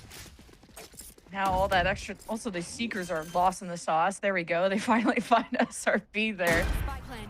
That's when you know you're safe for the plant. You're safe to even extend out of the site if you want to. But FlyQuest are just going to stick to building a core around this. But now, Smoke is on the high ground. Xander is creating a distraction with the paranoia, and Solana just noticed it too late. Xander has broken in, demands rent. Leo demands him to kneel, and Smoke has a lot to handle. 1v3, the drop down. Couldn't steady enough. And FlyQuest will extend the OT. Switching sides. Overtime. I mean, what do you even do if you're SRB though? You're holding, you're playing together. It looks like a solid setup overall. And then out of nowhere, someone's breaking your... Oh, we didn't really get to see the dash in right here. But yeah, actually, Solada's in mail right now. I mean, he went through mid. He literally flew past them. They thought they were in a steadfast setup. They're stacked in middle. And they just gets completely crossfired by Solada being so confident with that play. Worked out so well for FlyQuest. And then the 4v2 was just an easy conversion. Now for SRB, what worked for them were, you know, sometimes fakes. But other times, it was really just the 5-mans. This time, they're going for more of a default style. I think it's going to come down to who wins their defensive OT round. Because both teams, like I said, so relentless on offense. Mm-hmm. And it's what defense can really retake successfully. Because I feel like you can't really stop the initial flood from either team. I mean, you're running Neon Waylay, kind of unstoppable when they get the ball. It's pretty divey. Yeah, no, it's for sure super divey. Now, the mid control is coming out for SRB. It's going to apply a lot of pressure on the mid to A as well. It seems like the Spike's positioning and with X's positioning, they're really eyeing out this mid to A. They're not even trying to really hide the fact that they're doing it either. It's a lot of pressure on Duck to be clean here with these kills. You can just get his one and get out. But now he kind of spams, he gets nervous, and now doesn't get rewarded for that angle he was holding. SRB is just getting any space that they want. The realistic drop Hansa gets him in the elbow and whiffs against the Waylay. He'll get another chance at life, and that's where the rest of SRB pick up their spears. And FlyQuest, they sit on the edge. Now going to match point against SRB, and it does not get any better. The heroics from FlyQuest are falling, and like I said, the defense, it's really hard to pull off on this map and against this comp. I mean, these teams are just so good and so their identity is so clear as well. It's their corral. They're coming out into a crossfire. I mean, this is the clean hit here from SRB. And yeah, I mean, you might be a genius. I think you're calling it absolutely correctly. I think both of these teams have unique identities that work really well for them on the attack side. It's really just been that elusive defensive side. It seems like neither team has really solved the problem here on that side. That's the thing. Can you at least, how many bodies, warm bodies, are you going to have left once the spike has been planted for the retake? And the difficult equation, you're always at a deficit when you're retaking with either defense. And like I've said, at least through the regular game, SRB took a lot more defensive rounds than FlyQuest did. SRB, if they can win this defense, that would be big. It's a spam through, and you got damage into Solano, who still dashes in. Backhand satellite and makes it back out to potentially even get healed here by Duck. And that gives the plant. Revenge is sweet. FlyQuest will go out kicking and screaming in this round. One-man advantage, though. SRB, oh, they're all corralled and have an Odin. Paranoia. FlyQuest escape with Solana. He does not fear no one. He is the final boss of Split. The 4K looking for the ace. And Exa's nowhere to be found. The convergent paths. Oh, man, Exa. I mean, just give it to him. Just give it to him. He deserves it. Insane play from Solana, though. Oh, like, there it there's is. the ace. The 20 HP dashes into that 1v1 and gets out to tell the tale. That is so insane. Dude, not even the Odin could stop them. Like, literally, they're just bulldozing any side they choose. The curious thing for me, though, like, obviously, this is insane performances coming out from Solana. But the interesting for me is that it really doesn't feel like the passive approach from SRB is really the key against this composition. It almost feels like the placement of the Sky doesn't really make that much sense, and considering the pace that FlyQuest is playing at, right? Because if a team is 5-manning you constantly, wouldn't you want early information? Like, wouldn't you want to know where that hit's coming in? Like, it feels like the passive approach, double playing on site, doesn't really solve the problem because you don't really know where they're going. You don't know how to allocate your numbers, and by the time you're getting ran over by FlyQuest, the Waylay and Neon just get so much space so fast. It's hard to defend against. I mean, no one can really defend against it. Not even some of the best players in the world. So it's tough. It's tough. Sometimes you just get aced, like by Solana. I felt like Satellite was doing the right thing. Okay, you just can't give them free ramp control. You can't let them just have all this space off of just the Viper Wall. Sometimes you got to test the waters. You got to spam through it, take the risk of getting counter spam. And who expects a Waylay to dash into you like that out of nowhere? Like, that'll like got humbled like crazy there. But how much can FlyQuest keep depending on the heroics? Well, they got away with a lot of these mechanical kind of performances in the regular season. So yeah, I mean, we could be seeing the first defensive round right here. You guys think FlyQuest has chosen the right place? They're looking to challenge as well through their utility, and it's looking so clean now. We wanted aggression. You wanted top ramp control. You got it. I want a good defense. Talk about an iron wall from FlyQuest. They said, okay, if SRB keep wanting this ramp control, and we're just going to converge from all sides. Relay bolts get Xander on the floor, and XL will join him 6 feet under. A flawless defense. FlyQuest are going on attack next, and they looked untouchable. This could be where the overtime ends.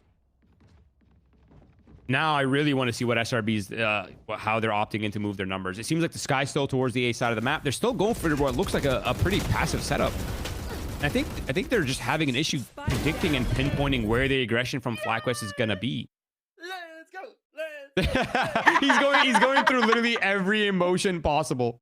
Nah, bro. He knows he's on broadcast now. So yeah, he's just literally aura farming. Wait. Oh, tons of me smoke. No way, smoke loses that. That's like the MVP opera right there. This is SRB off their game. There's no shot. FlyQuest now first blood, and they're on match point. Oh my god. I think it's going to be really hard to predict. You've gotten no information from the Sky utility. You saw the lurker, but it doesn't really mean much in this context.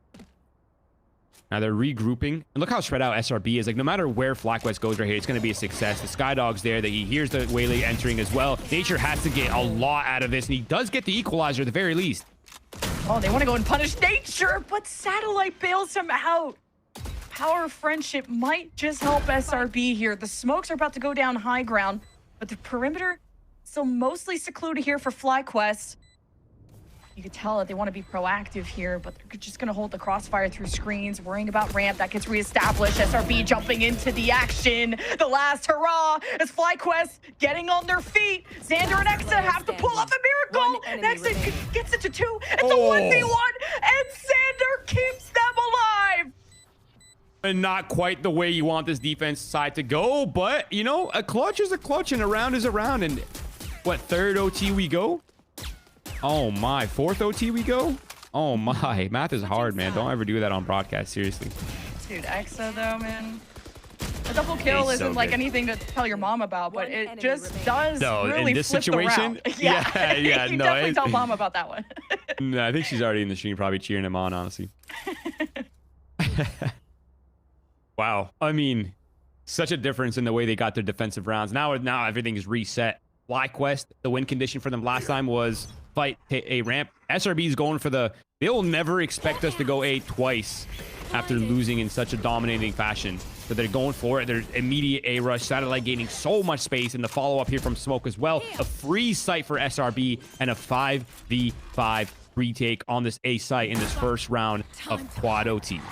Yeah, I like that change up too from Satellite using the wall, just knowing that FlyQuest have either been so forward, spamming through the smoke, taking these cheeky corners, and SRB trying to deny any angle they can. A little rewind though, and SRB have already lost.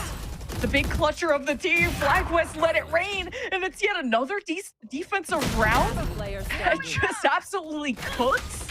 Now Xander in a 1v4, and that's that. So back-to-back defensive rounds. FlyQuest now at match point, but now I guess the conversation becomes, do you convert an offense? How you know, life moves really fast, dude. One day you're winning every attack side, and now we can't get anything down. And the FlyQuest's approach to that round was so wild. The fast flood, they won every single fight in that retake. As soon as the smokes went down and they decided to enter the site, they won those super crucial first initial fights, and that put people in such awkward positions for SRB. They got isolated. No trades were happening, and just so much util being dumped out from FlyQuest on the way out as well. Now it's SRB on this defensive side. Seems like they're still going for this kind of backed up approach. They spotted mid. And they've also spotted, I mean, they're hearing the dog on the A side. I mean, this should tell them that this is an A split. This is clearly A main or A split posturing. And Xander looking to hold it down. Being unafraid to spam through smokes has been really important, but as long as you can still kick, still breathe, you'll be healed there by the sky. So all is forgiven. And this is a SRB team that were up 7-0 when the game started. Mm-hmm. And FlyQuest, when they get confident, they get loud. Go, go, go. And they play this composition. It kind of goes hand in hand. Oh, man. Feels like SRB has the right instinct, though. I mean, they're in the right place.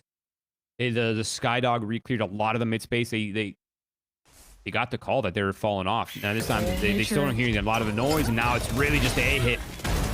Exa with the cutoff. Satellite anchors within the site. Nature might have been flashed off the angle, but his threat still looms.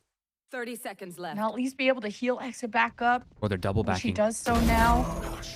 Leo with a good catch, and Smoke trades it.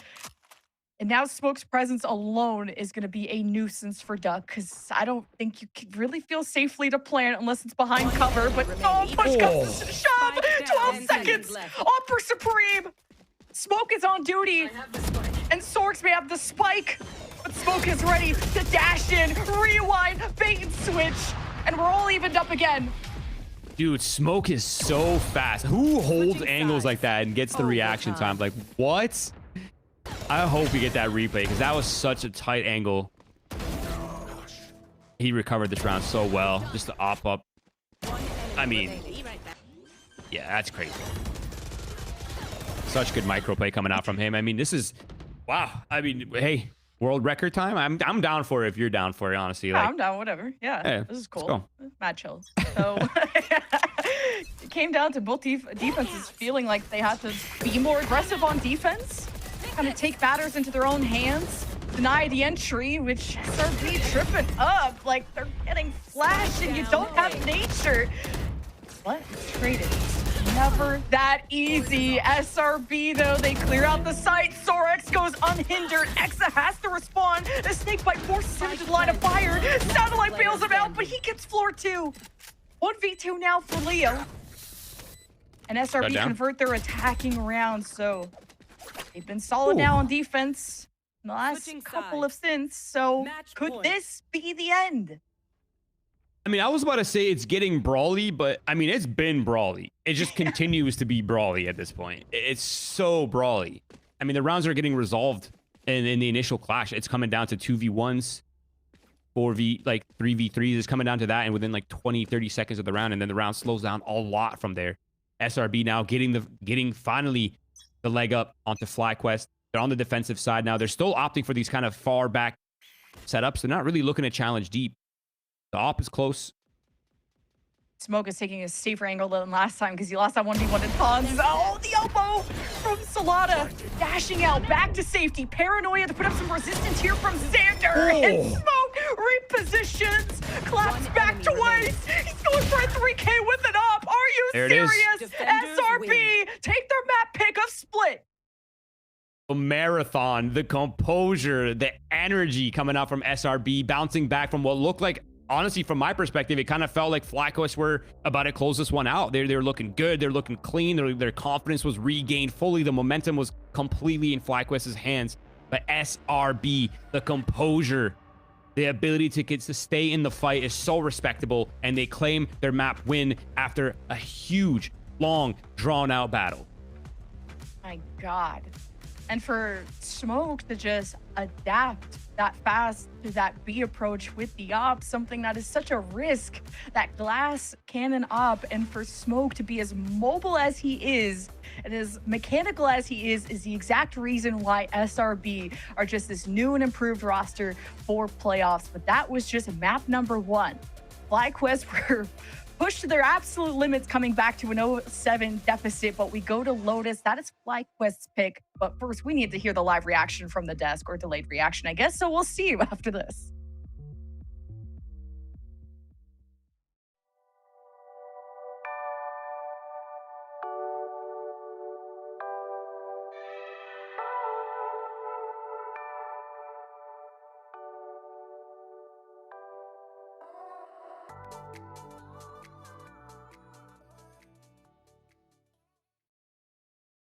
Philips Norelco OneBlade presents Shave All Things.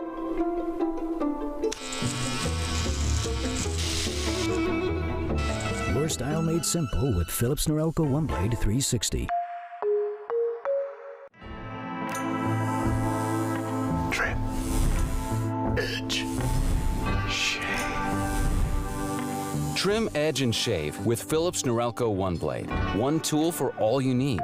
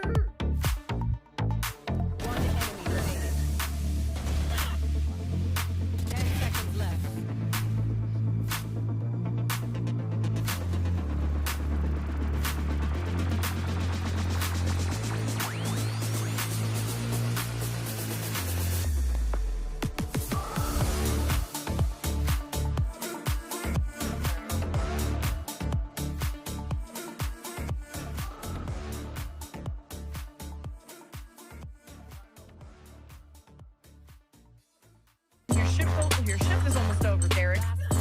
Sacred, your shift is fired. Oh my God! You're all fired! You're all fired! Yeah, the Echo's just gonna go drop, yeah. Just made this a puppy. Great. Needs to get a couple more though. Still the fight on Z ends up going down. Now the 1v1.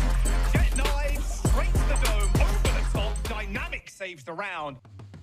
Guys, there was a point in time I thought we were going to die in this call. Whether it was from excitement or from old age, from how long that match went on, I have no clue. But what an insane opener between SRB and FlyQuest.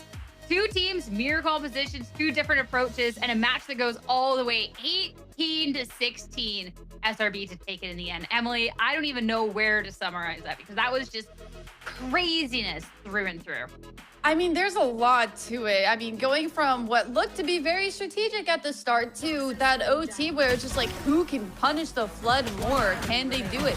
But I mean, it looked really good from the start. I think SRB had a great showing on the first half. I think they were doing a great job at kind of push pulling and not really allowing FlyQuest to play how they wanted to. But then as soon as we hit a timeout on their side, FlyQuest just started absolutely disrespecting everything that SRB was doing, able to make that half a little bit of a closer one. And then as soon as we see that swap, FlyQuest going towards that attack side, they just continue to run with it, continue to absolutely just kind of destroy whatever setups SRB were trying to have. And the setups weren't even bad, but it's just so hard to kind of stop a Waylay dashing past you and a Neon running up and stunning you. It's just such a difficult combo, and FlyQuest make it look easy.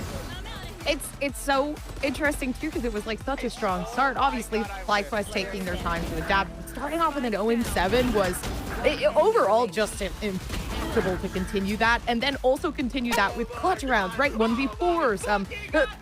Also, just performance overall for the side of Shopify was insane. We were seeing 8 2 Ks come through from Smoke, as well as 9 from Exa. And that in itself is significant because that means you're converting the rounds so much to go in your favor with these alone, and it's just absolutely insane what this team can do.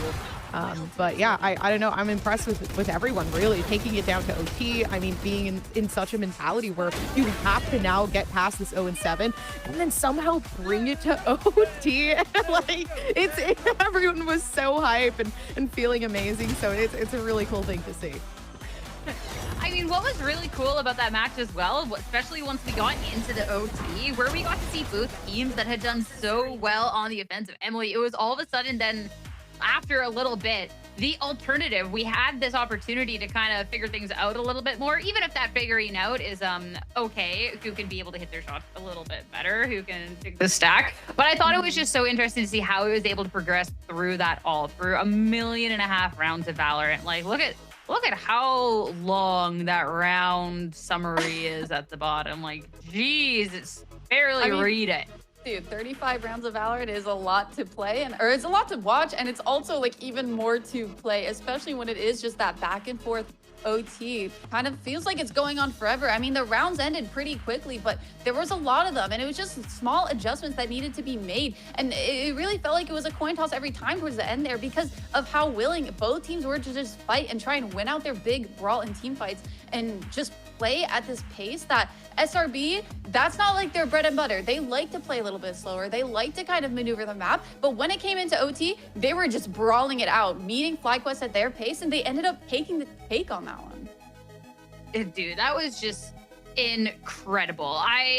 Looking across the scoreboard, what was really nice is there was individual moments for everyone to be able to step up, particularly in that OT. I mean, Kanza, once we got into the OT, a couple of those rounds, especially combined with Solana, was just incredible. Smoke with that op in the OT, especially already was popping off, but even more so then. But of course, we got to talk about the 2 of the hour here because we can't ignore the Vipers on top of that scoreboard. All right, for Philips Norelco head-to-head, we have to talk more about Exa and Sorex. That was just incredible. Exa was somebody who highlighted at the beginning of the series and was absolutely incredible. But Emily, that Sorex 1v4 just replays in my head rent-free. That was like, both of them were just so crucial for their team's success within this. I mean, when you look at Exa, he started that first half like 12-1. He was the reason why they were winning so many other rounds, just the way that he was able to lock down towards that mid site,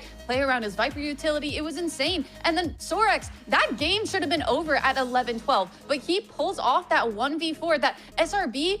Okay, to be fair, it was 3 people staring at him, and the bullets were just not connecting. Like, they should have gotten the trades there. They were ready. They were in a good positions to actually get that and win that fight. But Sorex just has plot armor. What can I say? And that it was a recurring pattern as well. The amount that he was able to get away with, and not even at fault to SRB. I mean, sometimes they weren't playing the best setups, but there were a lot of times where Sorex were just able to kind of make something happen out of nothing. And without those rounds, we would have not made it to OT. We wouldn't have had OT run on that long. And it was just so impressive that both of these players were able to keep up that performance with how long this game actually went on.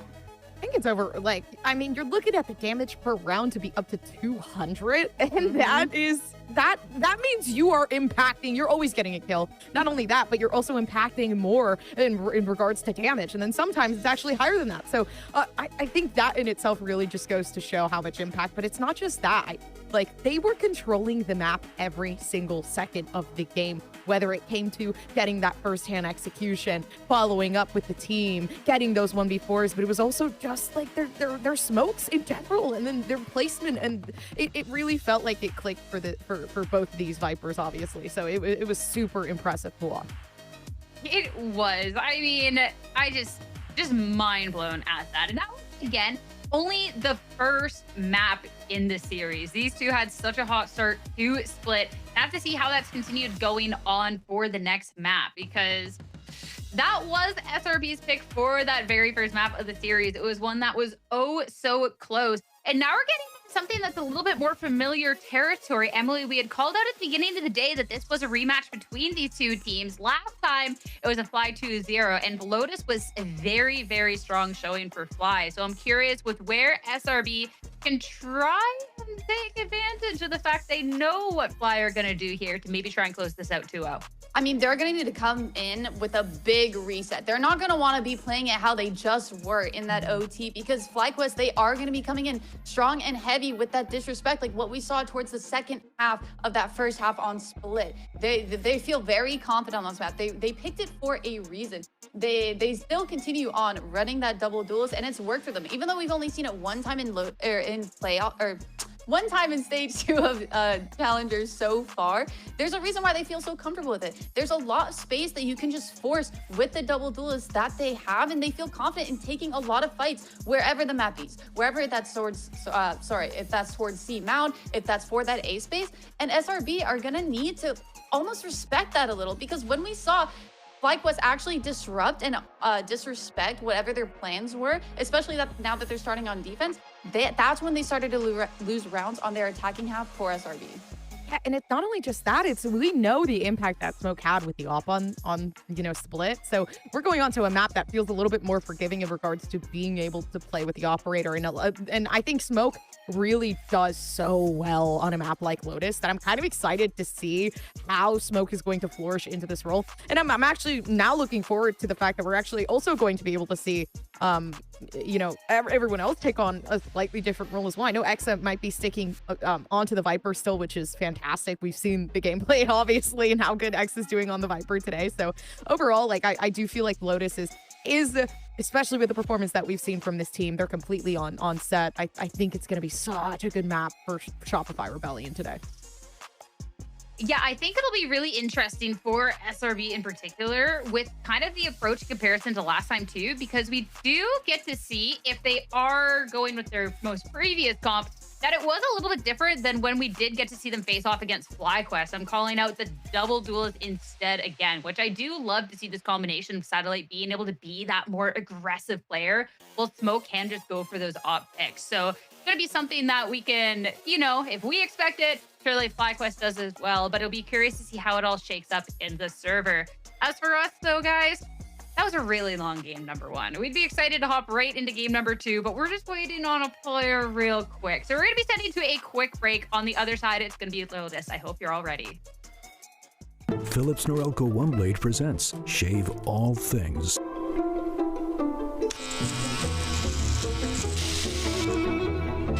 Your style made simple with Philips Norelco OneBlade 360. Trim. Edge. Shave. Trim, edge, and shave with Philips Norelco OneBlade. One tool for all you need.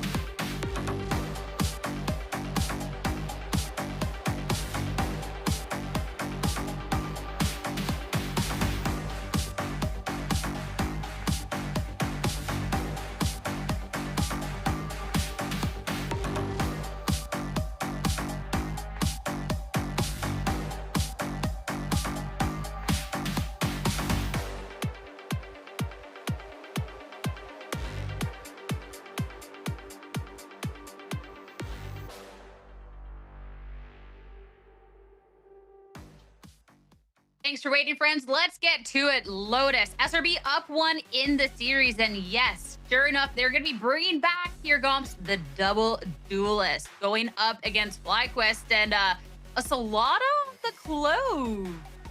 Okay, a big difference from the... I like the double duelist. This being brought back is great. Obviously, I feel like this is going to work a lot more than the buys that we had seen before this, but I think this is the best case scenario. Satellite was absolutely destroying. You know, in the last map, I think Smoke needs that extra support for those advances that they're looking to execute on. But this is great. Shopify had such a good performance. Obviously, we're still seeing Exa on that Viper. I'm excited to see what Solana has to do on that Clove. But I think this overall is just looking really, really interesting. I don't even know how to feel right now. No, I think it's very interesting to see FlyQuest kind of revert back and also bring Clove back into the mix instead of running that Viper and double duelist. We're getting a Vise, Clove, Omen. I think that honestly works out for SRB. There's a lot less utility that they're gonna have to fight through. Yes, there is still that Vise, but after a while, everything kind of slows down a bit. And for FlyQuest, and they're gonna have to be a little bit more brawly, I can imagine, having this Clove, kind of hopefully running it down on Tons and still having the smokes coming in from Omen to be able to support the rest of the team if need be. It's a very interesting switch up considering that they were finding success, but I'm excited to see what they end up pulling out here against Shopify.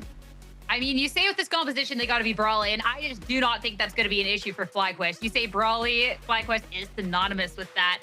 Now it's going to be a familiar battleground for these two teams, but swaps for both. It's time to see how it's going to play out this time. If it's going to be SRB to close this out in 2, or FlyQuest bringing out this comp to take us into a map number 3. Let's get to Lotus. Let's get to it with your casters. Back over to Roy and Lemon Kiwi. Thank you so much, TR. Yes, we had just enough time to get popcorn for what this series has been giving us, because we almost had a never-ending overtime between two teams pulling off all the heroics they had in their back pocket until SRB emerged. But now this is the FlyQuest map pick, and we're revisiting a Lotus, a very familiar Lotus that both these teams encountered each other on during the regular season. And I mean, the last time these two teams played, it was actually FlyQuest who destroyed SRB 13-6 on the map. They actually destroyed SRB so bad that SRB stole their comp after. And SRB, I mean, despite Lotus being like SRB's most played map, they still haven't really found too much consistency on this map. And they've been they've done 3 comp swaps and 4 officials. So there's a lot of signs that SRB has not been super comfortable on this map. But for me, though, kind of the odd thing here is that it feels like FlyQuest is almost going backwards in the meta. It feels like the double orb controllers were a thing at one point, but the double duelists are just so strong, especially the Waylay Neon on this map. It counters a lot of the Vice stuff. So I'm going to be keeping my eyes on to see how, Sorex is going to be maneuvering the Vice utility later on. But nonetheless, it's a fast play towards the B side. It's a 5v5 and a brawl soon to happen. SRB, he's got half the job done. They're gonna swing out of the smoke as a stack. Solana waits in the corner, fires at 2 before being traded. And Sorix keeps everything on lock, but Exa, you can never count him out until you show him out. And FlyQuest take the pistol. All of these rounds go by in the blink of an eye. No, seriously, I was thinking earlier how fast and slow simultaneously these rounds have been. It feels like the first class happens in seconds, and then the retakes are slow, methodical. It probably also makes it feel longer that we just got out of like a 6 OT game or something like that. Yeah.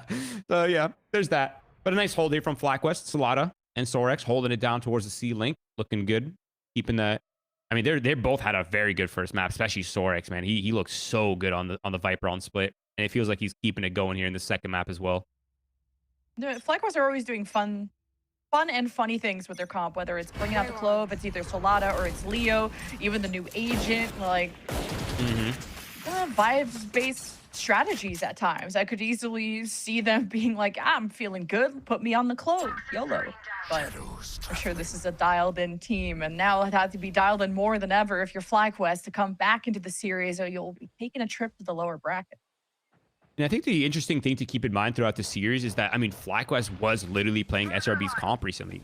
They understand the inner workings of how it works and kind of how to find conditions. So maybe they're kind of counter picking the composition itself. They kind of have an idea of how it plays and they're looking to counter. But Bucky up close. This could get dangerous. That is as soon as Satellite wants to come out of it and tries to hold Tanza, finds himself between a ton of people and still lives. The timings have been everything between these two teams, and where Lady Luck decides to bless you diffuse, going through Nature and Exa, trying to take a peek, but now are just feeding the beasts of FlyQuest, who look energized in this Lotus map. Yeah, flawless. Now, this map is still very attack-sided, I would say. I mean, some people have kind of found some solutions to the defensive side, but it still mostly feels quite attack-sided. And it's not even really a three site thing. It's just, I think it's just people understand the logic on this map, and they know that the rotations are so long from the A to the C side. It's become a lot of push and pull, get the, hit the C site that's empty, or kind of play around with the A retakes. But right now, feels like SRB, they're on the first gun round. They're looking to slow take their way into the A side of the map. Information being shown front B. Usually when you spot people that close on front B, it's kind of a sign that it's a C to B crunch. But I think they're very happy to just full lean onto this A site. I was gonna say this SRB attack has felt very B-centric, surprisingly. It was one of the more rarest sites to try and hit, but now you get to finally leverage this Viper wall that you've set up from Exa, and you get to see a more scaled and slow SRB, which Des could point out, that is a style they much more prefer. Managed to dodge some of this Vi's util, and they'll have Satellite watching if there was anyone within the site, actually.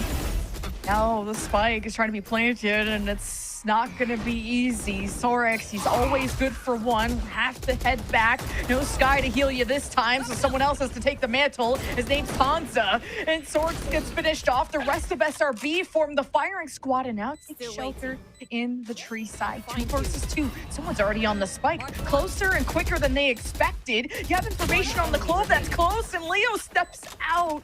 Oh my God. Xander still dependent on his teammate with the last bullets he had left. It looked stressful from SRB's perspective. They're funneled in. They can't see the spike. There's players flooding in from all directions. I mean, they corralled completely. And yeah, they did win the anti-bonus, but it was a little messy. Now we go into this first official gun round. Oppa coming out really early by Tanza. I feel like we don't see this too much from FlyQuest. They're usually totally happy rifling up. They don't really pull out the early op, but we're seeing in the round 4 purchase here for Tanza. The Odin coming out here for Duck as well. Now the Odin is annoying, but it's not nearly as oppressive as it used to be before, where the walls were penetrable from tree. And SRB, I think you're right. I think they're really looking to put some pressure on the B side of the map. This is all just a ruse. There's just pressure being applied while the players on A make their slow way up. The operator is here, Kiwi. This could, it's not checked correctly. That could be a body. Knowing that gotten so much A main control for free without putting much resistance at A lobby, FlyQuest want to change the narrative on that. And the big story was between him versus Smoke when it came to the op battle on Split.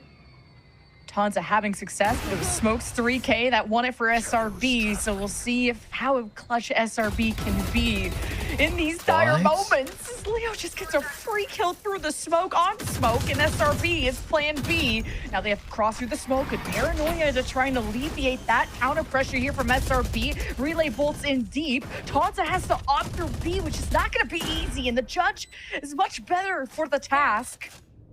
SRB have all their ducks in a row and are able to salvage a round after losing Smoke so early, but now an Odin is in the equation, and all FlyQuest have to do is hold the line. But Xander lives beneath them, trying to send them to hell, and the defense lives on. A huge round for Leo. I did not think that was going to go FlyQuest's way. It kind of felt like they got completely choked out of the choke, and the flank was coming in as well. It felt like the crunch, the pressure was in the right places at the right time, and Leo just completely, it felt like a robbery. They were not supposed to win that. It was so SRB favored. You've got to be thinking that if you're SRB as well. I mean, you knew you had that locked down. Oh, this kill, that's criminal, actually criminal. Insane. Also, now 3B failed attempts. Its retakes have been successful every time. So SRB have gotten around going to A. Now we'll see them test the waters at C. But you're going into an op from Tanza on Mound. One way from the Clove. You maybe heard that teleport, so you're keeping an eye on it, but now there's a Prowler and a lot, so you force the reposition out of the op, which is good. The Vice Util is here, and there's 3 players. Now, there's Bucky's in hand. Yes, they can try to... Oh, wait. What just happened? Oh, They're I team think flashing? Sorik's just team flash. Yeah, that sucks. SRB, they're gonna make the most out of that, capitalizing on the fumble, and at least Sorik's gets one for the road. Even then, he lives and could steal Garden. He's ulting back to the lurk. There's so much empty space here, and Smokes has got an op up as well. Exa, if he gets one right here, that's huge. That puts so much pressure now. FlyQuest know exactly what's happening. Is he going to survive, though? Oh. That was he's good got for enough Leo to time. get ahead of that before he stabilized with the weapon there. Wow, what a call from Xander. Now you got the one-way set up, countered there, Prowler close, Leo knows to answer the call, the Odin has a lot of bullets, where's the target? Deadly game of chicken! Xander with the thrifty! He really did not want to let go of Heaven. He really wanted that spot. Held his ground to the absolute death. Wow. I mean, what a round. A bit of a kind of an unusual error happening from FlyQuest. You don't really see them make these kind of mistakes, I feel like. It's super rare to see these kind of errors happening from them. They're usually so on point with the way they're fighting off each other. The flash gets him dead. They overrun on the C site. The TP away for SRB. I mean, just shows that they're allowing themselves options even on these kind of thrifty rounds. And I think that's going to be the name of the game here for FlyQuest, or sorry, for SRB in this half. That push and pull worked so well in the first map. It's very easy to replicate on Lotus as well. I think you stole the op from Tonza because he was holding C with it and then got cooked on the entry. So, and this is where personalities come into play. And these FlyQuest guys have been together for a while. Is that kind of mistake something that gets you frustrated in the early game after how exhausted you are in the OT? Or is that something you laugh about? Because this seems like a good vibes team, but this is where maturity comes into play. Ooh, Smoke. Op on duty against, only a hero Vandal. Sorix is in the right spot, and SRB are playing with the map now. I love the instant rotation happening from FlyQuest. I mean, it's a pure guessing game to where SRB wants to end, but they have the read. Now, early vines coming out here from FlyQuest. Oh, wait, they had the read. Excuse me. They've completely fallen off. Nightfall, I think, tagged the tail end there of Sorix, and Steel Garden retake would be in the cards. If you're really believing in this, and based on all 5 still being alive, if you're alive, you have a chance. Steel Garden, the trigger pulled, trying to even up the odds in the playing field. As SRB, the Viper's Pit could be zoned off. FlyQuest, they step into the arena, and it's the classic that thrives. And SRB, they just pulled off of Thrifty, but this time they'll be denying that opportunity out of FlyQuest. And kind of funny as Classic gets that many kills, and even a shorty too through all the Steel Guard in action. SRB still kick them in the dirt. SRB's opting to kind of play into the FlyQuest playstyle. They're not even really trying to game it too much. Like, they're totally happy brawling. They're so down for these fights. Their spacing has been on point since the first map. We talked a lot about it on Split. We're seeing a lot of it on display here as well. Now, this one is a little bit less on spacing and more to do with just raw confidence fighting into the Viper's Pit. Oh my god. Yeah, this was crazy. This is actually crazy. Wow. Yeah, this time it's Xander popping off. Before it was X. X is still having a pretty decent game. This time it's Xander. But this early success happening from SRB is going to put so much pressure on the macro. It feels like it's kind of opened up things for them. This time they're going for the A opener, but it's met with resistance this time. And I like that you put pressure on A lobby. You know there's an op still in the picture, so you don't want these free-range sight lines. It's FlyQuest.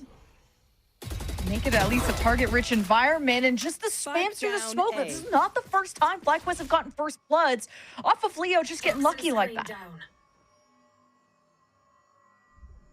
Exa looking to equalize potentially. There it is. That's, blow for blow. Slaughter only has a sheriff as well. This is actually a little awkward. This how spread out FlyQuest is a little uncomfortable. They have 2 players on the A side. No one's really on B. Yeah, we have C-Link. FlyQuest has C-Link held down, but there's really no one on C either. So there's a ton of space for SRB to work with. And Satellite gets wedged on the A lurk as well. So if Tonza is not precise with how he's clearing, that could be a free kill for SRB. But overall, it's looking like a comfortable 4v4 on this B site for SRB. And I think that's why Emily said that Exa is such a strong lurk, because he is so dependable and consistent in these 1v1 opportunities. And that is what freed up the B site. Now the rest can farm these orbs, and this is how SRB got their ult economy so healthy in the first map, at least early. But it was expensive, at least. I think this disrespect that SRB is showing in these kind of post lands is slowly going to get into FlyQuest's head. Because usually it's FlyQuest that's the one that's doing it to these teams, right? Like, they're the ones who are just, like, pushing through smokes in the post plants, even when their players up. Like, they're taking every timing, taking every play. This time it feels like, you know, once SRB gets into a comfortable spot, they're kind of giving it right back to FlyQuest. And yeah, you're absolutely right on Exa. He's such a beast, man. He's so good. And he, for how young he is as well, his IQ in these situations is so high. And he really understands the way people move around the maps. It's really nice to see. Super nice to see. I think SRB also have to address these Leo first bloods at A main, and it's not the most readable position. Sometimes he's back in staircase just spamming through smokes, and what are you supposed to do against that? You think you're safe behind a smoke, you never are, and you don't want to be scared all the time. You cannot play scared against this team, and then Leo will be in rubble all of a sudden, or at least close to it. So this has been a tough road for SRB on that side of the map. They are on a 3-win streak, because then they can just pivot out of that because of the lurks from Exa. I mean, what's even the conversation with that? Hey guys, stop getting spammed through smokes. Like, there's really, there's really like nothing. There's no tangible takeaway from when this stuff happens. Like, guys, stop crossing. Obviously, like, they're not even doing it poorly. They're not even running around. They're walking across. They're not giving away sound cues. Like, they're doing the textbook correct way. They're just, I mean, Leo is he's just a smoke spamming god. I don't know. Controllers have a sixth sense to this stuff, I swear. No XD is another notable, very, very good smoke spammer as well. A lobby approach. A little bit of a fake TP there from Xander, and FlyQuest already pulling their members towards the right side of the map, so SRB feel comfortable trying to have some time to deal with this Vise util that has been at sea. I think this pacing that SRB is playing at is so effective, because they're winning a lot of these types of rounds where they show somewhere, they go quiet, and they do something. But this time, it's like they're showing their A default, they're showing their kind of early control, and immediately pivoting. Like, there's no delay. There's really no default past the first 5 seconds. This time, they're baiting out the Vice wall. I feel like the answer to that should have been... actually, never mind. The money's a little bit low on FlyQuest. They don't really want to brute force it, but the Fade util plus the Omen util, that's going to be the free site given away. Now it's on FlyQuest's hands to attempt to retake here in a 5v5. And Nature got handed the op too, so that Smoke could be on more space creating duties, where I felt like that was more satellite, at least at the beginning here, of Split, Relay Bolt, just kind of delaying FlyQuest as much as possible. The question is, do we invest ults here for Duck? Not even. You're not on a lower buy. Didn't work out the Steel Garden last time. SRB just watch as their prey walk in.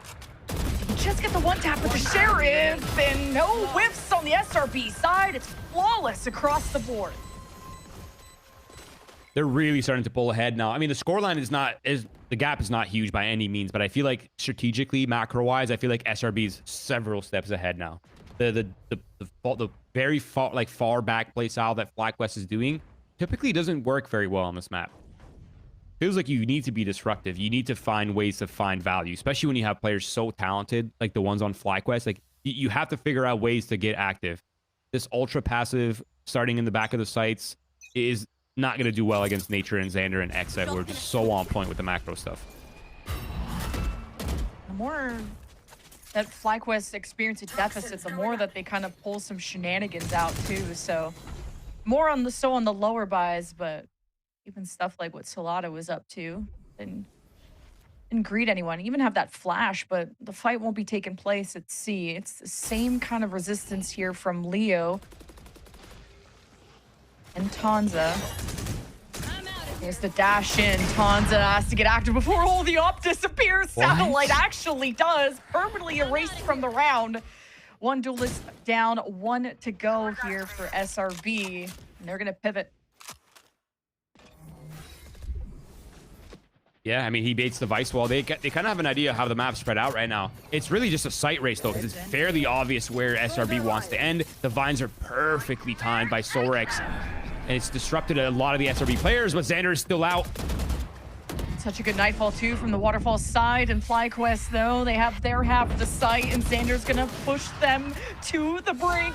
And already opening up, you have the Convergent Pass, and still SRB. They were met by such a painful point at the off angle from Leo and Sorex. I can't believe that denial. What a turnaround from FlyQuest. Yeah, and an immediate shift in styles as well. We talked about them being proactive. This time they did a soft take on the A side. As soon as there's really not a ton of pressure coming out from SRB, they walked up on the control. This is crazy. I mean, I don't even know how he comes out with even one right there.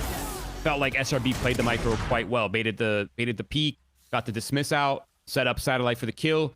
No conversion happening from Satellite. I mean, that's tough. Kill right there against Tonza would have made things so much easier. And after that, it's pretty much just a sight race, really. A fairly obvious C pivot happening from SRB. This time, faking on the A control coming out from FlyQuest. This time, SRB is all here, all 5. No lurks, no mind games. Oh my god. Leo just opens the door to like 5 people looking at him. Yeah. So still manages to live. No Leo spam today. Gotta change it up. Viper wall drops. SRB are gonna encounter an unfriendly neighbor, and you can see Leo's in position, even throw a paranoia at the call of FlyQuest. Yeah, they want to refight.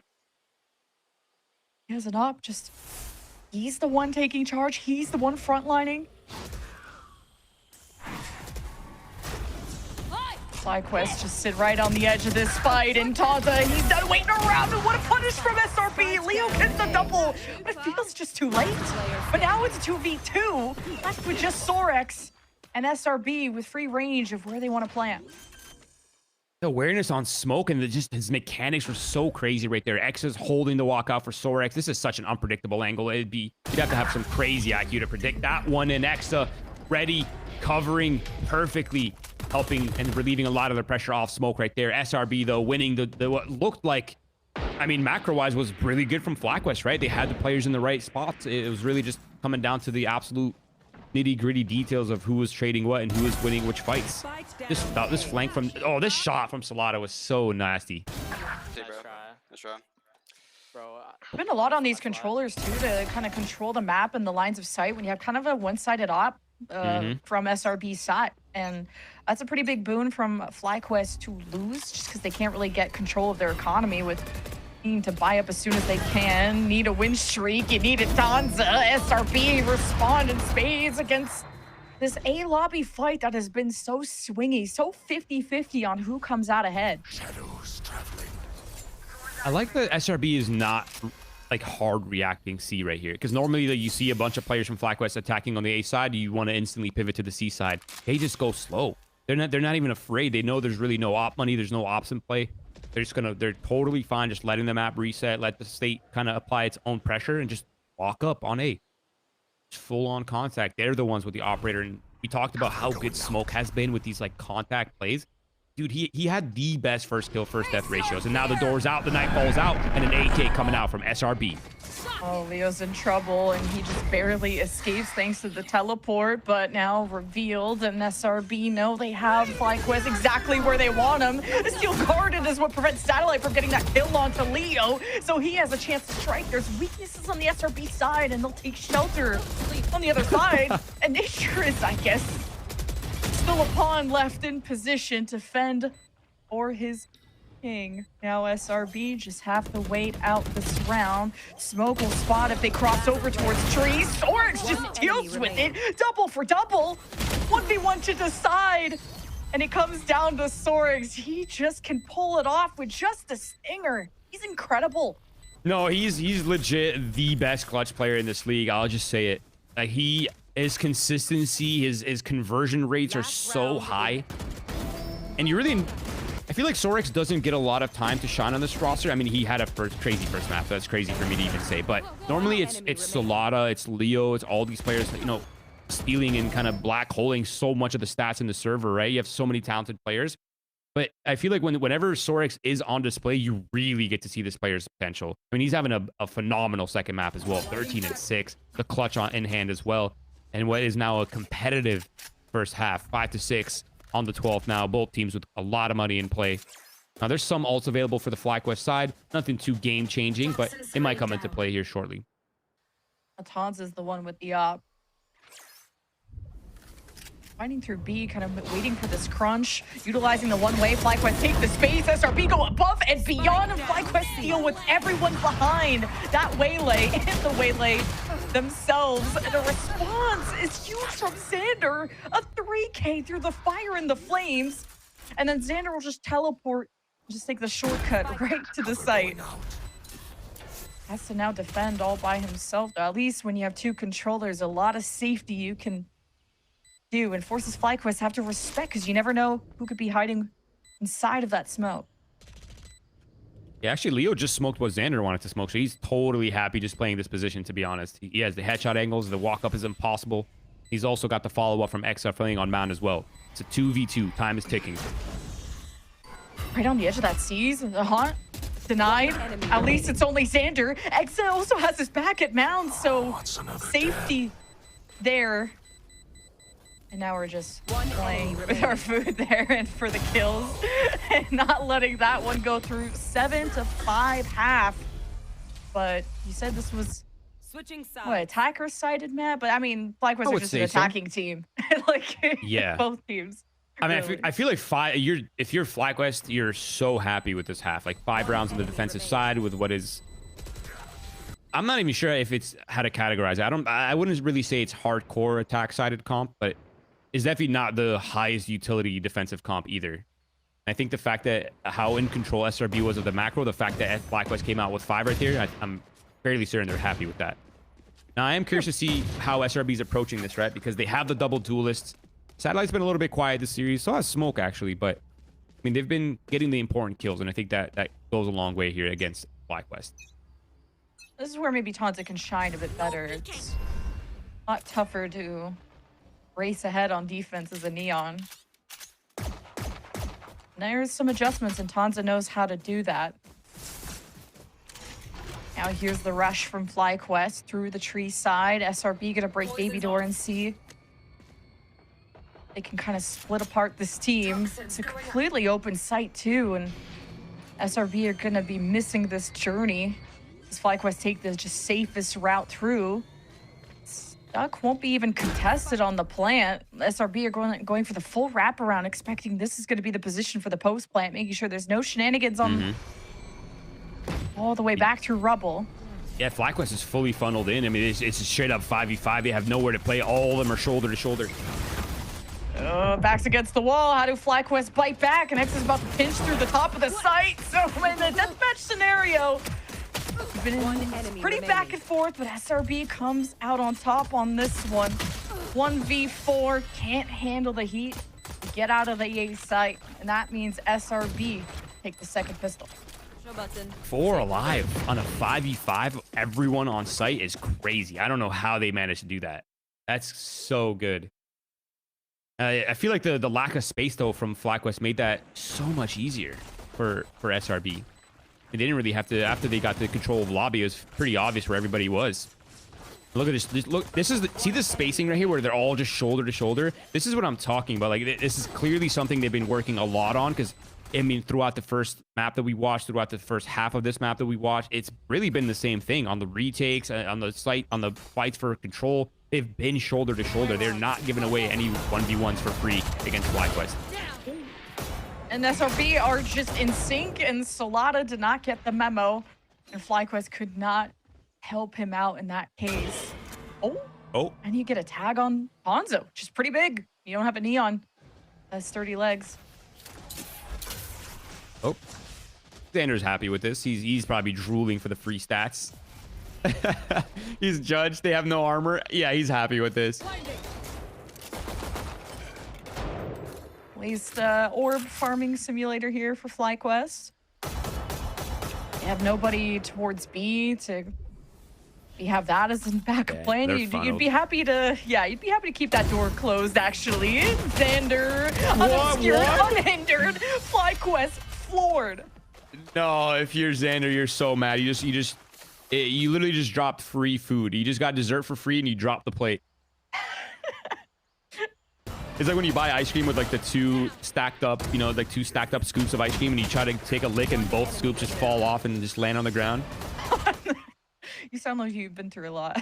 Yeah, Mel and I were walking the other day, and I saw that on the ground. I was like, oh man, that person's having a horrible day. Just 2 full scoops of ice cream on the ground. They weren't even melted yet either. It was fresh. And they walked away, dude. Oh, you know that. Oh my god. Here we go, though. Aggression coming out from Smoke. Early tag, looking for damage. I like it. I mean, the SMGs are still up close and personal here for Xander. They're looking at a straight brute force. Oh my god, wait, you've actually walled off Xander. And Loki happy with this. Satellite gets a big double through the B-Link door, and that really threw a wrench into the gears of FlyQuest. Will still be stable enough for a plant, but injuries across the board. Exa, Satellite. They both have guns. Yeah.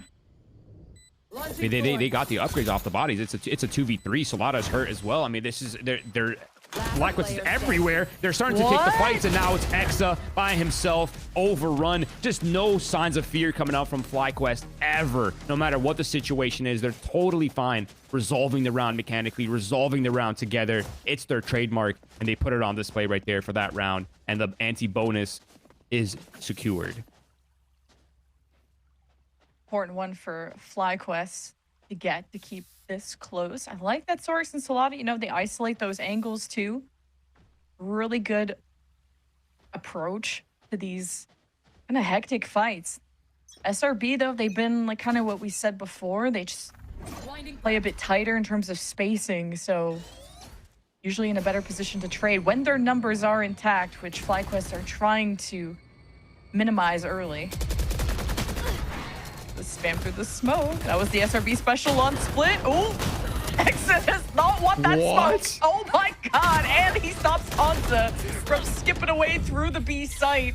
A huge wall created in front of B, and FlyQuest lost in the sauce on how to proceed. I mean, they got suffocated. Yes, some players from FlyQuest got through, but the rest of the players got stuck. They were completely stuck. Smoked out, held up. Now it's a 4v2, the high-low, the triple high-low. It's impenetrable. I mean, it's so tough right now for FlyQuest. Yes, they have some time left on the clock. They can move around, shift, choose the site they want to go to. But overall, as long as SRB plays for the jiggles, plays for the information, or even the high-low, should be a nice, clean finish. But there's only one problem, Jen. It's the fact that there's Sorex is still alive. I mean, and Duck is also a really smart player. He doesn't have any util to work with, though. But, I mean, Sorex is a beast. He's not very healthy, but he is still a beast. High, low, and waterfall, though. Maybe Sorex would have had a chance if he's on, like, high ground, maybe, and had a better angle. At least some cover for the plant. Oh, no plant. Plant who? Double digits now for SRB. Everybody's so good at spamming now. Smokes, plants, nothing's safe these days. There's nothing sacred anymore, man. Whatever gets you a win, man. Whatever gets you a win. Strong half so far, though, from SRB. This is silly. But my brain just can't compute. Like, literally my entire career, I never got into fights like that and won them somehow. What kills that round were just through smokes and through obstacles, through walls. Like, next level awareness. Maybe luck. Now, we are slowly starting to notice the pattern, though, right, for SRB. I mean, they recognize that FlyQuest's comp doesn't have a ton of util to brawl, right? Like, they have smokes. Yeah, they can smoke off angles. They can cut down the amount of angles they need to challenge. But ultimately, when it comes down to fighting, it's really just the fade util and the neon movement to try to accomplish stuff, right? So I feel like I mean, I guess the paranoia, if you count that as well. But I feel like for SRB, they're so fine just challenging space and forcing a lot of that limited util out early and making FlyQuest fight into these kind of awkward, very dry fights where, you know, they're playing with 3 people. So SRB is fine just buddying up with 3 people, having the core challenge space.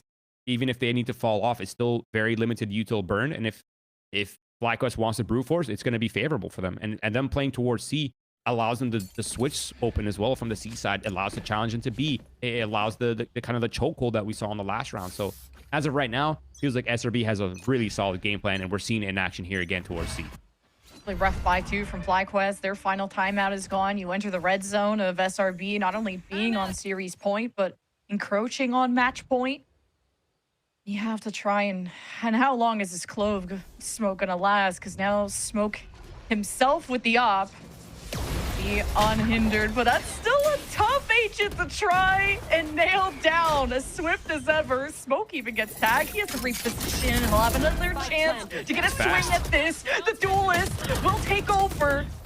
But now through all the smoke, Satellite tries to be careful, hesitates, and that's where FlyQuest find their punish. They find their in, but it's just Sorix now in a 1v3.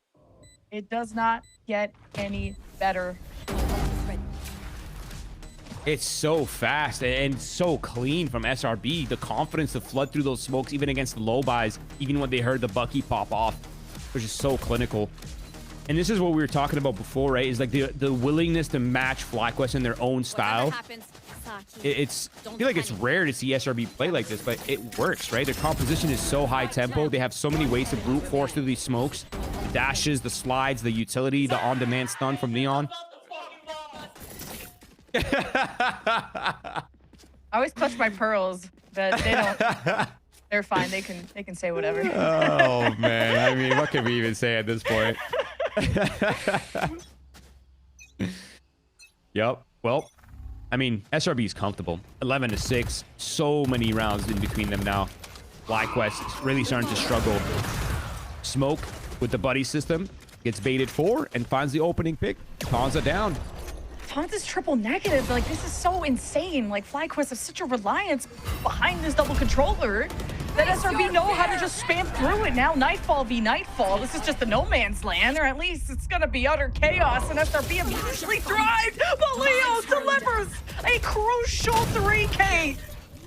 And he has wings to maybe help fly this team to a round victory to deny SRB that match point. Nexa and Smoke, of course, and an op in tight quarters. Of course, Smoke will make it. Oh my god. Through the smoke? What is check that? his PC. Nah, that's check PC. What was that read from Leo? Dude, Leo's so good, man. The ace is such an important one as well. I feel like the vibes are probably starting to get a little bit down bad, right? You're looking at the score line 6-11. It feels like SRB's in full control of the game. And then you're trading Nightfalls for the site. It feels so awkward to get through, but the brawl on sites immediately won. The perfect crosshair placement, perfect read, gets the ace, gets the energy fired up.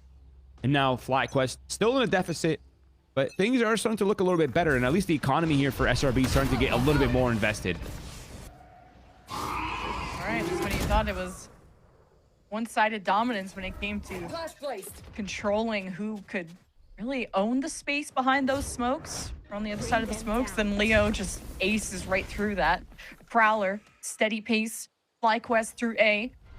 Walking into a Xander paranoia if SRB were try and come out through baby door. They are thinking that could be the case. Nature playing as safe as he can because they have no eyes on B main. This could be a crunch.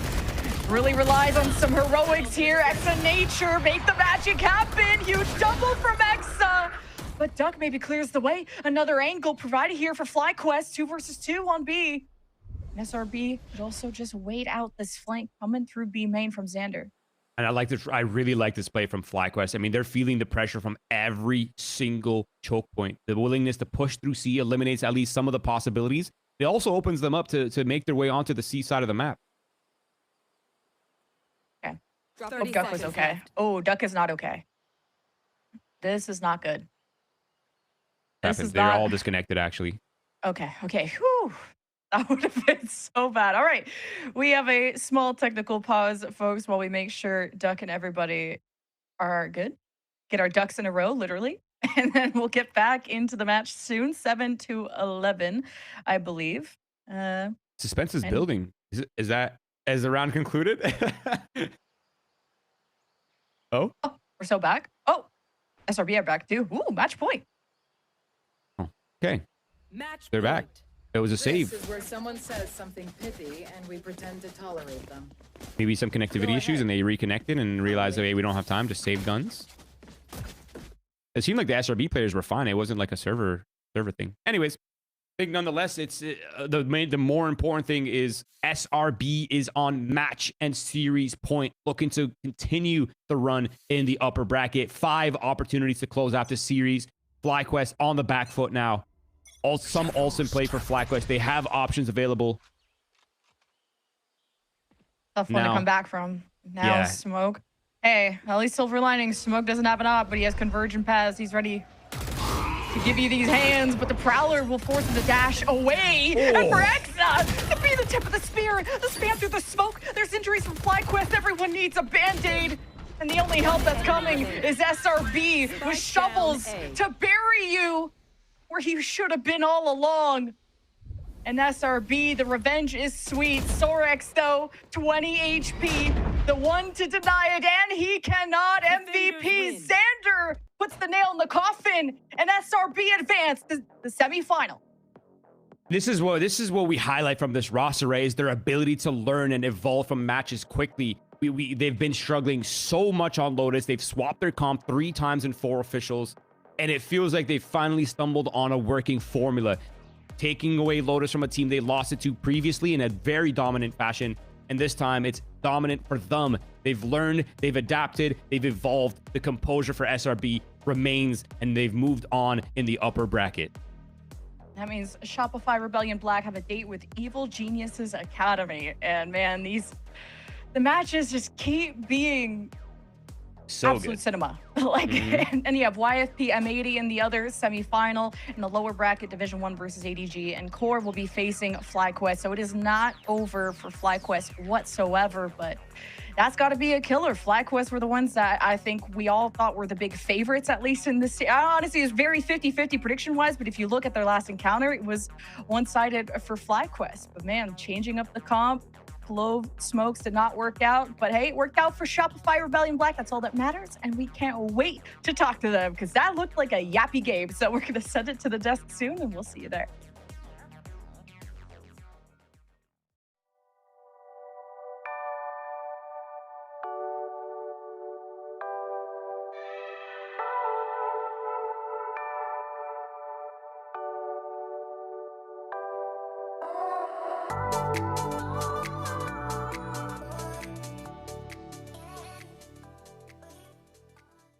Philips Norelco One Blade presents Shave All Things.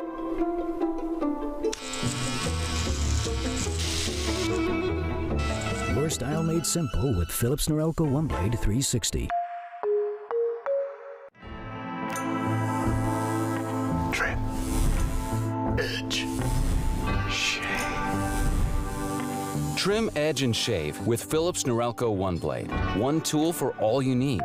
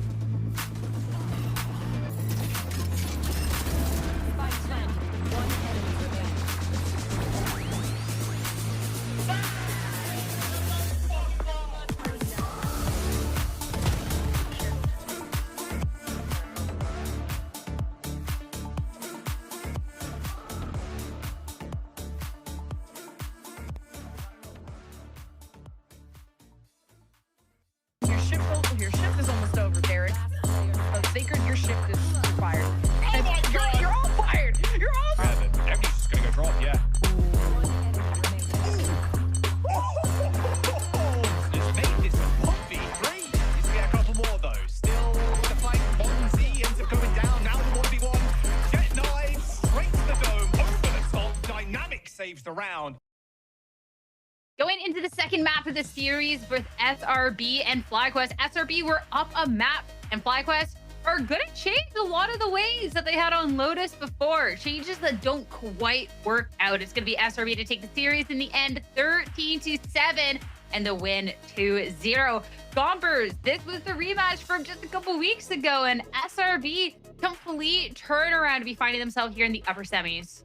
A huge difference, if anything. First of all, like, we go into OT and SRB are fighting for their lives, but now we managed to make it a 13-7 close off, which in itself is super, super impressive. And they did say coming into this, hey, guys, like, you know, during playoffs, we're going to be in full form, so just make sure to watch out for that. And that they absolutely were. I will say I was so incredibly impressed with, like, everyone on Shopify Rebellion. Smoke was really putting everything to the test here, especially on that second-hand map. I felt like everyone here was really clicking, and there isn't really too much of a disparity in regards to like what the KD is looking like.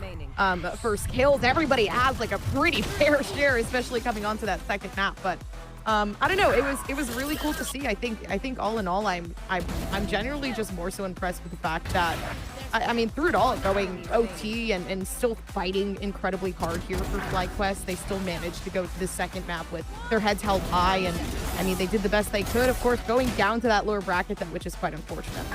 Yeah, I mean, I gotta give props to SRB for all the pace changes that they had in that first half. You know, it looked quite close. We also saw a different look from FlyQuest, being a lot more spread, willing to kind of play around the sites more rather than the aggressive style that we're used to. But I think that comes with the comp change that they had going back to the solo duelist, not really having as much of that fast firepower that you need to be able to take space on a map like Lotus. But given that, they played really well. I liked how fast they were with their reactions on that defensive half. I liked how they were willing to kind of take a mid-fight or a mid-round brawl to kind of try and disrupt SRB. And their retakes also looked very solid. But I gotta give props to SRB. The one thing that I said coming into today's matches was that I feel like they were never on the same page when it came to those mid to late round decisions. But here they were, and they were holding hands like I really wanted them to. They were getting trades, which is something that we didn't really see them do against FlyQuest last time. And I do think some of the FlyQuest players were slowing down a bit in this map. We weren't seeing the usual firepower that we're used to seeing with FlyQuest. But after the first map, it going to like quadruple OT or whatever it was, it's hard to bring up that stamina and keep that going. And they just ran out of steam and ran out of that firepower. But SRB played so good today. Especially, too, it was an SRB that was able to stand up to said firepower, right? I feel like we've gotten to see FlyQuest just kind of run over some teams sometimes, and even some of the best teams, because they just work so well as a team, being able to run it down together. But SRB, I mean, they're able to not only just hold their own, but really be able to contest back. And I think that's another reason why FlyQuest just kind of running a little bit out of that energy more near the tail end of things. Especially, too, taking a look over at the player performances, we get to see some really big step-ups once again. It was an Exa that in the previous series we talked so much about, and no surprise, Gobs MVP yet again. And when I talk about people that are slowing down FlyQuest in their tracks, Exa is just top of the list. Yeah, a load of their kills were actually in their attacking round, especially for Xander as well. So I think they were really trying to, honestly, they held it together super, super well. They were destroying and just allowing this team to flourish. And I feel like that's a majority of the reason why they went 4 rounds in a row where it was almost impossible. FlyQuest, they had to keep rethinking their strategy after they had gone 3 rounds in a row. So the timeout had come through and they just really couldn't regain. You know, and it kind of went back and forth from there. And economy at that point was already disrupted, right? So you're stuck in a really difficult position.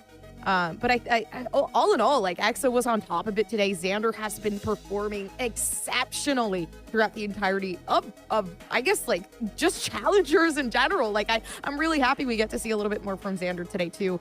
And I think we're gonna keep talking about him moving forward for sure. I mean, I feel like SRB's never, Emily, been a team that has been counted out of things, even when they were you know, going through the issues or maybe not holding hands as you would like in a couple of these later rounds. But it's a team that I feel like the talent has been there and something we got to see on display today. And I'm excited for the run they have ahead of them.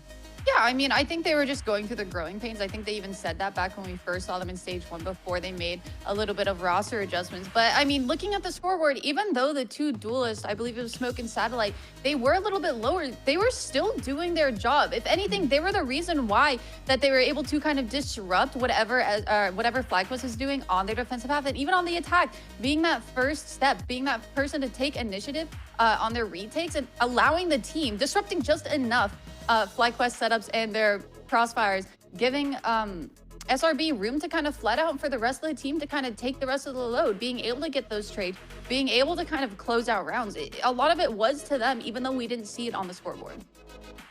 I mean, SRB, just how they work together was so good. And I'm excited now for a Phillips Norelco interview to talk about the back-to-back MVP in our match. We have Exa on the line now and a friend as well. Hello, guys. How's it going? 2-0 to be starting off playoffs. How are you feeling? Oh, feeling great. Great way to start playoffs, and yeah. I mean, seeing the player camps and everything else, I mean, you guys seem to be just having so much fun. There's so much energy there. How has it been being able to play with everyone in person still? I always love being able to see SRB boot camp. Like, it just looks like you guys are always having so much fun. Yeah, I mean, yeah, we go out together, we eat food together, we even play board games. Like, it's great to like be together in person and play. Who's the best at all the board games, though? It's up there. It's like Xander and Effie's. They're both great. Okay. Now, let's talk about the match a little bit, because going into this series, you had very recently played up against FlyQuest, and they handed you one of your losses there in that regular Swiss stage. So with that being so recent, how are you guys going into today's series? Like, did you expect to get this 2-0 win over them? Yeah, for sure. You know, we were losing to teams that like we should have lost in Swiss stage, so we all knew like it was gonna be different in playoffs, and yeah, that's it. Just simply put, you should not have been losing that. I mean, when we are looking at the fact that you shouldn't have been losing then, what do you think was the biggest difference maker going into today, especially to your own performance? Like, I don't know what's changed, but you're going crazy. Okay. Oh, Smoke's Yeah. So when we played them last time, I was minus like 15. So I just played all right, and then I let Roy take over today, and it made it really easy. Just simply let Smoke get kills and Exa just popping off. Easy wins. Now, you're talking about the teams that, you know, you shouldn't have lost to in the regular Swiss stage. EGA was one of them, and you're going up against them next. So how are you feeling with that matchup ahead for you in semis? Oh, they did give us a belt in that game, but doesn't matter. We're gonna beat everyone, and we're gonna be number one. After today's performance, I believe it. Exa and Smoke, thank you both so much. Enjoy your night. Thanks for chatting. Thank you. All right, back over to the desk. Talking about, all right. Hey, I mean, with the confidence in the interview, the confidence they had going on at the games, Emily, they say they're going to win. You know, I believe him. Saying they shouldn't have lost before. And we're on the redemption tour. I think it'll be interesting because did also Pancake say that they're gonna win and that they're gonna do a lot better moving forward in dominate playoffs? was the quote from me. Yeah, dominate. So I'm excited to see who's actually telling the truth there, and also because both of these teams, even though they're facing up, not quite yet, we'll see them in a few days here, but both of these teams have improved a lot, and it really showed today. I was very impressed with how both of these teams are kind of able to come back. And I mean, looking at our bracket, I just can't believe we're already moving on to having our first lower round, having to say goodbye to one of these teams so soon after we've seen so much growth out of every single one of them. Yeah, we're seeing too, like, I mean, I think what I'm super excited for moving forward, we're kind of heading into territory of teams that haven't actually had like too many encounters as well. But also teams that have had too many, YFP and M80 being one of them. That one I'm super excited for. I don't know, based on like the results that we're getting today with teams really bringing the heat, especially like in specific SRB today, which is awesome. They get to go against EG. Yeah, but I feel like everyone really is improving a lot very, very quickly. They're super, super eager. And I think everybody knows, like, this is getting pretty dire. But QOR and FlyQuest, that one is unbelievable to me that someone's going to get dropped tomorrow, which is insane.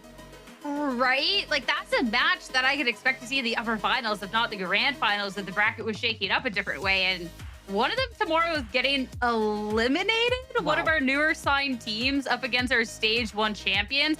That is wild. And of course, Division 1 and ADG have been surpassing expectations from the second that stage 2 had started. So to say goodbye to one of them after such a heater that they've been on is going to be oh so sad. But that is how the playoffs are. You know, we gotta start getting through these teams, eliminating them to find out who is going to be the best of the best.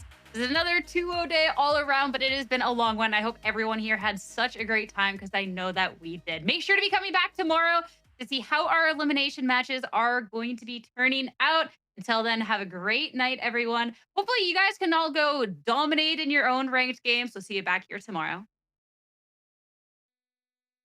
People on the team can pull this off.